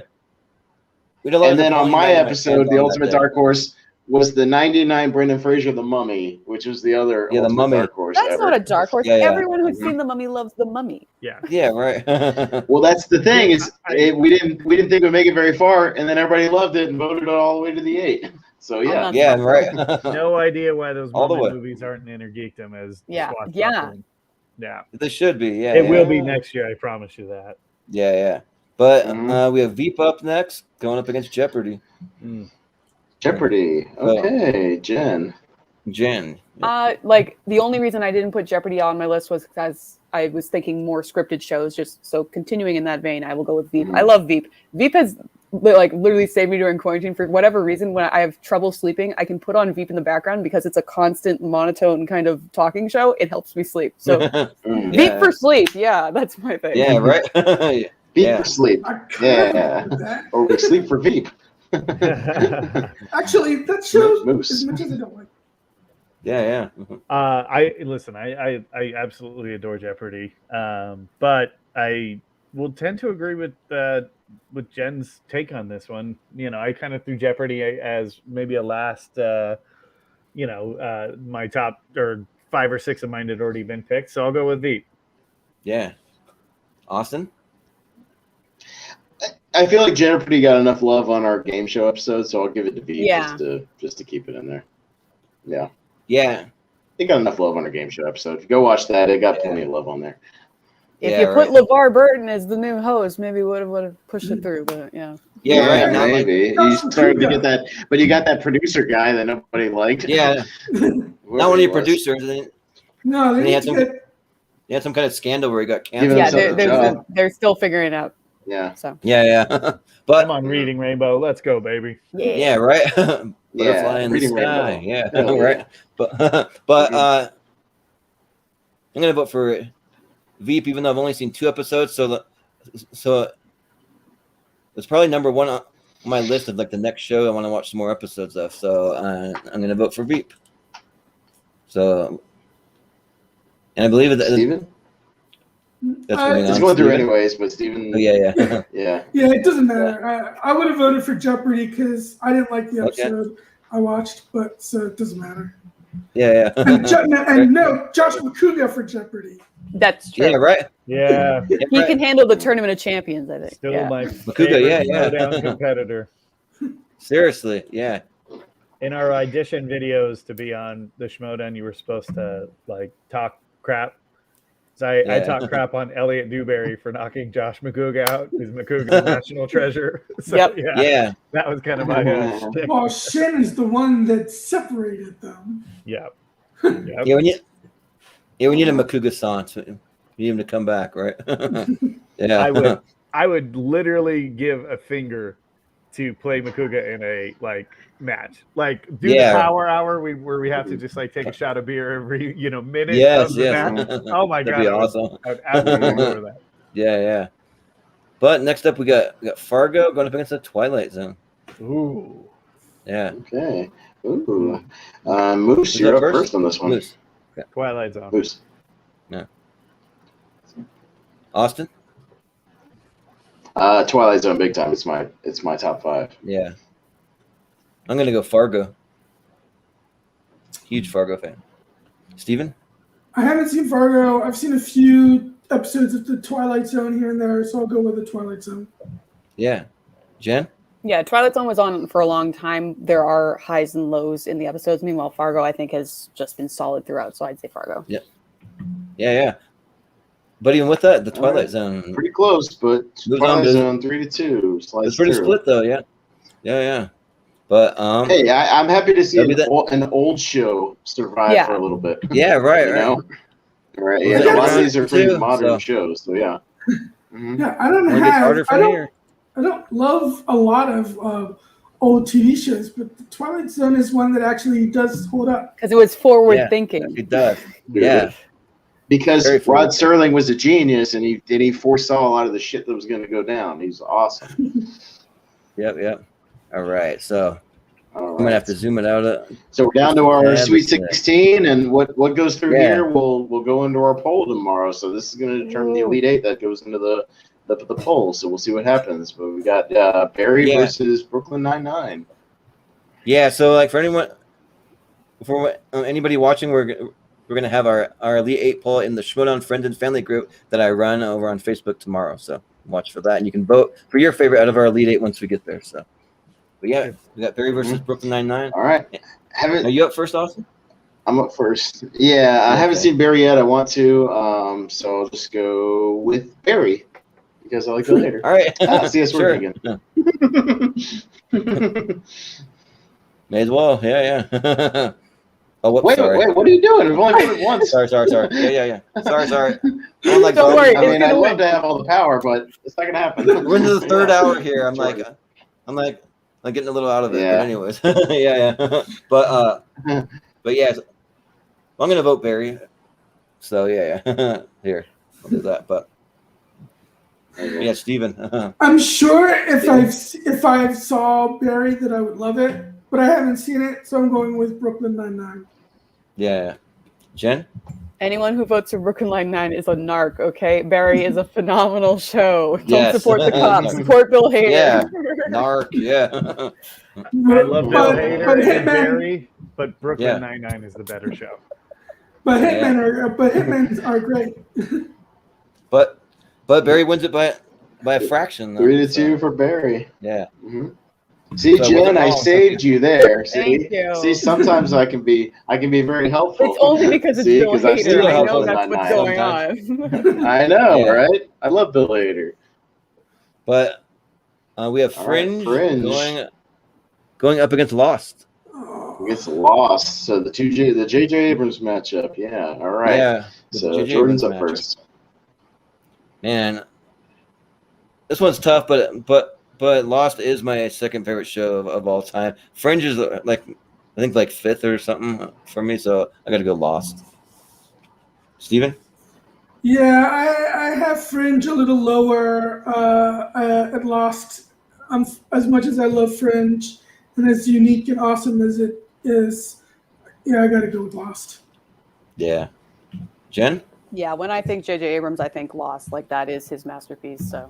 Yeah, Lost, but Alias is a close second for me. Yeah. Hey, this was solid, but Moose? One's a good show. One is a great show. Lost. Yep. Austin? Mine doesn't matter. Put Lost through. I don't like Lost. And I haven't seen Fringe, so whatever. It doesn't matter. Sure. It's a wash. It's a wash. So put Lost through. Well, fair enough. And put Lost through because it deserves it, right? But we got Parks and Rec up next. Is it happening? Yep. I'm afraid it's happening. Oh, God damn it. Oh, no. Oh, God damn it. On. Oh. All right. Okay. Well, Steven, shit. You're up first. Steven's up first. I love Parks and Rec, but I got to go with Seinfeld. Yeah. Jen? Here's the thing. I know what's below this. So it's what do I think will beat what's below this? And I don't know what you guys are going to pick. Right. But having said that, these are two very different tones of Seinfeld is for assholes. Parks and Rec is a gem because it is the most supportive ensemble of all time, honestly. The whole reason that they succeeded in becoming a show was getting away from The Office, where they're kind of a bunch of assholes too. They're very selfish. These people are all like, it's one big family. So even though I love Seinfeld, I'm going to go Parks and Rec. And I'm surprising myself with that. But yeah. Well, Moose, what do you think, Mr. Offerman? Yeah. We agree. It's going to be Parks and Rec. Yeah. Austin? Love Parks and Rec, but Seinfeld's number one, so Seinfeld. Yeah. And this might be like seriously maybe one of the hardest matchups in like tournament fights history for me. Like this is like, oh man, this is like really hard. But I think that I edge it out with Seinfeld just by a fraction of a hair. So I got to give it to Seinfeld. Sorry.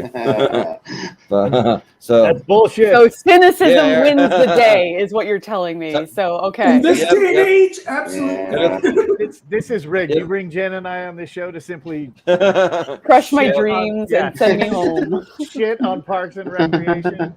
One of the greatest shows. Nah, well, if Parks and Rec was on the other side of the board by randomized, it probably would make it damn near to the championship. You know what I mean? So I would have been heartbroken if I had to vote between some Parks tough and matches Rec over here. But I got to go with the cynicism of George Costanza on this one. Sorry, but my least favorite character. Right. Yep. But really, it's because he's the least favorite character. Yeah, right. The reason why you hate him. Yep. But we got The Office going up against The X-Files. All right. So who's up first? Jen. Okay. I am tempted to say X-Files just to say screw you all.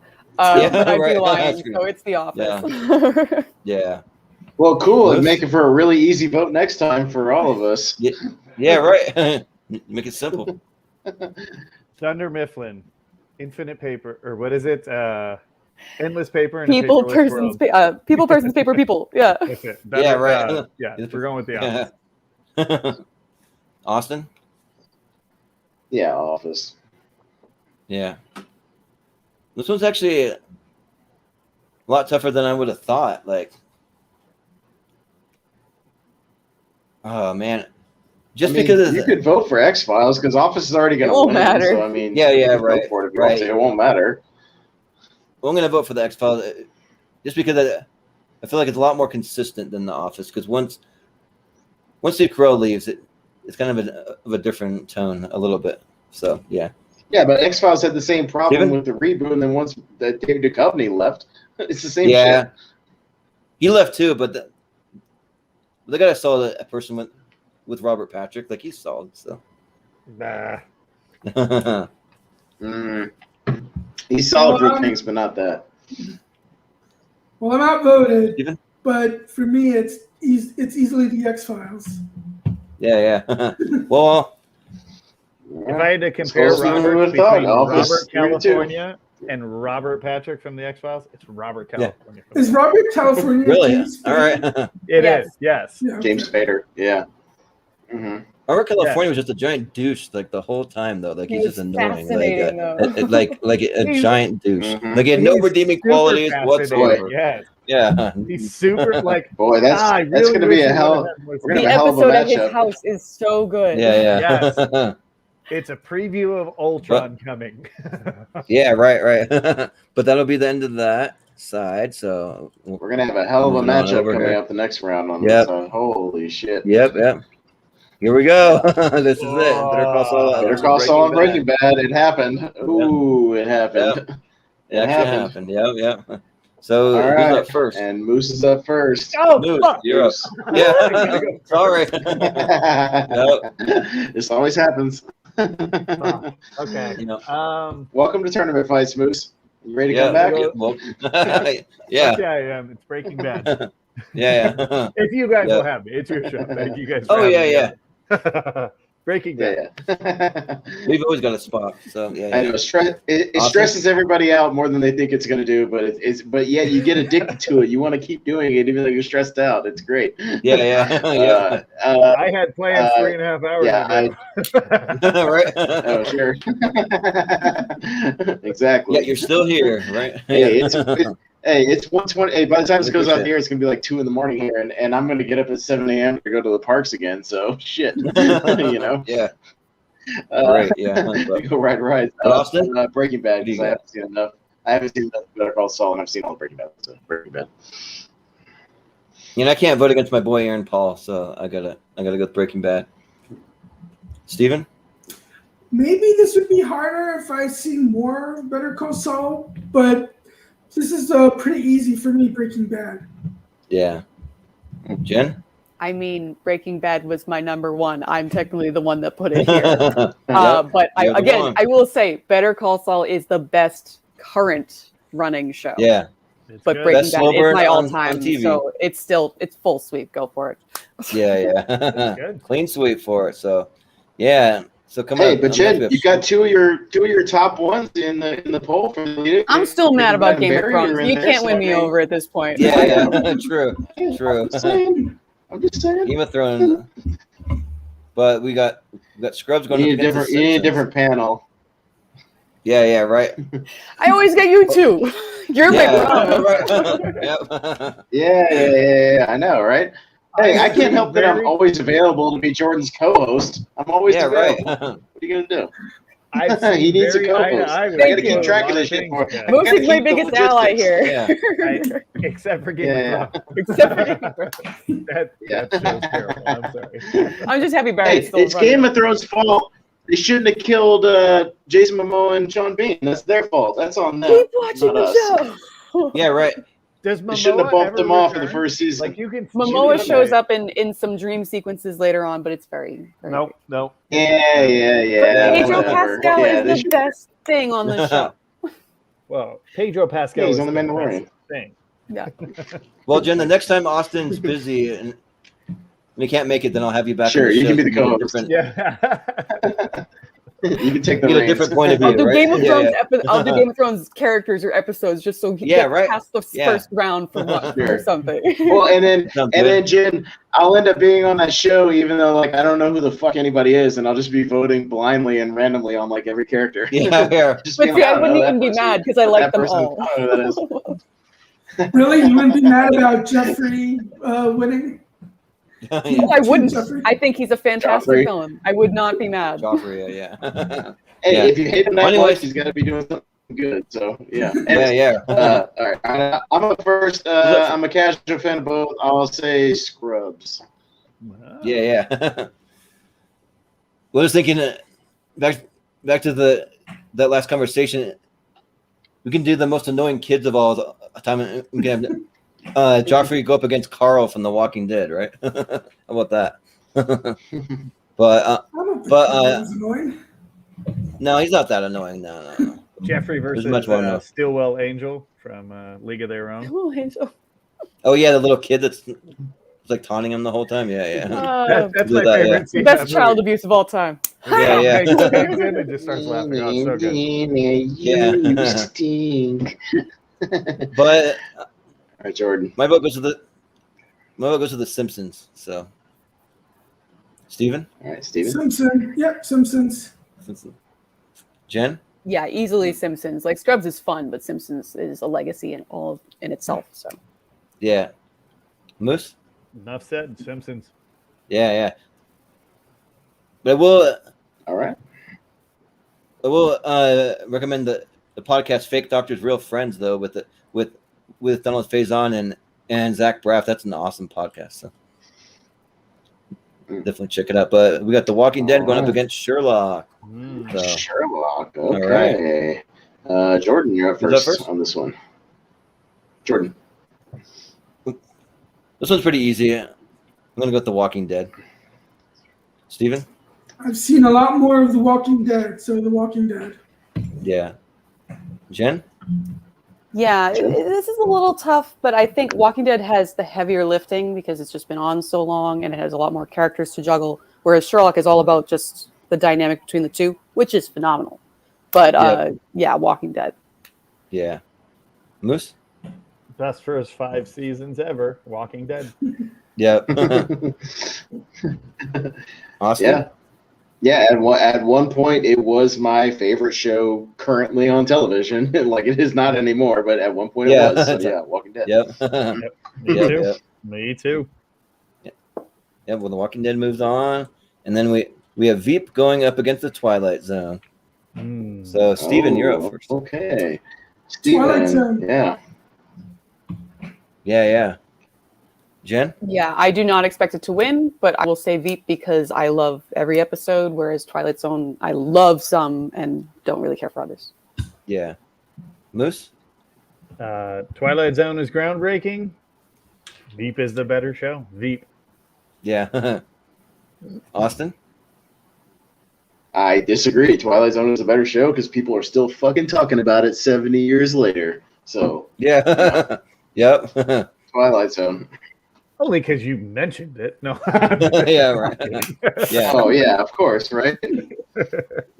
Well, 70 years look later. at any list of the top 50 shows of all time, and Twilight Zone will be on there, guaranteed. Any article you can find. Yep. Anything. Well, 70 years later, I'm going to vote for the Twilight Zone. So I'm going to Hell yeah. keep There you go. the Twilight Zone train running. So with that, it nearly squeaks it out. So Well, see, I mentioned it, and it made it to the top 8. So there you go. yeah, right. Boom. Yep. Had I not mentioned it, it wouldn't have made it, and I mentioned it, it still made it. Boom. Well, we have the Elite 8 here, so this is what's going to be in the poll tomorrow. So I'm going to zoom it up because we already know what's already in here. So you can see how massive this poll actually really is. So it's huge. So I'm sorry. We don't decide a winner tonight. There is. Oh, no, we are. No. Oh, okay. They get to tell us how wrong He's just we gonna- are. Oh, So- I see. I don't have faith. Yeah. Yeah. Yeah. No. We're gonna decide a winner, but Throwdown, so. Yeah. we do it for fun. Like all these shows, we put like either at the top 10 or top 8, whatever, depending on whatever show it is. Like we put all the football movies in a poll, and the Waterboy won, number 1. Yeah. Did it? And Really? The Waterboy won. Yeah. Yeah, Yeah. it did. Facebook's Crazy. fun. Waterboy won. Wow. Gotta love Facebook's social so media. fun. And Wow. yeah, Rudy was like Yeah, number we had 4 or some- 5 or something. Yeah, you think these opinions are weird. Wait until you see No Facebook. way. Yeah, go on I Facebook. thought Wait till you see I thought we had a Facebook. locked in solid like top 5, and I agree. Waterboy Yeah. deserved in that conversation, but not number 1. Yeah, I know, wait till we yeah. put these in the I poll thought. tomorrow. Wait till we put these in the poll tomorrow, and like Simpsons is gonna win the whole fucking thing. You watch. Yeah. Right. That Yeah. wouldn't. Yeah. That I wouldn't be upset me surprised. at all. Yeah. It wouldn't But surprise. I'm just saying, I wouldn't be honestly. surprised. It'll be 33 something. Yeah. seasons. I Yeah, mean, yeah. that's got to be a record. Yeah. I'm gonna be a fan of It like is. one season for each person. Yeah. But All right. we have Barry versus All right. Lost. So who's up next? All right. Jen's up first on this one, so Barry and all right. Lost. I mean, one of them's my pick. I'm glad he's still there, even though a lot of people haven't seen the show. Apparently, it's still Barry. I like It's Lost, still but they there. kind of Still they hanging in lost there. me when they turned the wheel of time. That's kind of when I went, okay. But meanwhile, yeah. Barry, I'm very much looking forward to the next season. It's a great show. Go check it out. So yeah. Yeah. Well, Moose, what do you got? It is a great show, but it's not completed. I mean, Yeah. things took a very serious turn for the worse for Barry. Yeah, neither was Lost. Very, very easily. True. Because of that, Oh, I it was think I'm going to completed. go with Lost. Simply because I don't know Barry's story yet, although it's so fucking good. I'm going to go with Lost, though. It was completed in a very meta way, but I mean, not actually completed. Yeah, you're right. But Austin, what do you got?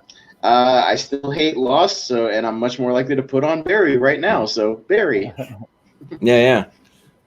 Well, I'm way more likely to put on Lost, even though I've not seen all of Barry and I've seen all of Lost. I'd rather rewatch the episodes I have seen versus see something new. So I'm gonna go with Lost. Steven? Even if Barry is every bit as great as people say it is, I still doubt I would love it as much as Lost because I just love Lost that much. So Lost. Yep. Nice. Same. Jen? Nope, she Do I get to voted vote for first. Barry I'll go again? first. Oh yeah. Sorry. Yeah, did you get to vote for it again? Getting Make late. it a Yeah. tie? Even over here on Mountain All right. Time, it's getting Lost late. So. rolls third. Lost. Yep. All right. But Lost goes into the final 4. all right, so we got Seinfeld. going Here it against is. The Office. Here it is. Woo! Seinfeld on The Here we go. Office. All right. Ooh, man. oh boy. All Here right. we go. It's time to get serious. Moose is All right. up first. And Moose, you're up first. I mean, you got the shirt on. I kind of know where he's going, but yeah. Yep. I don't even need to say it. I'm just going to thump the chest. Thunder Mifflin. Yeah, right. Let's go Office. All right. That sounds good. Austin? Yeah. I love The Office, but Seinfeld is still number one even after this 4 hours. So yeah, Seinfeld. Yeah, I gotta go with Seinfeld because I feel like it's consistent from beginning to end. So I gotta go Seinfeld. Steven? Well, The Office does take place in Scranton, and I live in the Philly area. Yeah, But, true. but, Very true. But no, I gotta go with Seinfeld. Go. Yeah, gotta go Seinfeld. Sorry. Serenity now, Seinfeld. Yes. Yeah. Serenity now. Yes. Yeah. Serenity now. Serenity My now. only friend on this show now is Malcolm's Middle Earth Media. Yeah. Right. Malcolm, I agree 100% with you, pal. Let's It's go. a Festivus miracle. Come on. If you're in New Zealand, I can't I'm believe- on my way, pal. I love New Zealand. I refuse to believe anybody's still watching after 4 hours right now. So I Yeah, guess right. or somebody is. We got a few viewers. I now, mean, they're still it's a chiming in the different chat. time for So, Malcolm. like- Malcolm's in New Zealand, so it's like in the middle of the day. Yeah, for Malcolm's him, like in so- the middle of the afternoon. It's like the middle of the afternoon right now, so he's got nothing. Hi, to do. Malcolm. Yeah, he's Yeah. Hi, Malcolm. Happy to have you, right? Quick question for you, though, Yeah. Malcolm. Are you actually in New Zealand? I've Yes.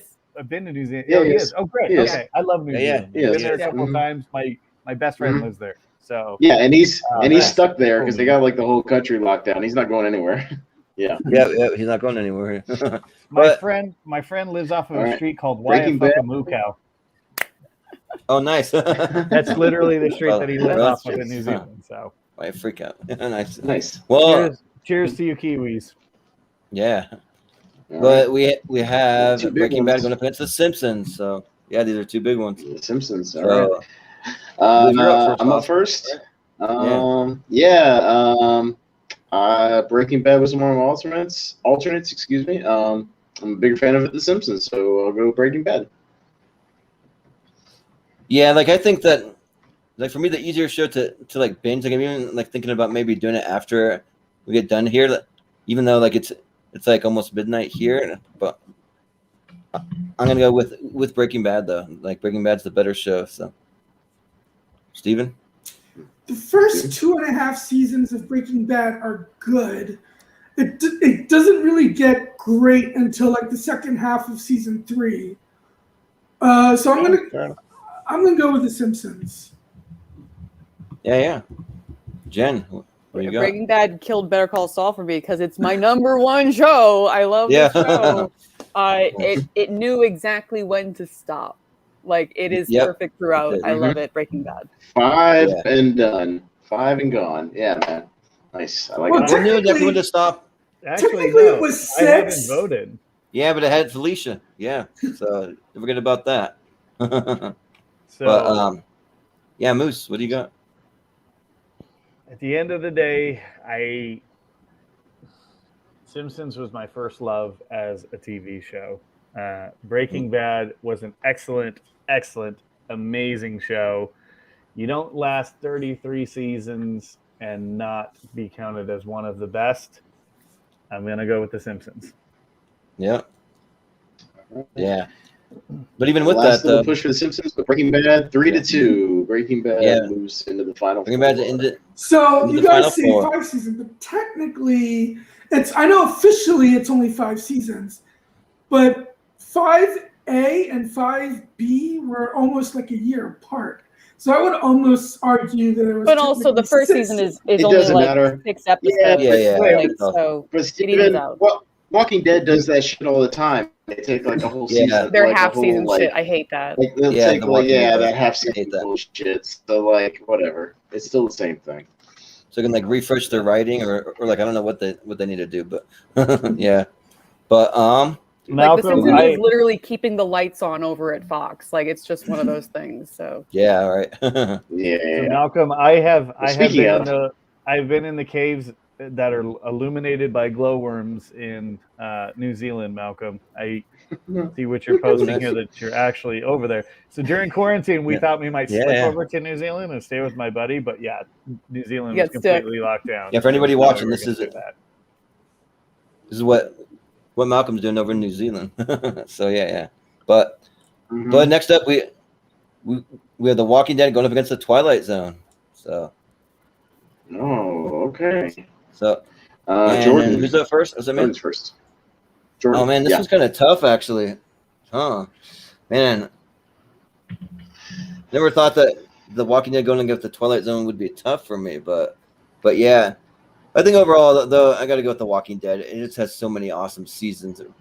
Versus kind of what Jen said before, Twilight Zone's kind of hit and miss. Some good, some So I'm gonna go with Walking Dead. Steven? So the Twilight Zone is the more important show, the more influential show, but The Walking Dead is my more personal favorite show. So I'm gonna go with The Walking Dead. Yeah. Jen? Walking Dead. Yep. I gotcha. That says it all. Yep. Yep. This show kept me for Moose. 5 years engaged. I like a couple of episodes of Twilight Zone. Yeah. Let's go The Walking Dead. Yeah. Austin? Well, I'll just vote for Twilight Zone just because. I mean, Walking Dead's moving on, but I'll give some love. But yeah. Yeah. But I'm not upset about. I'm very that was a happy it tough made one. it to the hole in the top 8. So, but I'm very happy it made it to the 8. I'm very, very happy about that.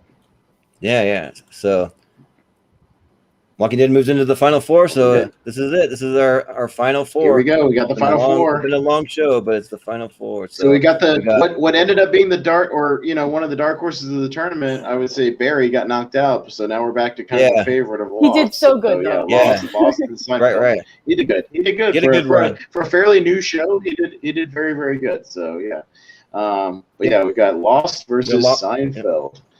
Yeah, Lost versus Seinfeld. Mm-hmm. And we're Steven back down to the bottom with Steven. All right. Mm-hmm. So I know Seinfeld is the likely winner here, but Lost is definitely the one that I love more, though. So I'm going with Lost. All right, Jen? I mean, Seinfeld had to go through the gauntlet that was Parks and Rec versus The Office. If we're gonna have one comedy sitcom, I'm glad this is the one that made it. So Seinfeld. Yeah. Moose? I'm so tempted to give you fuckers Lost for voting out the rest of mine, but Here you go. the clear choice here is Seinfeld. Barry can take on the smoke monster. He's got skills. He can do it. Yeah, right. Yeah. Well, Austin? You gonna go for your favorite? Yeah, Seinfeld for me, but Moose, you could have made it really interesting had you voted for Lost. It could have come down to Jordan. I know he likes the shows equally, so I he would was have made a hell of a thinking show. about that. I had to hesitate thinking for a about it. moment when Jen was making her vote. I was like, do I want to make this interesting? But Yeah. Seinfeld's the But he's clear already choice. voted for Seinfeld, and I voted for Seinfeld, so it's through already. So Jordan's vote doesn't matter. Well, I would have gone for Lost because I have Lost ranked way higher than Seinfeld. So, but even We so, don't do a it does not Lost matter. show, Jordan. Seinfeld's We do a fine. Seinfeld show. Still, yeah. What? We just did our Seinfeld show last night. You're betraying the channel. How dare you? We had a co-host that actually liked Lost, and then have someone to do it with, right? Yeah. But anyways, We do it with Steven. Steven likes Lost. Yeah, right. But I'll start a Lost show. but All right. yeah, Breaking Bad versus The Walking Dead. So, and It's a big one. Jen, you're up first. So yeah, it's a big one. They- For the Jen. final. They both have 5 great seasons, but one of them knew to stop. That's true. So Breaking Yeah. Bad. Yeah, exactly. Remember, Walking Dead means that you have to deal with the world that includes Beyond and Fear and this new weird Daryl Carroll spinoff shit that they're doing, and Ride with Daryl Dixon, and supposedly some movies. So if you like all of those, you can vote for Walking Dead. I don't think Yeah. the ride with Daryl Dixon has anything to do with The Walking Dead. That it would not exist if it was not for this show. And there have been so many people from The Walking Yes. Dead that have been on that show because of it. So Well, he was also big from the Boondock Saints, wasn't he? Yeah. not that big. Yeah. It took him 10 years to get another gig, really. So yeah. Yeah. Yeah. I mean, there's What do you got? a very, very clear better show between these two. I loved The Walking Dead for 5 years. I keep saying that was my favorite show, but Breaking Bad, and I was late. I watched Breaking Bad after it had finished. So I was late to the party on that one, and even knew a lot of the spoilers, and they still felt like the first time I was seeing, knowing that it was coming. Yes, absolutely. So the clear-cut choice here is Breaking Bad. Yeah. Well, Austin, what do you got? I like both of these shows a lot. They're both on my list. Yeah. I think for this one, I'm a horror guy at heart. Like, it's my favorite genre of movies, and like I'm just a sucker for horror stuff. So I don't know. Walking Dead, but like not by much. Not like the thinnest of grain of sand margins, you know. Yeah, well, I had Daryl and Carol staring at me from behind me, so I had to bring them out here for this matchup here. So, but like, even though they're both staring at me, though, like I kind of agree with Jen that both of them had 5 seasons, but one knew when to stop. So I got to go with Breaking Bad. So, Steven. So I just love the Walking Dead more, but I will say this about Breaking Bad: Ozymandias, the third to last episode, is probably is one of the top 3 episodes of any TV show of all time. Oh yeah, ever. Yeah, it's one of the greatest hours of TV ever. Yeah, I would agree. Do you know who it was directed by? Do you remember? Was it Vince the man of controversy himself, Mr. Ryan Johnson? Oh yeah, that's right. I forgot. He directed my favorite episode, and he directed my least favorite episode. That one with the fly, where they're just like the one that just did with the episode. The fly. The fly is it's great. Knives Out is amazing though. Yeah. I'm a Last Jedi defender. No, yeah. I'm not. I don't like any girl that thinks the boy that picks on her is attractive. So I will say the baby in Breaking Bad is the best acting baby I have ever seen. That kid is locked in the entire time. It always hits her mark. Yeah. I'm a big Looper fan, so for Ryan Johnson, I'll give him Looper. Looper's great. Right? Looper's great. Yeah, but Looper's great. But this is it, though. This is the final. So we've got arguably one of the greatest sitcoms of all time versus one of the greatest scripted series of all time. We've got Seinfeld and Breaking Bad. This is it. So Moose, you're up first on this. This is Austin's number 1 versus Jen's number 1. Come on, all right. All right. So we kind of know where those votes are going. So everything else will just be a wild card. I mean, these are both on my list. Yeah. So these are both on They're both on my list too. Yeah. Both on my list. They were probably both in my top 5, and I got 3 shot down. Christ. I'm going to go with Breaking Bad. All right. This is for all the marbles. Austin, are you going to stick with your favorite, or are you? Yeah, it's my number 1, dude. It's Seinfeld. It's I can put it on any day, anytime, anywhere. Seinfeld. Yeah. They're both so good. Yeah. Those are both on my list, but one's ranked way higher than the other. Even though we do a show, I'm a massive Seinfeld fan. I got to go with Breaking Bad just because I have Breaking Bad ranked number 3 of all time, and my Seinfeld's ranked like maybe 14th on my list or something like that. So yeah. But Steven? I will slightly go with Seinfeld, but I will say that Breaking Bad had an infinitely better series finale. Yep. True. But the series finale of Seinfeld was a lot of fun to see all those characters return. So I will say that. Jen, you put the nail in the coffin. Both on my list. One is number 4, and one is number 1. I will say Seinfeld, in my opinion, is probably the best written comedy show of all time. Yes, granted, it's a little dated, but the performances from the core 4, and you see so many cameos of so many people that go on to be these big stars, one of them including Bryan Cranston as Dr. Tim Watley. Yes. But having said that, Breaking Bad, it is a saga for the ages. It's a great epic drama of going through the best and worst of humanity, but it is also really fucking funny, okay? Like, I did not expect it to be that funny right off the bat. Like, you even just the first season, you have these two that will be like such important characters in just the pop culture zeitgeist in very dark moments of their lives, but they're fighting on top of a toilet.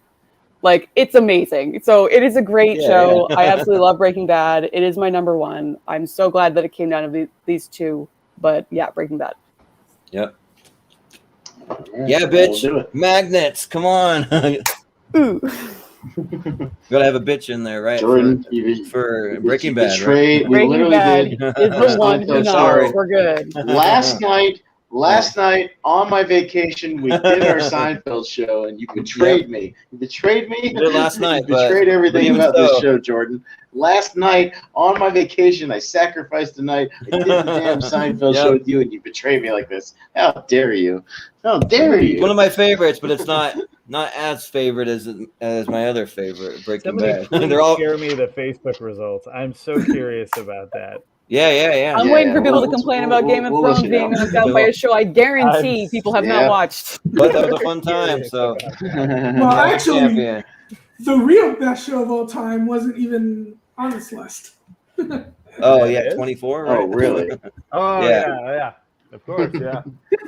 Yeah, we'll eventually do another episode. We'll do like a redux maybe next year sometime. So we'll definitely try and get you back on where you can actually submit some picks, Steven. So yeah, but yeah, that was a fun time. Hey, well, really there's three. Yeah. Well, that you touched on it, Jen, but you touched on it, Jen, but Bryan Cranston was on Seinfeld, Skyler was on Seinfeld, Bob Odenkirk was on Seinfeld. Yep. Oh yeah, a whole bunch of the cast, the people who popped up were on Seinfeld. Yeah. Bryan Cranston was also in an episode of The X-Files, which is one of my yeah. Nice. Kirk was on The Office. Yeah, true, yeah. He was the Philly version of Michael Scott. Yeah, Bob Odenkirk played the doctor that wasn't yet a doctor that Elaine dated, so she could say she dated a doctor even though he wasn't a doctor. Yeah. I knew I wore this shirt for a reason. I mean, come on. Wore it for good luck, right? Yeah. But yeah, that was a fun time. So thanks for coming on a very long episode. This will go down in the history books as the longest episode we've had. But it was well worth it though. So yeah, but at this point, I'm just waiting to see what our first 5-hour episode is going to be because it's right at some point. I don't know what the subject is going to be, but if I didn't have to go to work early tomorrow, I wouldn't have minded going longer. Yeah, right. Wow. But we'll just quickly go around the horn if you have anything that you want to promote, or if it's so late you just want to hop off, you can do that too. But we'll start with Steven. Where can we find you? And do you have anything you want to promote? I don't have anything to promote. Just Facebook, Letterboxd, which my user is Shepard82. Twitter, it's Stephen A. Shepard. Instagram, Shepard Stephen. I don't know why they switched my first name and last name. Yeah. Well, fair enough. Jen, where can we find you? This was a lot of fun. Like, if you managed to make it all the way to the end here, congratulations. Yeah. I came back from the cantina on the red eye last night. I didn't sleep. I went straight to work. I got home and took an hour nap. So the fact that I'm still awake right now is because I care so much about these shows. But I won, damn it. My number one won, right. So it was worth it. You can find me, Jen Kemp, at JK Meme Queen on Twitter and Letterboxd, even though I haven't updated my Letterboxd in a real long time because I am lazy. And I'll be around with you guys later this week, right? Yeah, for the best Friday. So I'm going to be on the time travel tier fights episode on Friday, I think is Yeah, Friday, yes. Yeah, but that's about it for Friday. me. So, yeah. That'll be it. That I'm show. sure Jordan will talk more about that in just a minute. But yeah. Yeah, for Tearmaker, we have a little more control on. We can literally cut that show off whenever we want to cut You it didn't off. tell me to That's a shut little up. better, It's fine. yeah. Right. But No, it's funny But that this like we thought at first when we first came up with the show, we were like, oh, it's going to be rapid fire. It's going to be like around the same amount of time as like Tier Ranker, because Tier Ranker was right. When you get this amount of nerdiness in one room, it's just out of control. Because Jordan will test this. Our first episode of Tournament Fights we ever did, we did one of the top 64 things, and it went under 2 hours. Like we were done. Yeah, and then so we were like, oh, okay, this would be perfect, and like this would be around the same, and then like literally more often than not, it's gone like 3+ hours, like every time. Yeah, but it's been a timer. But it's gone like 3+ hours. Yeah. Yeah, but Moose, where can we find you? You will find me going to eat my cold dinner at Very cold, yeah. at 10:51 at night. But sad news to hear about Norm Macdonald, and yeah, it's very sad. The Haas household has had its ups and downs with cancer battles, and you look at some of the greats that we've lost. I mean, even like a guy like Chadwick Boseman, tragically passed to cancer, and 61 is too young for people to be dying nowadays, and cancer is just such a shitty thing. So if you have an opportunity to donate to any type of cancer foundations, you possibly can. Even as simple as donating to like Make-A-Wish Foundation, you can donate 99 cents. My niece, when she was 3 years old, was diagnosed with leukemia, and she's better now. She is in remission. She's 14 years old, excuse me.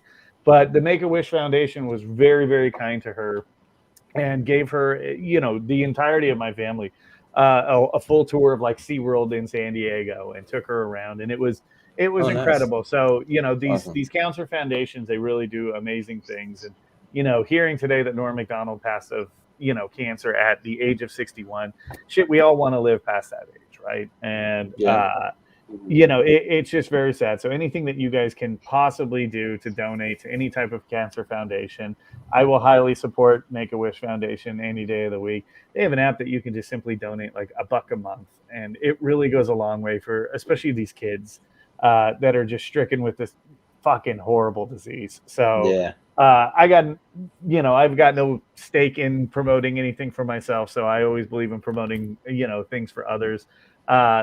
Honestly, tune in to this show. You guys put together a great show. Fucking 4 hours and 15 minutes. Thanks for that. And then secondly, find your local cancer foundation and do whatever you can to donate to them. I'll give a shout out to the Dana-Farber Cancer Institute in Boston. My cousin is a success story, as is my grandmother. They do fine work. My cousin, who had cancer and was helped by them, he actually works for them now. So that's kind of the whole organization in a nutshell. So yeah, absolutely. Yeah. Nice. Austin, and I'll shout out St. Jude's Children's Hospital, because as bad as it is for adults to have cancer, no kid should ever have to deal with cancer ever. So, with the work that they do is. So cancer sucks, but especially sucks for kids. Speaking of Norm, I'll just say that our show Live from Movie Hero that we do about SNL, we're going to try to do one expedite, like we usually wait a month in between our monthly shows, but we're going to try to Sunday night do. We're calling an audible, so we're going to do that Peyton Manning and episode, things like that. But we're going to review Norm's episode where he hosted 99 and just kind of talk in general about some of our favorite Norm memories and sketches and talk show stuff or whatever. So we're kind of making a Norm tribute show on Sunday night. So obviously that, and it feels right. It just feels right that we do an SNL show, and that's what most people know him from. So that's what we're going to do. Yeah. And it's also fitting that your internet starts to crap out at the end of the night. It probably means it's time to go to bed, right? Right. Yeah, probably. Probably. But it's 2 a.m. Yeah, but I'll just kind of I just mentioned a couple of things we have going on. So like Jen said, we got our two record fights for best time travel movies coming up on Friday. We're gonna have both halves of Late to the Party, so we're gonna have Robert and Vanessa on there. We're also gonna have Andres Gallegos. who's been chiming in the comment section tonight. So we will see you Friday, Andres, and heavy FCL show. Yeah. Yes, very much so. And then we have a best 70s horror movie episode coming up. We're kind of reworking the date on that to kind of accommodate for some of our big guests we might have. We have Mark Edward Hoyt confirmed. We're still in talks with William Bibiani, so like he may or may not be on the episode. We've got our fingers crossed. So, and also Adam Collins too. We're in talks with both of them. AKA Martin Starr. That'd be awesome to have. Yes, exactly. Yeah. So so basically the same as the '80s one, right? Yep. Yeah. Well, they are the experts. Consistency. Well, yeah, we've been trying to keep roughly the same panel between these horror decades because those guys are just so knowledgeable. Like, we just appreciate like what they bring to the table. So we try to keep it fairly consistent. Yeah. Yeah, and then a week from this Friday, we're throwing something out of left field just for fun. We're going to be doing best chain restaurants of all time. So like, you're going to have it. They're hard. Denny's. You're going to have IHOP. You're going to have Chili's. In the tournament fights. Yeah. I work at a chain restaurant. Oh, nice. Yes, this should be a fun episode. So yeah. It'll be on the list. Yeah. So, but that's where you can find us. So, this has been a fun time. Thanks for sticking around for this very long episode. And yeah. What are you gonna do? Yeah, right. You're driving Moose to drink. Yeah, right. Yeah, right. You're all troopers. But for Steven, everyone of you. You're awesome. Yeah, for Steven, for Jen, for Moose, for Austin, I've been Jordan TV Hero Anderson tonight, and we will see you guys next time.